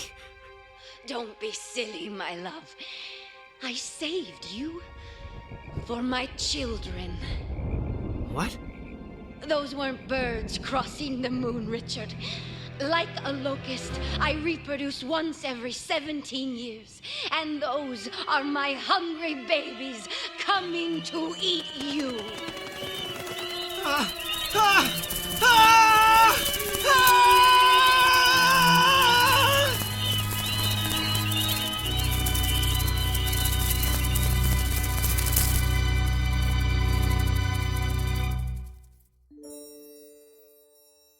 When tourists visit the Everglades, they see signs that read, "Don't feed the animals," and they laugh as they recall disasters they have witnessed in the movies.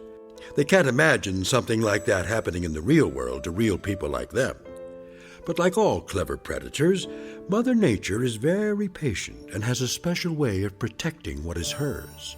And every once in a while, tourists take a step or two off the beaten path and go beyond the boundaries of nature to discover something new and different. So if you do visit the Everglades and see a sign that says, "Don't feed the animals," heed its warning, because Mother Nature always encourages her pets to bite the hand that feeds them. In the Twilight Zone.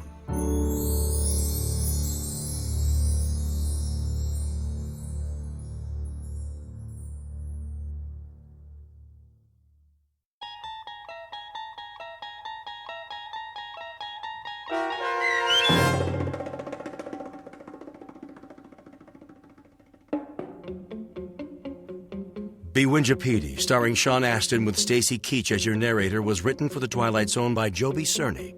Heard in the cast were Christopher Sullivan, Elizabeth Lido, Tehran Patton, Oksana Fedonishin, and Roger Mueller. The producers of The Twilight Zone wish to thank CBS Enterprises and the Rod Serling Estate for making this series possible. This copyrighted radio series is produced by Carl Amari and directed by Joby Cerny for Falcon Picture Group. Sound design, custom Foley effects, recording, and editing are done in the Cerny American Sound-to-Picture Theater by sound designers Bob Benson and Tim Cerny.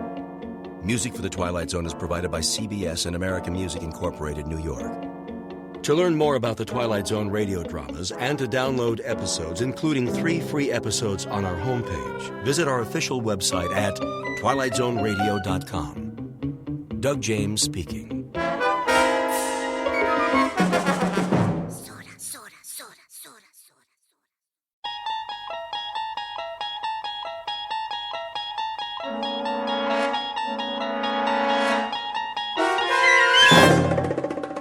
There is a 5th dimension beyond that which is known to man. It is a dimension as vast as space and as timeless as infinity. It is the middle ground between light and shadow, and it lies between the pit of man's fears and the summit of his knowledge. This is the dimension of imagination. It is an area which we call the Twilight Zone.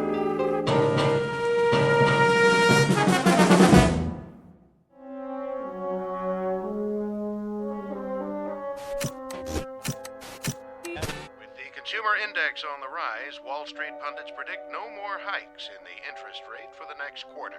Henry, where are you? In here, Mama. Recapping our local headlines for the hour, it looks like that rainstorm from the northeast has dissipated. So we can expect scattered low clouds in the AM, clearing by early afternoon and followed by some sunshine. I'm waiting, Henry. In a minute, Mama.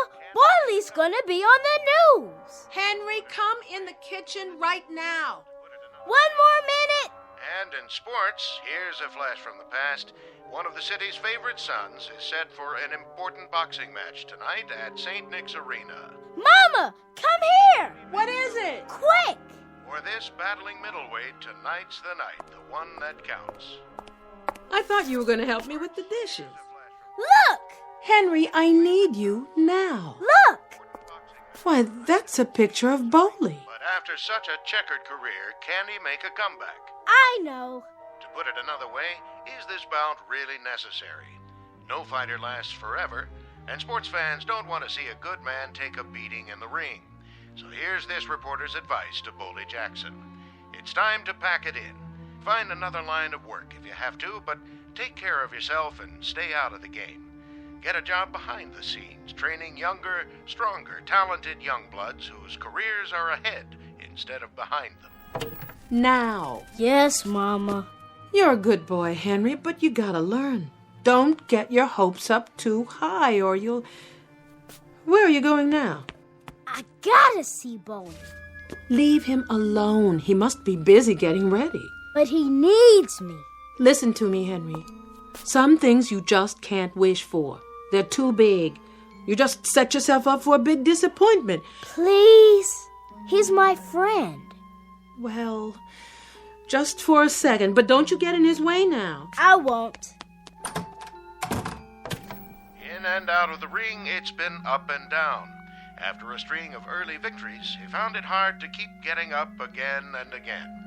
So read the handwriting on the wall. Don't get hurt this time, champ. You proved you could do it. Now it's time to step aside. Oh, Bowley, please, please listen to the man.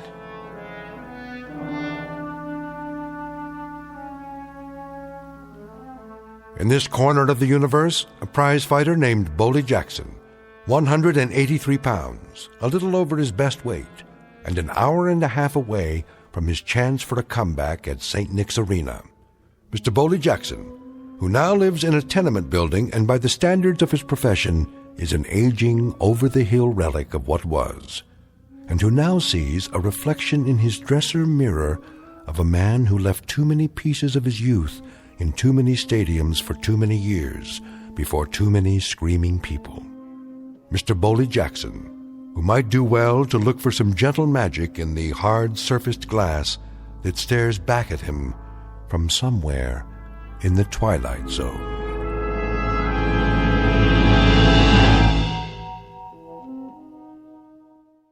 And now, The Twilight Zone and our story, The Big Tall Wish, starring Blair Underwood, with Stacy Keach as your narrator.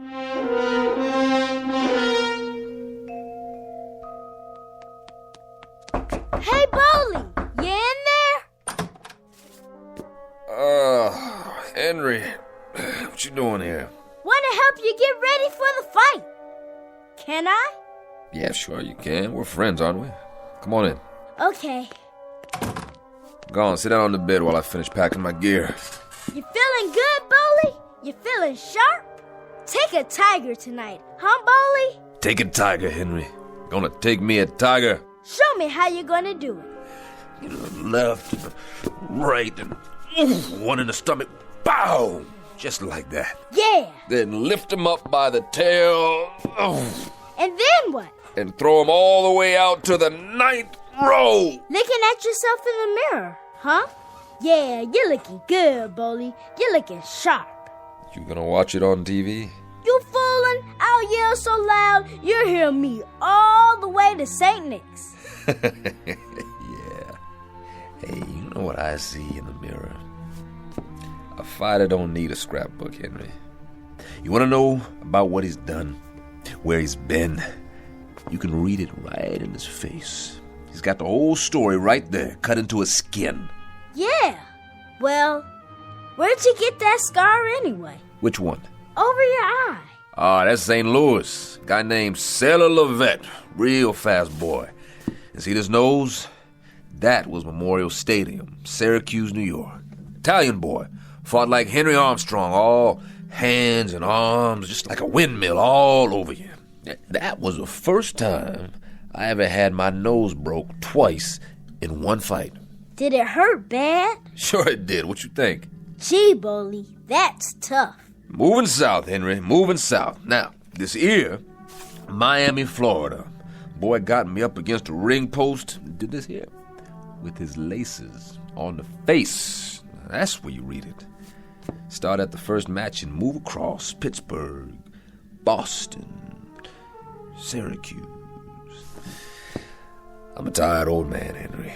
Tired old man trying to catch a bus. But the bus already gone. Left a couple of years ago. Aw, that ain't true. Here, look for yourself.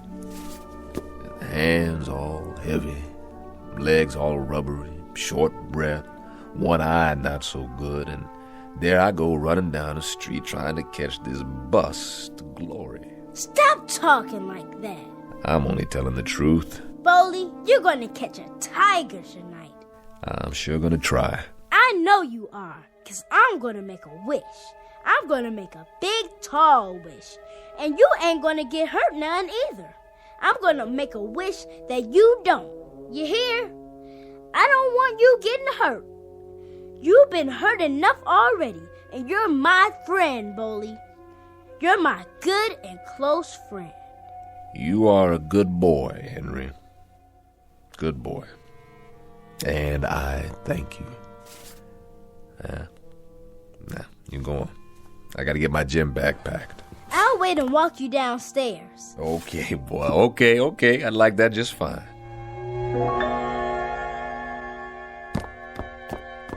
There you are, Henry. Hi, Mama. Where did you run off to? I'm helping Bully. Well, don't get in his way. You got quite a boy there, Francis. Quite a boy. I hope he didn't bother you too much. Him? No. He talks like a little old man sometimes, you know. Real intense. Says I'm his good and close friend. Well, you are. You know, he's mine, too. I don't think I ever had a friend like Henry. You're good to him, Bully. You're real good to him. Taking him to ball games all the time, taking him out for walks. Hard for a boy not to have a father around. He never did know his. I know he didn't. He won't be going to bed tonight till you get back. Don't let him stay up too late. Take care of yourself, Bully. I hope you don't get hurt none. I'll work hard on it. I'm going to make a wish, Bully. I'm going to make a wish nothing happens to you. So don't you be afraid, understand? Don't you be afraid, no matter what, 'cause nothing can hurt you. You hear me? Nothing. That boy. You're more than his friend, Bully. He's got you in a shrine. Why would he do that? 'Cause you deserve it. Scared old man who don't remember nothing except how to bleed. I don't fit in no shrine, Francis. Don't talk like that. But you tell him. You tell him how I'm obliged for his wish. I think he already knows. 'Cause that's what I need right now. Just a little magic. He's been talking about making a wish all day. Has he? He's all the time making wishes, Bully. I see him standing there in the bedroom in the dark, looking out of the window. I come in real quiet and I say, "Henry, why don't you go to sleep?" And he turns around with that serious little face of his and he says, "Making a wish, Mama. Making a wish for this, making a wish for that." Oh, he's all the time wishing. Why, just the other night. What? Oh, it was nothing. Tell me. Well, I needed some more money for the rent, $50. Henry said he was going to make the big, tall wish. That's his biggest kind, the big, tall wish. He don't waste it on just anything. It's what he calls the most important one. That was last Friday. And then what do you know? A woman I did some nursing for out on the island sent me a check. Just like that. A check for $50. And that was exactly how much I needed.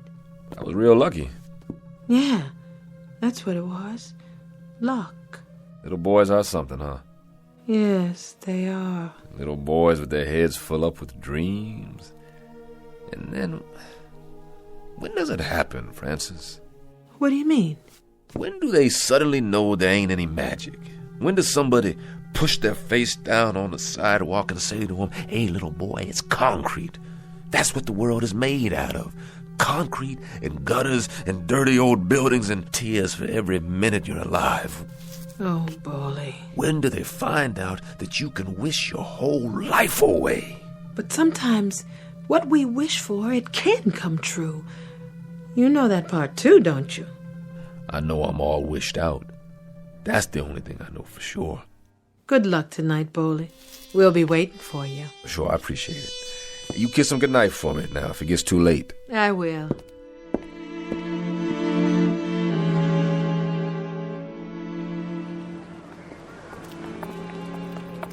Hey, Boley, knock him out for me. Yeah, no TKO, out cold. I got a bet down on you. That no good bum. I thank y'all sincerely. You folks are good neighbors. Boley, we all know you're the best. Well, just don't bet too much now. Why not? You're gonna beat him, aren't you? Yeah, which round? Want to call it? How about the first round? Put him out of his misery. I'll do the best I can, boys. Best I can.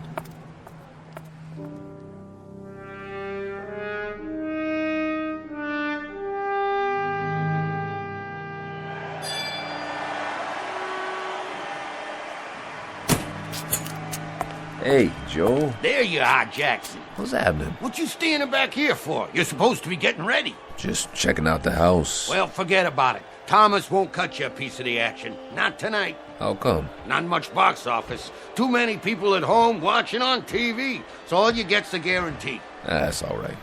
Just wanted to check it out. Been a while. A while. It's always the same. Cigars, beer, hot dogs, sweat, canvas. Never forget places like this, the way they smell. All this time, I guess I missed it. Go on in the dressing room. In a minute. I'll give you a rub down. We got time. Something wrong, Jackson? Like what? You're not freezing up on me. I'm here, aren't I? I've been working out all month. No offense. I just thought, seeing as how you've been away for a while. Don't talk down to me, Joe.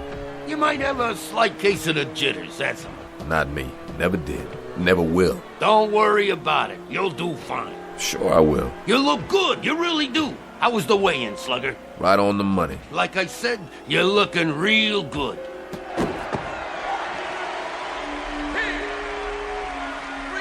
He didn't last long. He never does anymore. Slug him alone. Never could take a punch. That's why he's on the mid-card, ever since you put him away in Philly. That was a long time ago. Longer for him. 8, 9, 10, How's that boy I got tonight? Nothing much. He still don't know what he's doing. All over the place. Still pretty young. Yeah, he's just a kid. Better take it easy on him. Never see that left jab coming. All right, stand back. Let him through.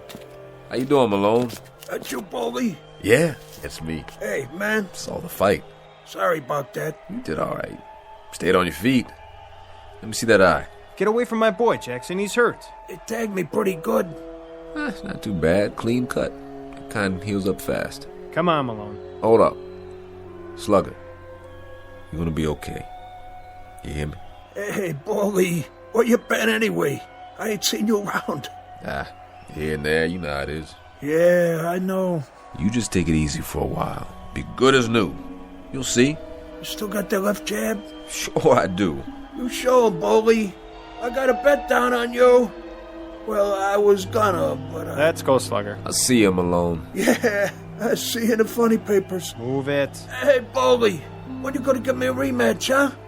Anytime, Slugger. Anytime. He was never that much. He did the best he could. All he can do. Yeah, well, you better lace him up now. Sure, Joe. Thomas will be waiting. I bet he will. It's almost showtime.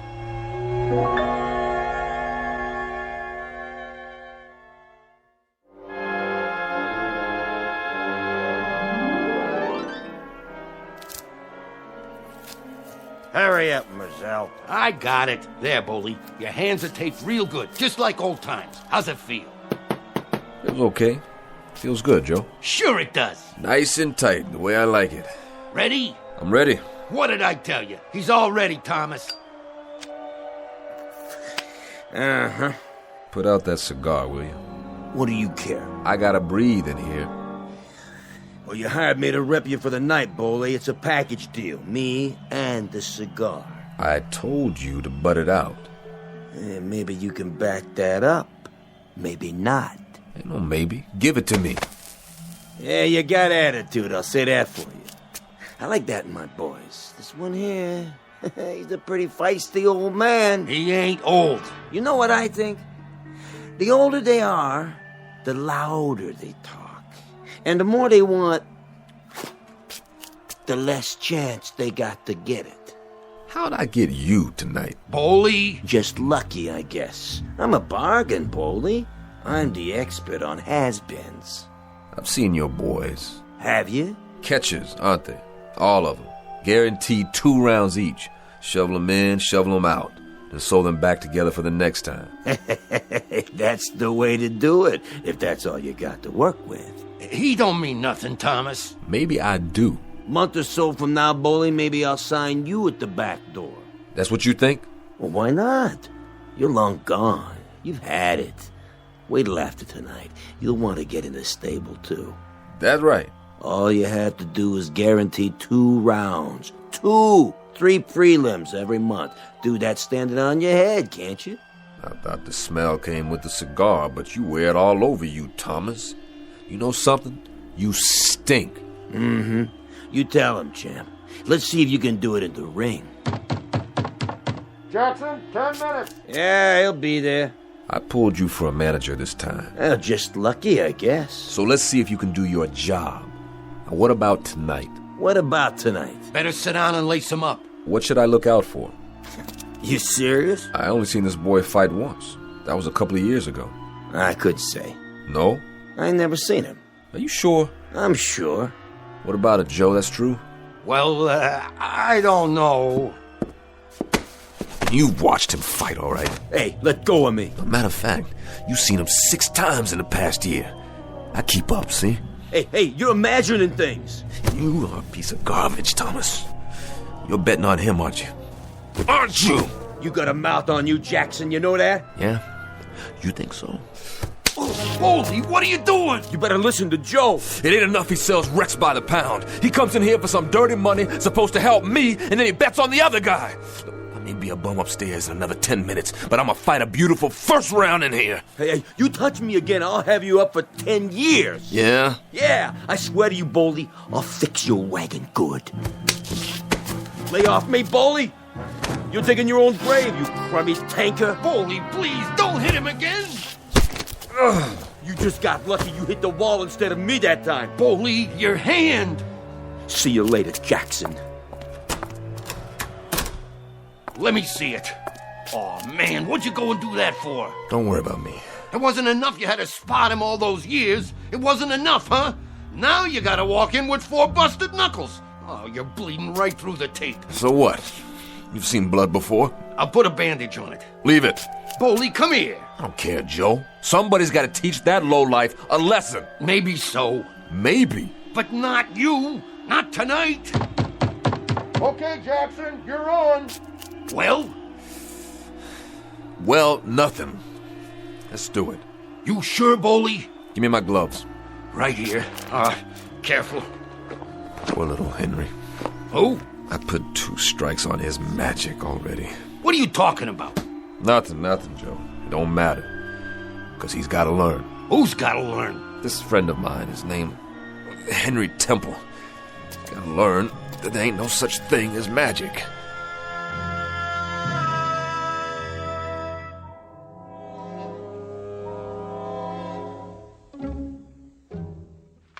Another left, another right, and Jackson stays a wobbly. A 10-round bout, but it's not going that far, I promise you. He's hurt.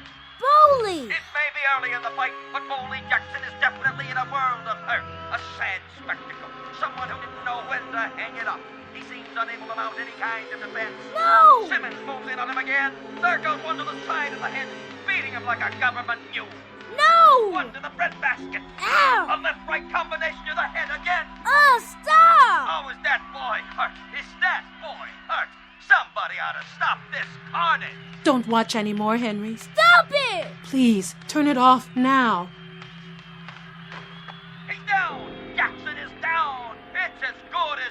Henry, do you hear me?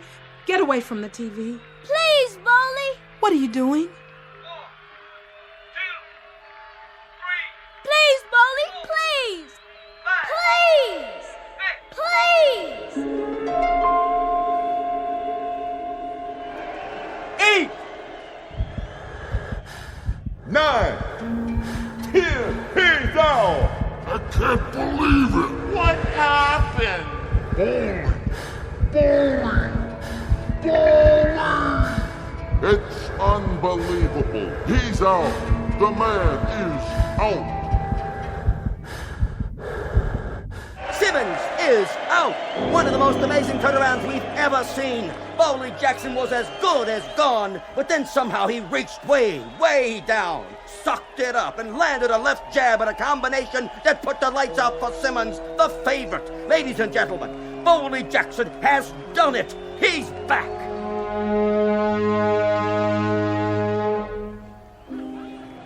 It's all over, Bowley. Sorry, Joe. What are you sorry for? For letting you down. You did it! Who? You did! Did what? Knocked him clean out! You sure? Look at him! Where? Hey, drag that bum out of here! Which bum? Simmons!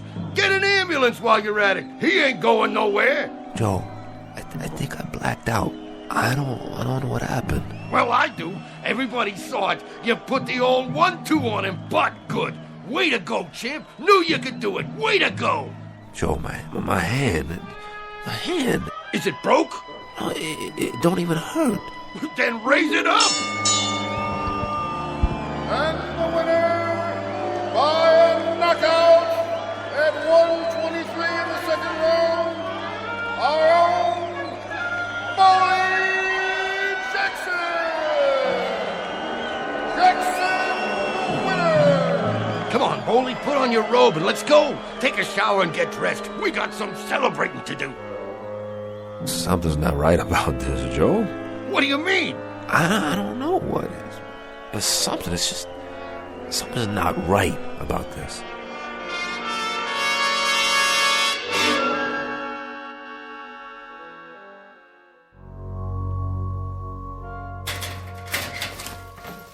How do I look, Joe? Like $1,000,000. You didn't need a shower, never even worked up a sweat. Look in the mirror, not a mark on you. Oh, you're beautiful, Bowley. Yeah, but he kept on hitting me and hitting me. When? All through the first round and the second. But you was bobbing and weaving. He never laid a glove on you. You positive? Yep, you done dandy. Joe, look at this hand. My fingers are fine. They sure are. You were wrong, huh? I just bruised it, I guess. It hurt like anything, but somebody said I got him with it full on. It couldn't have been broken after all. Who said it was? You did, and it felt like it, too. I could feel the knuckles coming up through the bandage. I don't know, I could have sworn it was busted. And when he knocked me down... What? He did what? Knocked me down, Joe. When he knocked me down, I don't even remember getting up. And the next thing I knew, there was Simmons laying on his back. Well, then you and me, we was in different arenas tonight. What are you saying? You didn't get knocked down, Bowley. You was never off your feet. I wasn't? No, you sure wasn't. This one you carried all the way, baby, just like the old days. Who's that? Your fans, who'd you think? I don't believe you. You want I should open the door and let him in? Hey, Jackson, show us how you did it. What a jab. What a right. I knew he could. Bowley, when you gonna fight again? Hey, you're gonna get a title shot. How about a picture? Wait, Joe, close the door. Just a minute, folks. The champ will be right out. Let me get this straight. What's to get? You hear that, Bunch? Enjoy it. I wasn't off my feet. Nope. I didn't go down. Not once. Would I lie to you? All these years, you ever know me to lie to you? No. Then what are you waiting for? Let's go and paint the town red. No, I don't know, Joe. There's something I gotta do. Like what? Well, I sort of promised somebody I'd see him later, after the fight. You don't mind if I have a good time, do you? Nah, of course not, Joe. You're entitled. Just remember me to all the guys, okay? Maybe I'll hook up with you later. You got it. Good night, old-timer. Just remember, I'm real proud of you.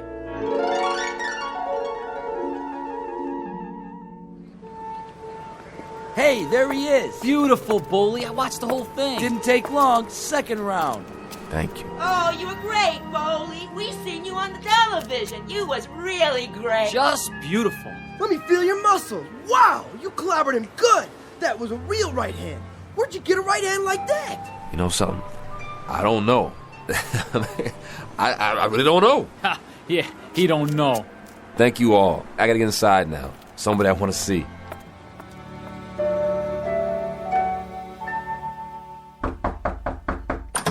Francis, I just wondered if... You should have seen him, Boley. He like to went out of his mind. He was so happy. Whole building was shaking. You'd never believe it. Is he... He's up on the roof, waiting for you. I'll see to him.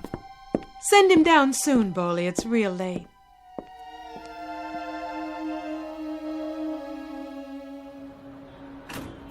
Boley! What do you say, Henry Temple? Come here and give me a hug. You were a tiger, Boley. You were a real tiger. Look okay? Sharp. Sharp like a champ. You was Armstrong and Lewis and Ali and everybody all wrapped up into one. Oh, well, hey, you know something? That boy must have hit me so hard, he knocked the hurt right out of me. How come? 'Cause, Henry, I don't remember a doggone thing. I mean, I must have really been punchy for a second because I thought he had me on my back. And there I was looking up at that old ref waving his arm down on me, and I was staring up at the light, blinking my eyes, and it must have been some kind of dream or something. I don't know nothing about that. Henry, I was never off my feet. I never got knocked down. That right? I gotta go. Henry, look at me, boy. Look at me. I was never off my feet. Say it. Am I your true friend? Yeah. Friends don't tell lies to each other. Now tell the truth. Henry, I'm asking you, was I laying on my back and on the way out? Yes. But nobody remembers it. Nobody at all except me. I thought it happened, but it didn't. I thought I was laying there on my back getting counted out, but everybody tells me. Boley, I made the big wish then. I had to make the big wish.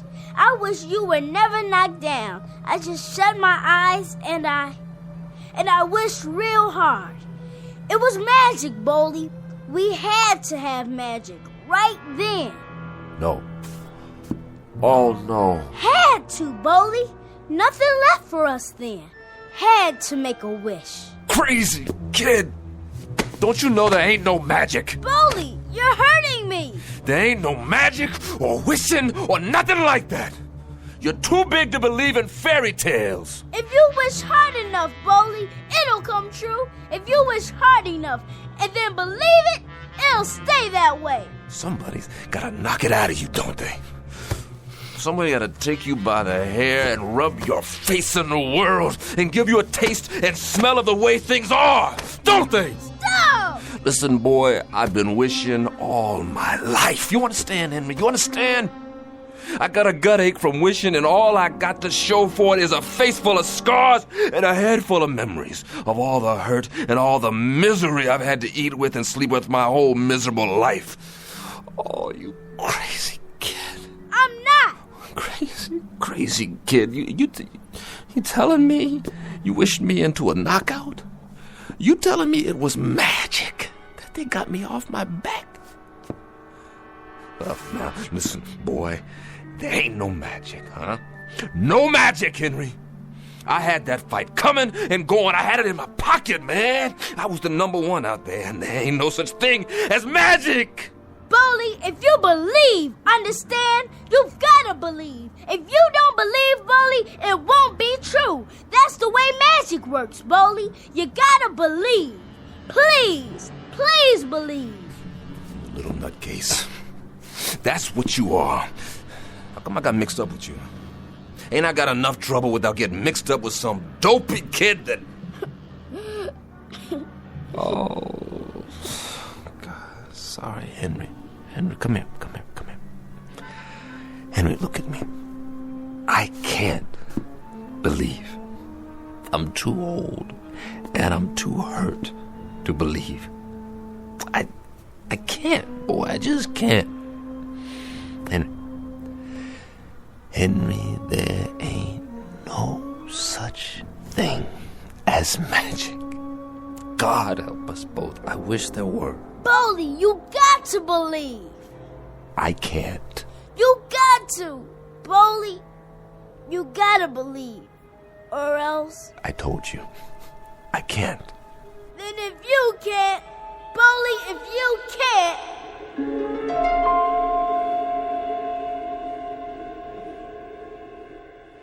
8, 9, 10, he's off! Come on, Jackson. I'll help you up. Oh, what happened? The kid got in a lucky punch. Don't worry about it. Don't mean nothing.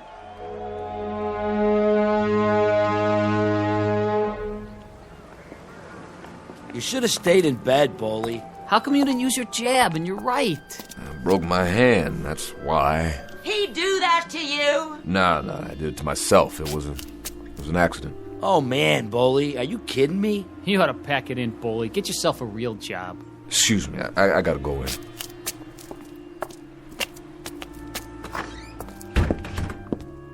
Are you okay? Yeah, I'm okay. I was afraid you got hurt. Me? No, I'm too tough for that. You sure? Let me see.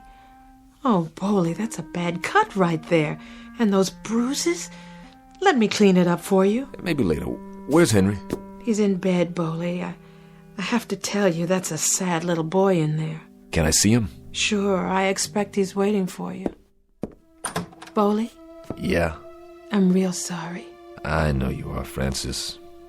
Me too. Henry? You're not talking to me? Sure I am. I pulled a rock, Henry. Threw a punch before I should have. Hit the wall. See, I busted my knuckles. And I went in with half my artillery gone. You still look like a tiger. You look like a real tiger. I was proud of you. I was real proud. That's good. I better go now. Night, Henry. Boldy? You go to sleep. Tomorrow we'll go to the hockey game and we'll get some hot dogs in the park.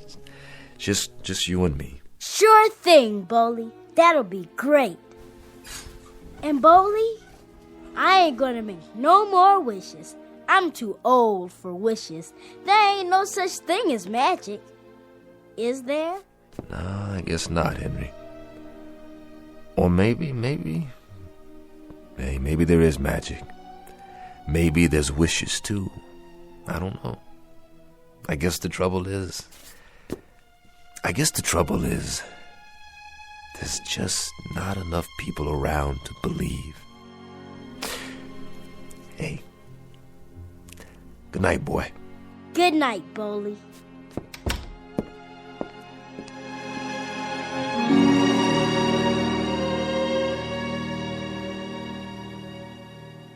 Mr. Boldy Jackson, who shares the most common ailment of all men, the strange and perverse disinclination to believe in a miracle, the kind of miracle to come from the mind of a little boy, and now perhaps only to be found in the Twilight Zone.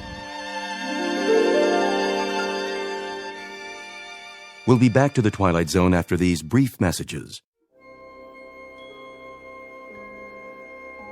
Hi, this is Carl Amari, producer of the Twilight Zone radio dramas. I'd like to take a moment to tell you about our official website at twilightzoneradio.com, where you'll get the latest news and information on these Twilight Zone radio dramas. Plus, at twilightzoneradio.com, you can digitally download 3 free episodes or any of our episodes for only $1.95 each. In this age of ever-changing technology, we've decided to make these episodes instantly available to you by making the Twilight Zone radio dramas a digital download-only series. This means that this series will no longer be offered on CD. The CD collections at our website are now being offered, while supplies last, at buy one, get one free. So be sure to get your favorites before they're sold out. Be sure to visit us often, and I'll see you in the zone.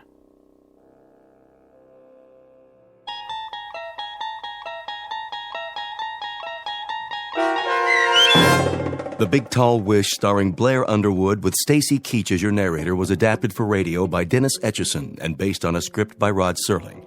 Heard in the cast were Maestro Harrell, Cheryl Lynn Bruce, Richard Hensel, Doug James, Turk Muller, Rich Komanek, Rick Peoples, Linda Ryder, Peter DeVito, Carl Amari, Vince Amari, and Roger Wolski.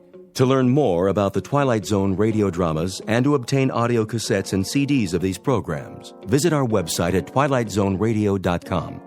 The producers of The Twilight Zone wish to thank CBS Enterprises, Carol Serling, Dennis Etchison, Dick Brescia Associates, Claire Simon Casting, Don Longo, Terry Jennings, our sponsors, and our radio affiliates for helping make this series possible. This copyrighted radio series is produced and directed by Carl Amari and Roger Wolski for Falcon Picture Group. Doug James speaking.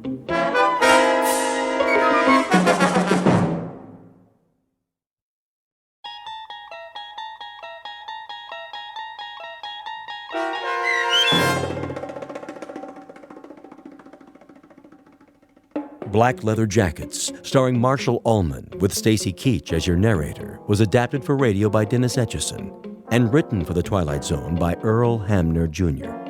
Heard in the cast were Elizabeth Lido, Jason Bradley, Christian Stolte, Doug James, Fernette Lebo, Jeff Lupetin, Roger Mueller, Meg Thalken, Vince Amari, Alex Sopener, Carl Amari, Kurt Nabig, and Jason Mallow.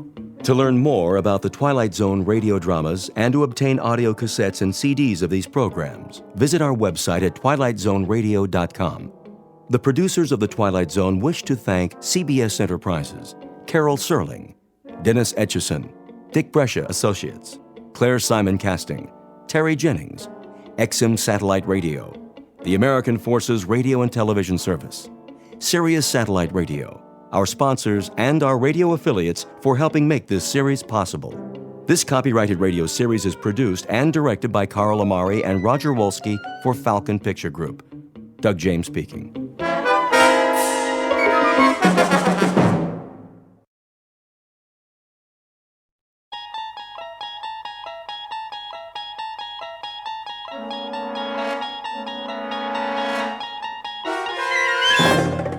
You unlock this door with the key of imagination. Beyond it is another dimension, a dimension of sound, a dimension of sight, a dimension of mind. You're moving into a land of both shadow and substance, of things and ideas. You've just crossed over into the Twilight Zone.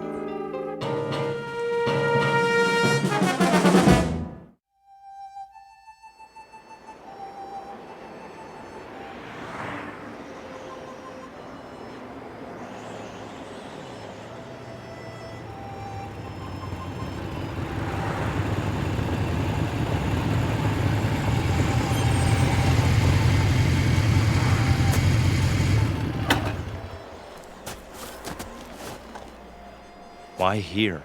Looks like a good place. For what? Information. They won't know anything. Maybe they will. Hey, Steve's right. Look at all the trucks parked out front. I say we wait till we come to a town. The last sign said 35 miles. Let's go in. This is Nowheresville. That's what we want, Freddy, isn't it? We need to fit in, disappear. If we draw attention... I checked the map. It's mostly small towns. You think they won't notice us? They'll know we're not from... I said, let's go.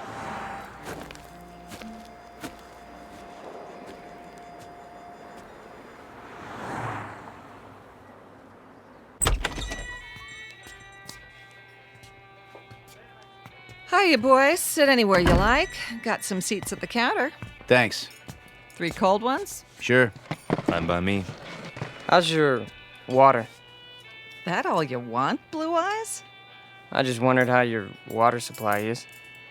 Pure as can be. Down the mountain and over the dam. 1 double shot of H2O coming up. And, 2 long necks. Make it 3. That's more like it, honey. Any, towns around here? You bet. Stay on the highway and you'll hit Fairview. Lots of bikers stop at the motel just inside the city limits. Fairview. Nice place, is it? Oh, it's okay. Kind of quiet. Shops, schools, not much to do. Sounds just right. Yeah? You boys looking to settle down? We might. No kidding. Well, what do you know? Saw your choppers out there. Figured you were just passing through. Hey, they have houses to rent in Fairview? He means pads. Cribs. Some place to crash. Well, I couldn't say, but you could ask. Where? There's an office on Main, R.C. Jones Real Estate. Park your choppers down the street, though. Don't want to give them a heart attack. We'll remember that. Here's from a bill, Franny. Sure thing. Coffee, burger, and a Coke. How you keep the change? For your tip. Why, thank you kindly, George. You come back and see me on your next run now. You know it, doll. You boys need menus. I got a burger basket special with fries. No thanks. Sure? Strong young fellas like you. We don't eat. He means we already ate. What? That's it. We scarfed. This morning, we really chopped down. You dig? Oh, I dig you loud and clear, Daddy-O. Say, where are you from, anyway? Not around here. Come on, let's go. Right. You got it, Steve. I mean, Big Daddy. Hey, you didn't touch your beers. That's okay. We're not thirsty. Here you are. Hold on. Something wrong? This ain't all for me. Isn't it enough? It's too much. Here, let me give you some change. Keep it. Yeah, for your tip. Is that cool? Well, now that's mighty generous. You boys come back and see me now, anytime. 2 specials, Fran. Table 4. Sure. Those boys stiff you? No, Harry, that's just it. They gave me $23.17 for 3 beers. Maybe they're from another country. Maybe so, Harry. But wherever it is, must be a long, long way from here.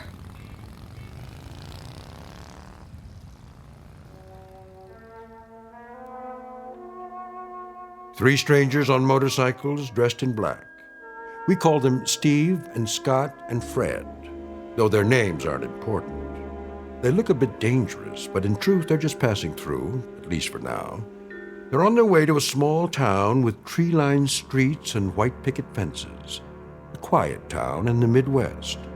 But take a look in the eyes of these young men, and you'll see something deeply mysterious. Because they are most definitely not from around here. The truth is, they have arrived to lead us all into the Twilight Zone.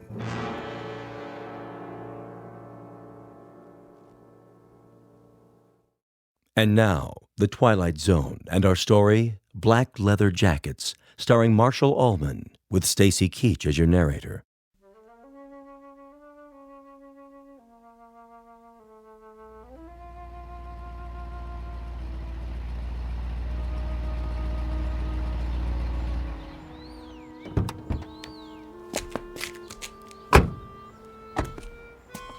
Well, this must be the place.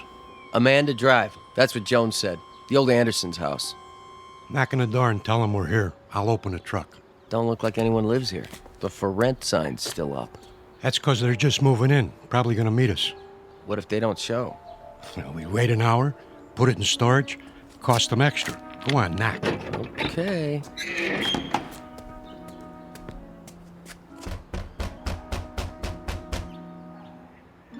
Nobody here. Give it another try. Locked up tight as a drum.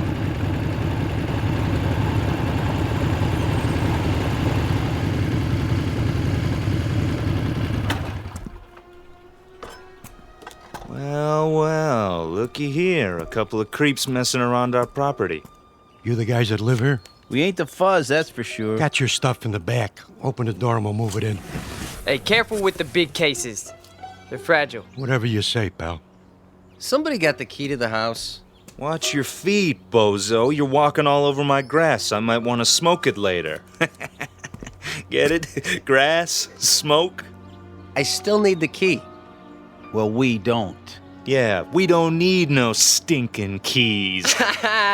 Scotty? Yeah, I'll take care of it. Done. Hey, how'd you do that? He didn't even touch the doorknob. He just stared at it. Quit jawing and start humping boxes. But it was locked. I tried it myself. Ain't you got any furniture? Chairs, rugs, stuff like that? I said move. Now. Yeah, move it. Okay, Mac. Yeah, creep. Make like a leaf and shake it. Come on, boys. We got work to do.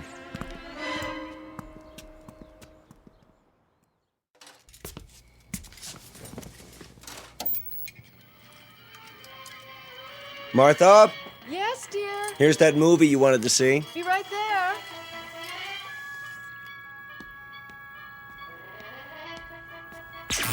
What in the... Something wrong with the TV? I don't know.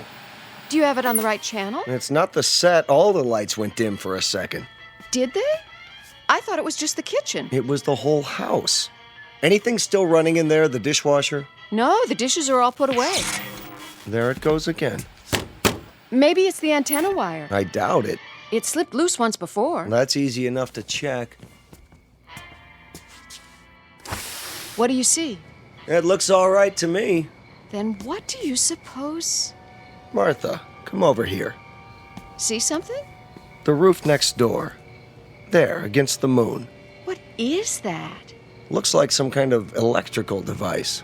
Now, that wasn't there this morning, was it? No, the Andersons didn't leave anything.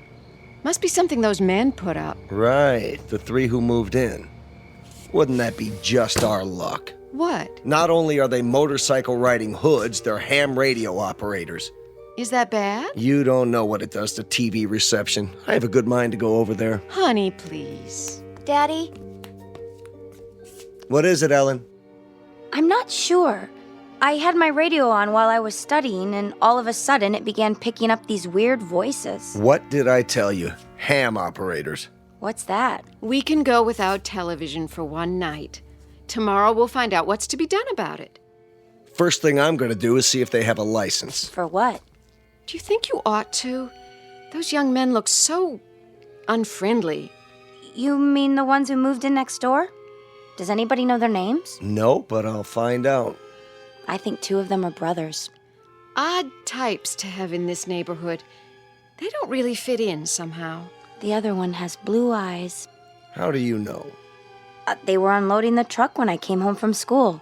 Lots of boxes. Electrical equipment, probably. And these long silver metal things like giant tanks or capsules or something. You stay away from them, young lady. You make it sound like an order. It is. But you don't even know them. Your father's just concerned for your safety, dear.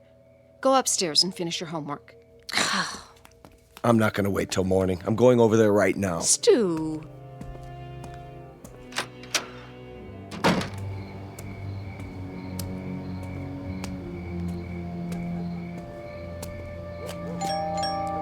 Hello? Anybody here? Yeah? What's it to you? Hello there. I'm Stu Tillman from next door. No kidding. Been having a little trouble with my electricity, flickering off and on. You boys wouldn't be ham radio operators by any chance, would you? What's so funny? Big Daddy here wants to know what's so funny. Yeah, ain't that a crack up? Who are you boys, anyway? We're monsters, Daddy-o. What's that supposed to mean? Yeah, we got a lease on the place. That okay with you? Where did you come from?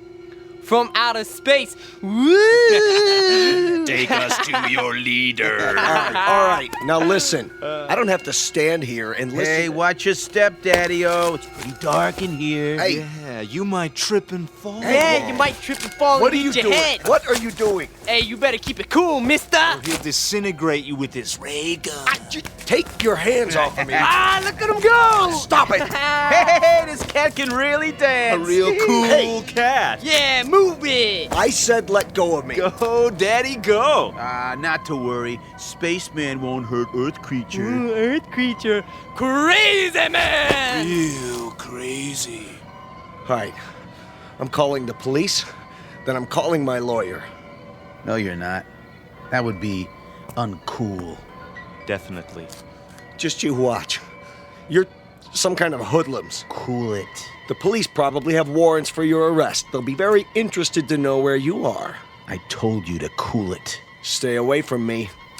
Look in my eyes. You're gonna be plenty sorry for this. Just wait till I... Forget it. What? Forget everything. There. Feel better now? Yes. Better.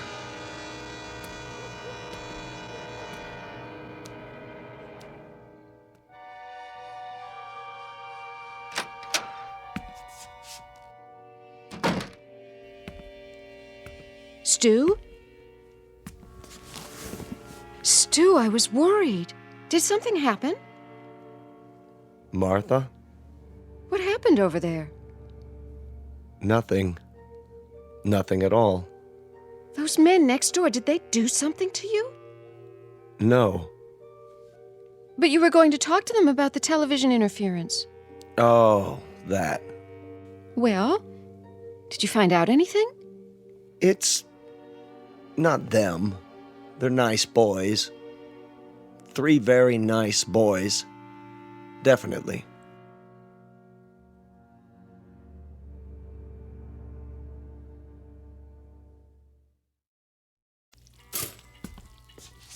Morning, Mom. Gotta go. Oh, no, not till you have your breakfast. But I'll miss the bus. Then you'll just have to walk. The exercise will do you good. I can't walk in these shoes. Here, I'm eating my toast, see? And your juice. Where's Dad? He decided to sleep in. I think he's coming down with something. Well, kiss him for me. Bye. Not so fast, young lady. I've got some scrambled eggs here. That girl.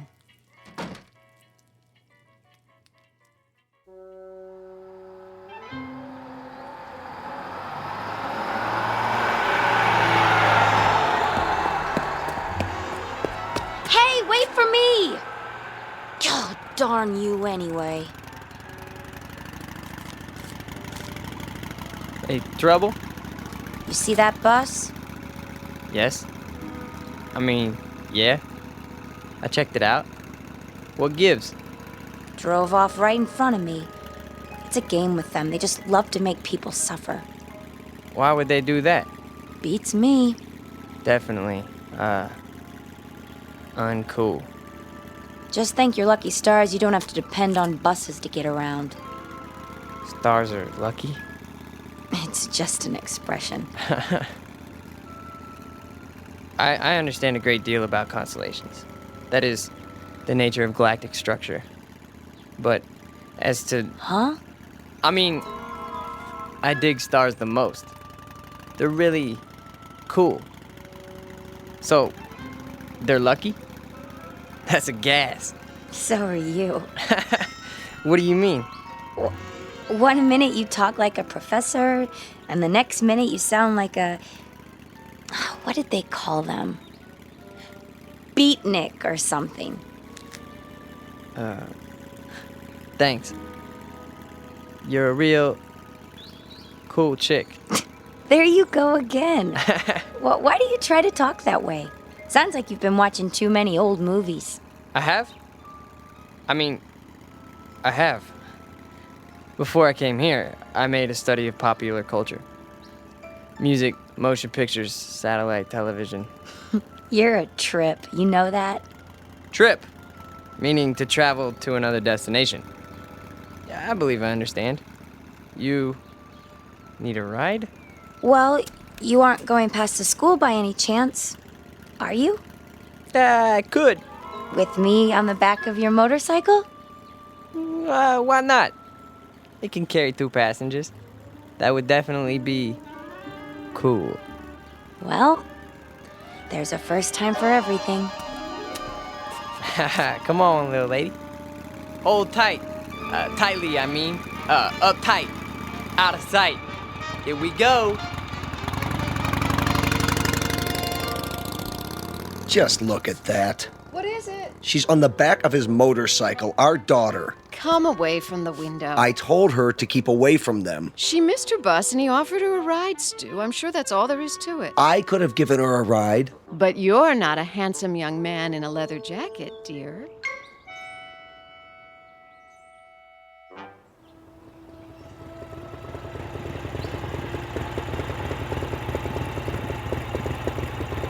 Here!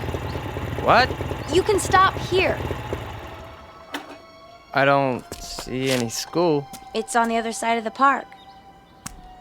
Then why are we You stopping? got me here so early, I thought I'd walk. The park's so pretty in the morning. How much time do you have? My watch says 8:30. Class isn't until 9. Oh. Would you like to take a walk? Sure. That bench over there is my special place. We could sit for a while if you want. Okay. It's nice here, isn't it? I guess. I sit here sometimes and think. Try to figure things out. Like what? Oh, I don't know. For one thing, did you know you've lived next door to me for over a month and you've never even said hello?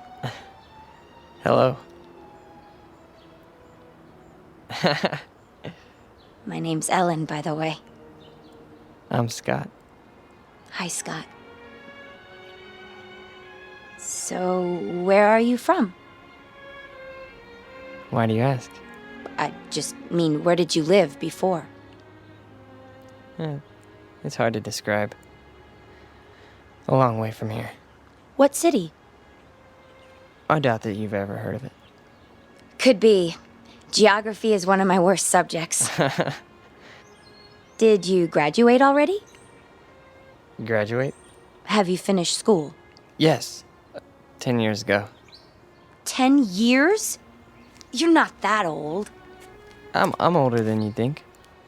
My people don't show their age. My family's the same way. My grandmother lived to be 90, and you'd have taken her for 60 right up to the day she died. That's beautiful. It is, isn't it? She was such a sweet, happy person. Not that. I mean, your hair. My hair? The way the sun's shining through it. I've never seen anything so beautiful. Now you're putting me on. Putting on? Teasing me? Don't you know that? What old movies have you been watching? I don't know. I like the wild one. It's our favorite. Never heard of that one. May I touch it? Your hair. It's like gold. Thank you. I'd better be getting to school. Already? It's getting late. No, it's not. How do you know? Look at your watch. You're right. It says it's still 8:30. How can that be? Has it stopped? No. See? Time is relative. It can slow down or even stand still. It can? Hey, take the long way. So we can talk some more. All right. Tell me more about yourself. Okay? But only if you walk on this side of me. Why? So I could see the sun shining through your hair.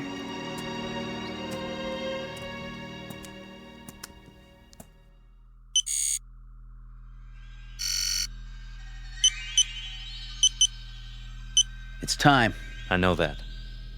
Where is he? He got delayed. He'll be here. I'm not interested in excuses. Neither is the controller. We could try to pick up his image with the eye.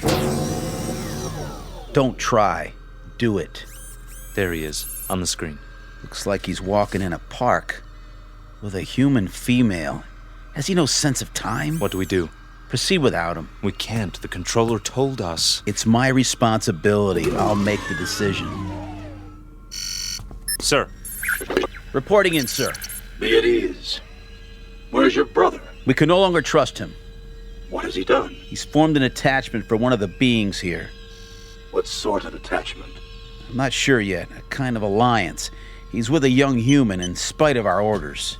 Continue without him. I'm sure he's on his way now. I said continue. We have been in touch with all units. Good. The second wave has landed successfully and are now concealed as planned. With the arrival of the third wave, we will be in key positions throughout the continent. Excellent. The locals, are they suspicious? Not a bit, sir. They're a stupid race, exactly as our research told us. An inferior breed given to hatred, cruelty, making war, and killing one another because of greed. The universe can well do without them. You will receive your instructions for the final move in a few Earth days. Very well, sir.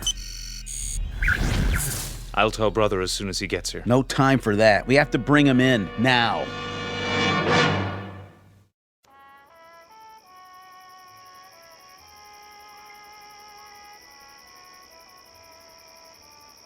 Ellen? Are you warm enough? Yes. It's a beautiful night. You can pull the blanket over your legs if you like. I'm fine, really. Just lying here, looking at the stars. The constellations are very strange here. Not as I was taught them. Scott, can I ask you a question? Sure. You won't get mad? I couldn't get mad at you.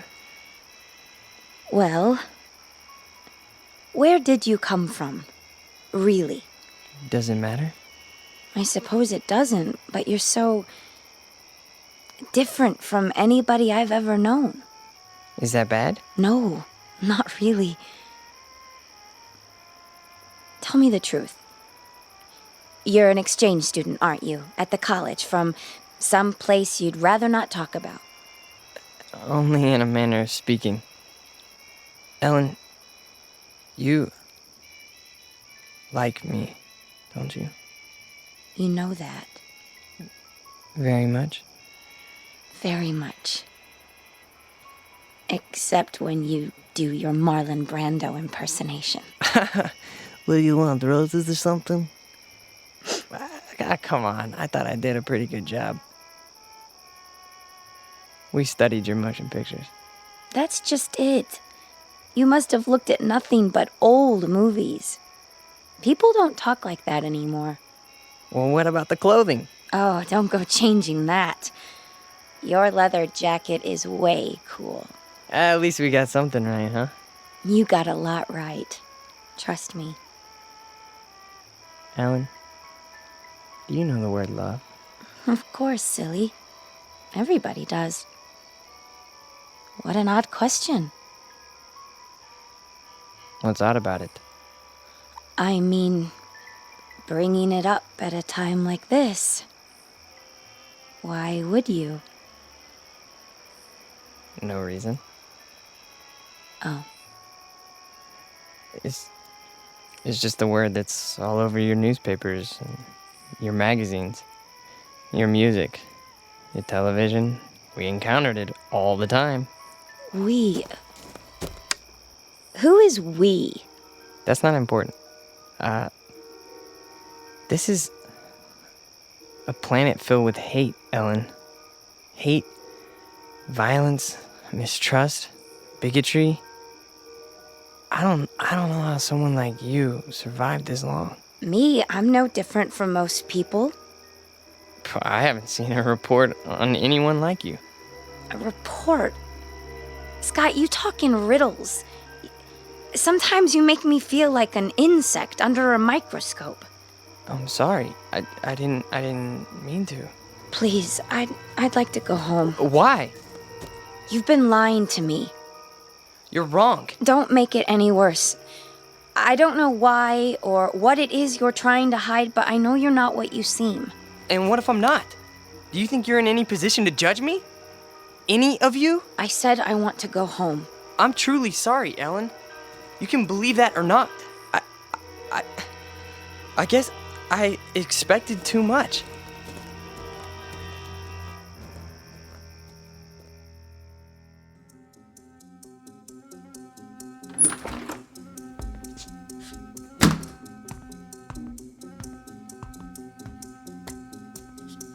Where have you been? I told you, I was riding around. Every day for the last 5 or 6 days? Yesterday when I sent you to the ship for food? Or last night when you were supposed to be on guard? You think I don't know? I've had the eye on you every minute. If you know, then why are you asking me? I told them before we came you were too young. You'd lose your head, run into situations you couldn't handle. There's too much at stake. I've done no harm. Haven't told her a thing yet, huh? No. Well, now you won't have the chance. We're too close to finishing this mission. Yeah, well, you better go to the control room. Your master's calling. You're a master too, and don't forget it. From here on out, you're just along for the ride. You're not a good enough risk.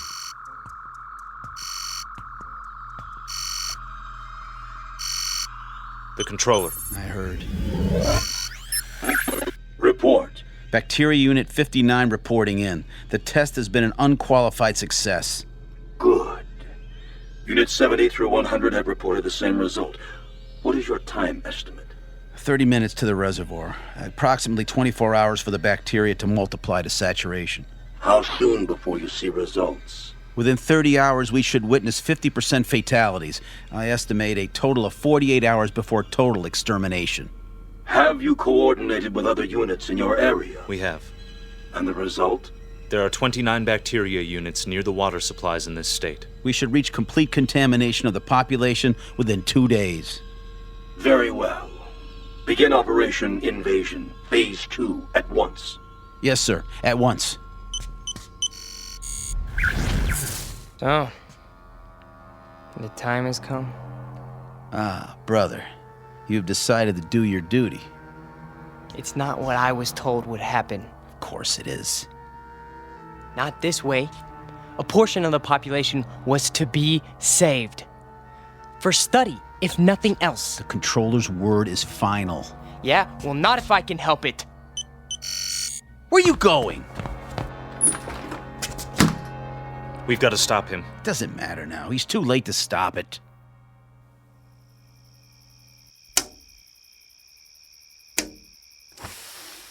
Who's down there?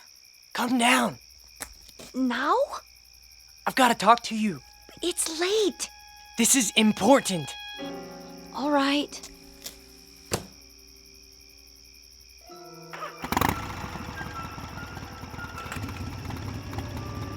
Brother! You're there in the bushes! I can see you! Back to the house and wait, Scott. You're making a mistake. These people aren't worth it.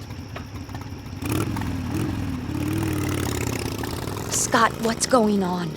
Ellen, you've got to get away from here. What is it? You're in danger. I don't understand. Something terrible is going to happen here. Many people are going to die. I want you to go away as far as possible. I can take you where you'll be safe. You're frightening me, Scott. Please. What do you mean? What's going to happen? I can't tell you that. And it wouldn't matter if I did. Look, we've got to leave right now.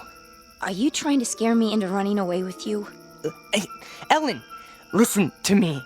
In 24 hours, every man, woman, child, cat, dog, anything else alive is going to be dead. Don't, please. No, not just in this town. All over your country. All over your world. My world? It's your world too? No, it's not. What do you mean? Scott, who are you? Look up. We came from out there, Ellen. From beyond those stars. There are thousands of us here on Earth right now. Our people, we need room. We're gonna set up colonies here. I don't believe you. We've had bacteria units in every country on this planet for months. They have enough to poison the drinking water of the entire world's population. Scott, I'm going to walk with you over to your house. No!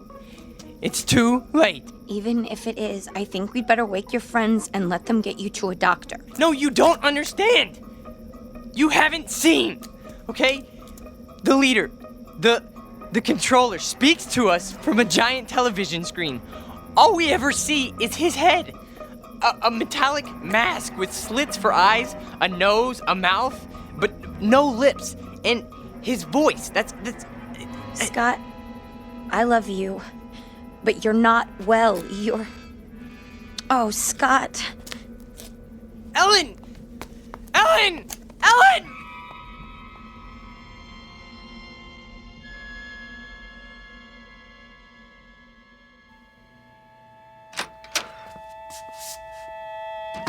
All right, Ellen, what's this all about? Oh, Daddy, I don't know what to do. You can start by telling me what went on out there. He woke me, throwing stones at my window. He said he had to see me. Daddy, I think he's lost his mind. He's never been this way before. Tonight, he was almost raving. Exactly what did he say? Crazy things. That he's some kind of spaceman and they're taking over the Earth and we're all going to die. Poor boy. We'd better get him help. Ellen? Why aren't you in bed? Stu? Hold it. I'll explain everything. Sheriff Station, Deputy Harper. Let me speak to the sheriff, please. Sheriff Farley's on vacation. Sir, can I help you? My name is Stuart Tillman. I live at 11575 Amanda Drive. Yes, Mr. Tillman. There's a mentally disturbed boy living next door. That right? And before he does any harm to himself or anyone else, I think he ought to be picked up. Honey, what's happened? Oh, Mother. There now. What makes you think he's mentally disturbed? He's been scaring my daughter with some kind of man from Mars story. Claims he's part of an invasion force that's going to take over the world or some such nonsense. All right, Mr. Tillman, let you stay right where you are. We'll take it from here. In fact, I know exactly what to do. Definitely. Hey, Rich? Yeah? Yeah, we got control on Amanda Drive. Sure do. We'll be right there, Mr. Tillman. Thank you. Are the police coming? Yes, in a few minutes. That's good. Now, will somebody please tell me what's wrong? Sure, in a minute. Only what? I wonder what he meant by control.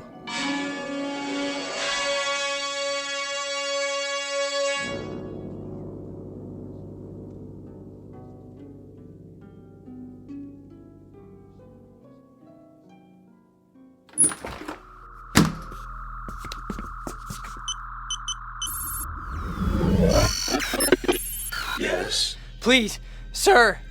This is an unauthorized transmission. No, sir, I beg you to listen to me. You may speak. What we're doing is wrong. You question my judgment? No, we should save these creatures, not exterminate them. It's true. They murder and hurt one another and are subject to unreasonable hate and prejudice, but the murderers, the cruel ones, are the brutes found in any race. These people have capacity for love. I know it. Our research disproves that. They are a world of angry, frightened people. No, I tell you. I've lived among them. They learn love from their God, and they teach it to their children. There is more of love than hate here. There's no need to kill them. It's too late. Not if you order the plan to stop. For you, a defector, a traitor to your own kind. No, I'm not. You are a traitor. This transmission is ended.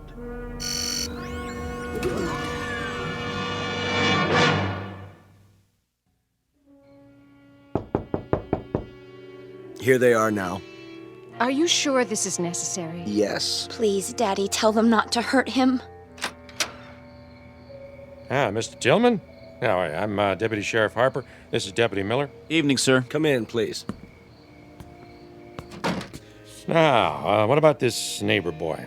Tell him, Ellen. I don't know where to start. All right, your father said he was mentally ill. What made you think that? Ellen, please listen to me. There's no more time. Scott, I'm sorry. I didn't know what else to do. No. Come on in, son. Just tell me all about it. Don't listen to him. He's one of us. He's part of the advanced units. Now, come on, calm down. Man, what kind of unit was that? No, get out, Ellen. Run as fast as you can. It's too late for me. It's coming. It's almost here. Oh, Scott, you're only making it worse. Who are they? What have you done? And they told me you were ill, son, so I took the necessary precautions. These men are from the hospital. Now, just stand right there. Stay away from me! We're gonna put this around you so you don't hurt yourself. Don't touch me! No, not a straitjacket. It's for his own good. Got him. Get us leather jacket off first. Get it Easy off. now, boy. No! Oh, don't fight it, son. That'll only make it more difficult. No, no, no, no, no! You don't understand. I'm begging you. I'm begging you. Listen to me, please, please. No, no, please, no. No. You'll see that he gets help. Don't worry, folks. We'll take good care of him. And someday, I'm sure he'll thank you. You have a good evening now. They left his leather jacket. Can I keep it for him until he gets out? I don't see why not, honey. It might be a while, though. Oh, Mom. What am I going to do? There's nothing you can do, sweetheart, except pray. It's for the best, you'll see. Now, come and sit down. I'll get you a glass of water.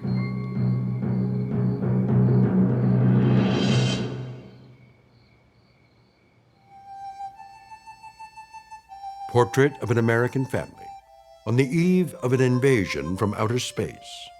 Of course, we know it's only fiction.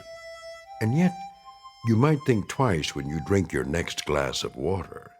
Be sure it's 100% pure and not imported directly from the Twilight Zone. We'll return to the Twilight Zone in just a moment. You are about to enter another dimension. A dimension not only of sight and sound, but of mind. A journey into a wondrous land of imagination. Next stop, the Twilight Zone. Hi, this is Stacy Keach. I'd like to take a moment to tell you about our Twilight Zone website at twilightzoneradio.com. At twilightzoneradio.com, you'll find the latest information on these Twilight Zone radio dramas, including behind-the-scenes photographs, plus the newest product releases, trivia contests, ways to contact us, other Twilight Zone-related info and merchandise, plus links to other fascinating websites. So make your next stop twilightzoneradio.com. Visit twilightzoneradio.com to purchase these Twilight Zone radio dramas on cassette and CD, or call toll-free 1-866-989-ZONE. That's 1-866-989-9663.